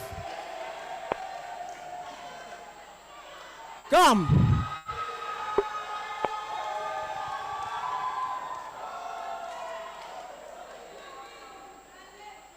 All right. Amazing. Top 10 speakers. We are going to do this very, very fast. Top 10 speakers. No. The top 10 speaker of the tournament is none other than Moraze Arnold.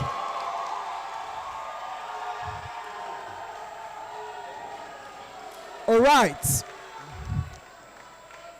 The 9th best speaker of the tournament, I told you I'm running on time, I'm so sorry guys, is none other than DLO Henry Chewalianga.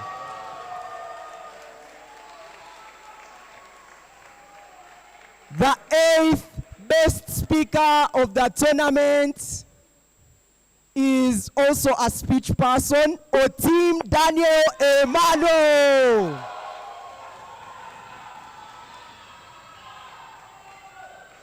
The 7th, no, Henry, time, no. Later, Henry. The 7th best speaker of the tournament is Muhammad Raima.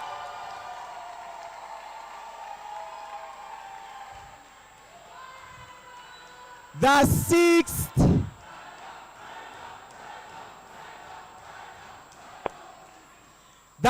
best speaker of the tournament is a multi-tier invitational finalist, Muhoz Lawel. Okay, 5th best speaker of the tournament, as you can hear, I'm killing my voice. Representative for Lawel. The fifth best speaker of the tournament is Laos representative Muiza Nelson.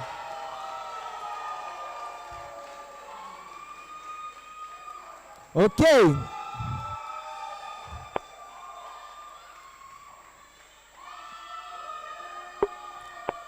Fourth best speaker of the tournament is none other than the woman herself, Apili Cynthia Esther.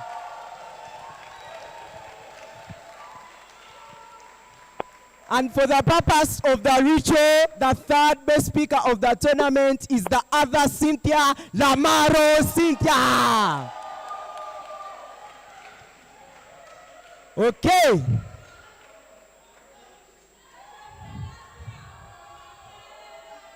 The second best speaker of the tournament is from the fast breaking team. None other than a joke, Isaiah Manon.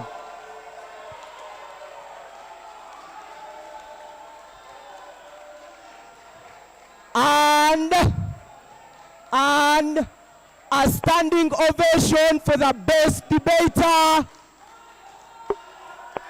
the Hell Carrier, Brian Nana. Congratulations.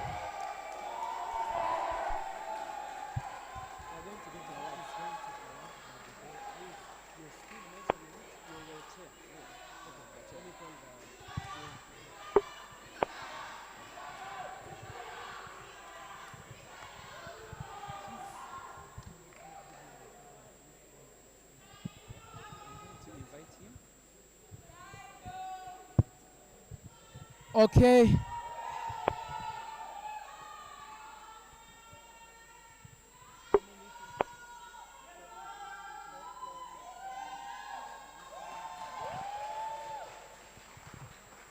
Okay. Thank you so much for that. At this point, allow me to invite three people.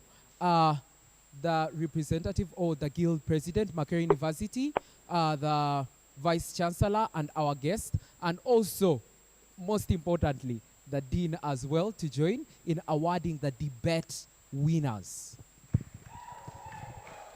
Okay. So very, very fast, let's have the teams that were in the finals. My voice is almost dead. Please hurry up.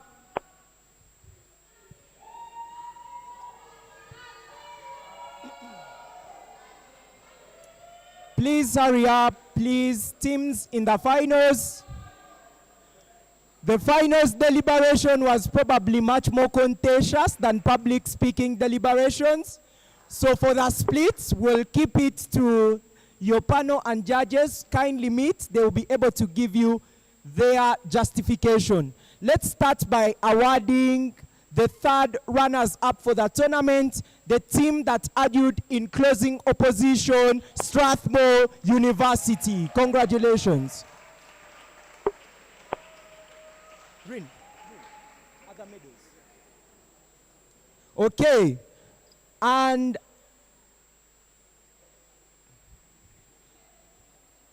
the second runners-up for the tournament is the team that argued in opening government, JDA. Congratulations.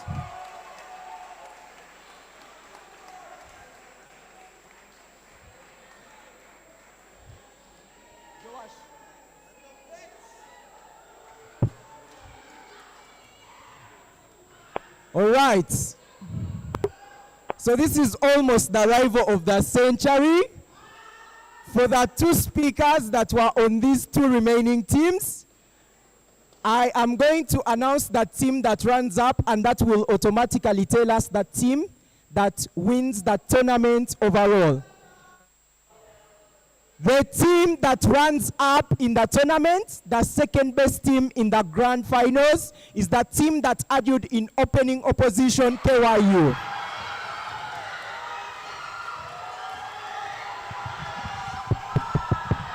Makerere.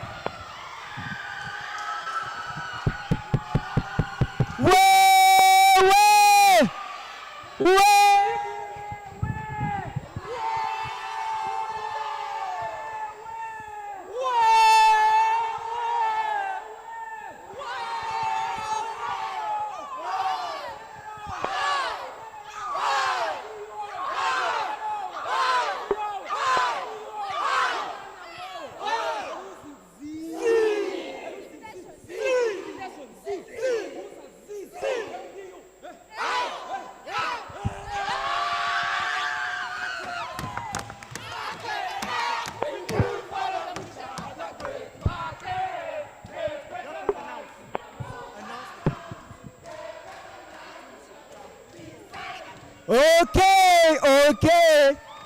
Let's have the CA also have an aura moment. The last time I saw this team, I saw it at an Olympia finals twice. So congratulations to that new champions EAUDC 2026, Cynthia and Lowell.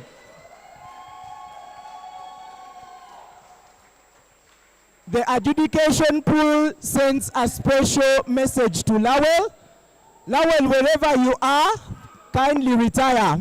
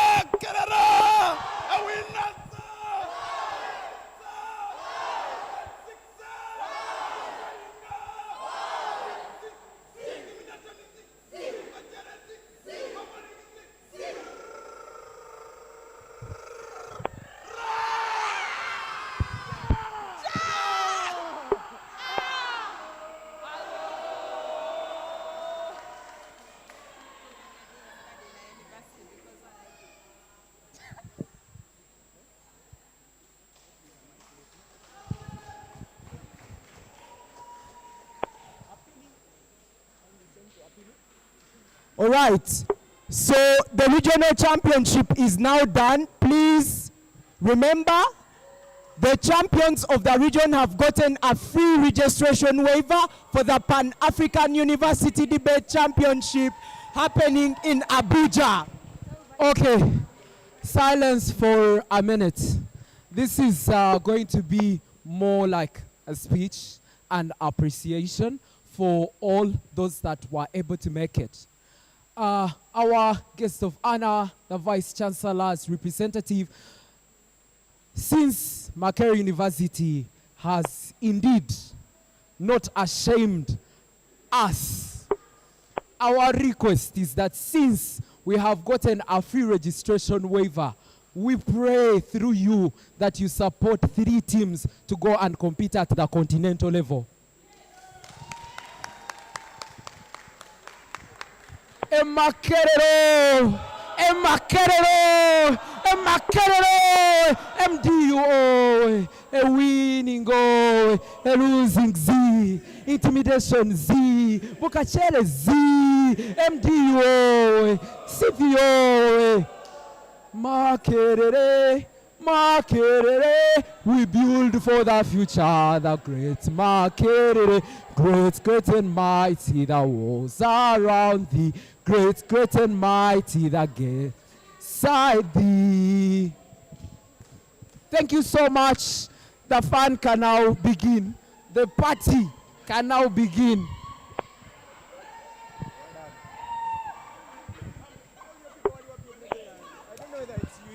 No. We have whosoever has taken Rahim's medal, bring it back.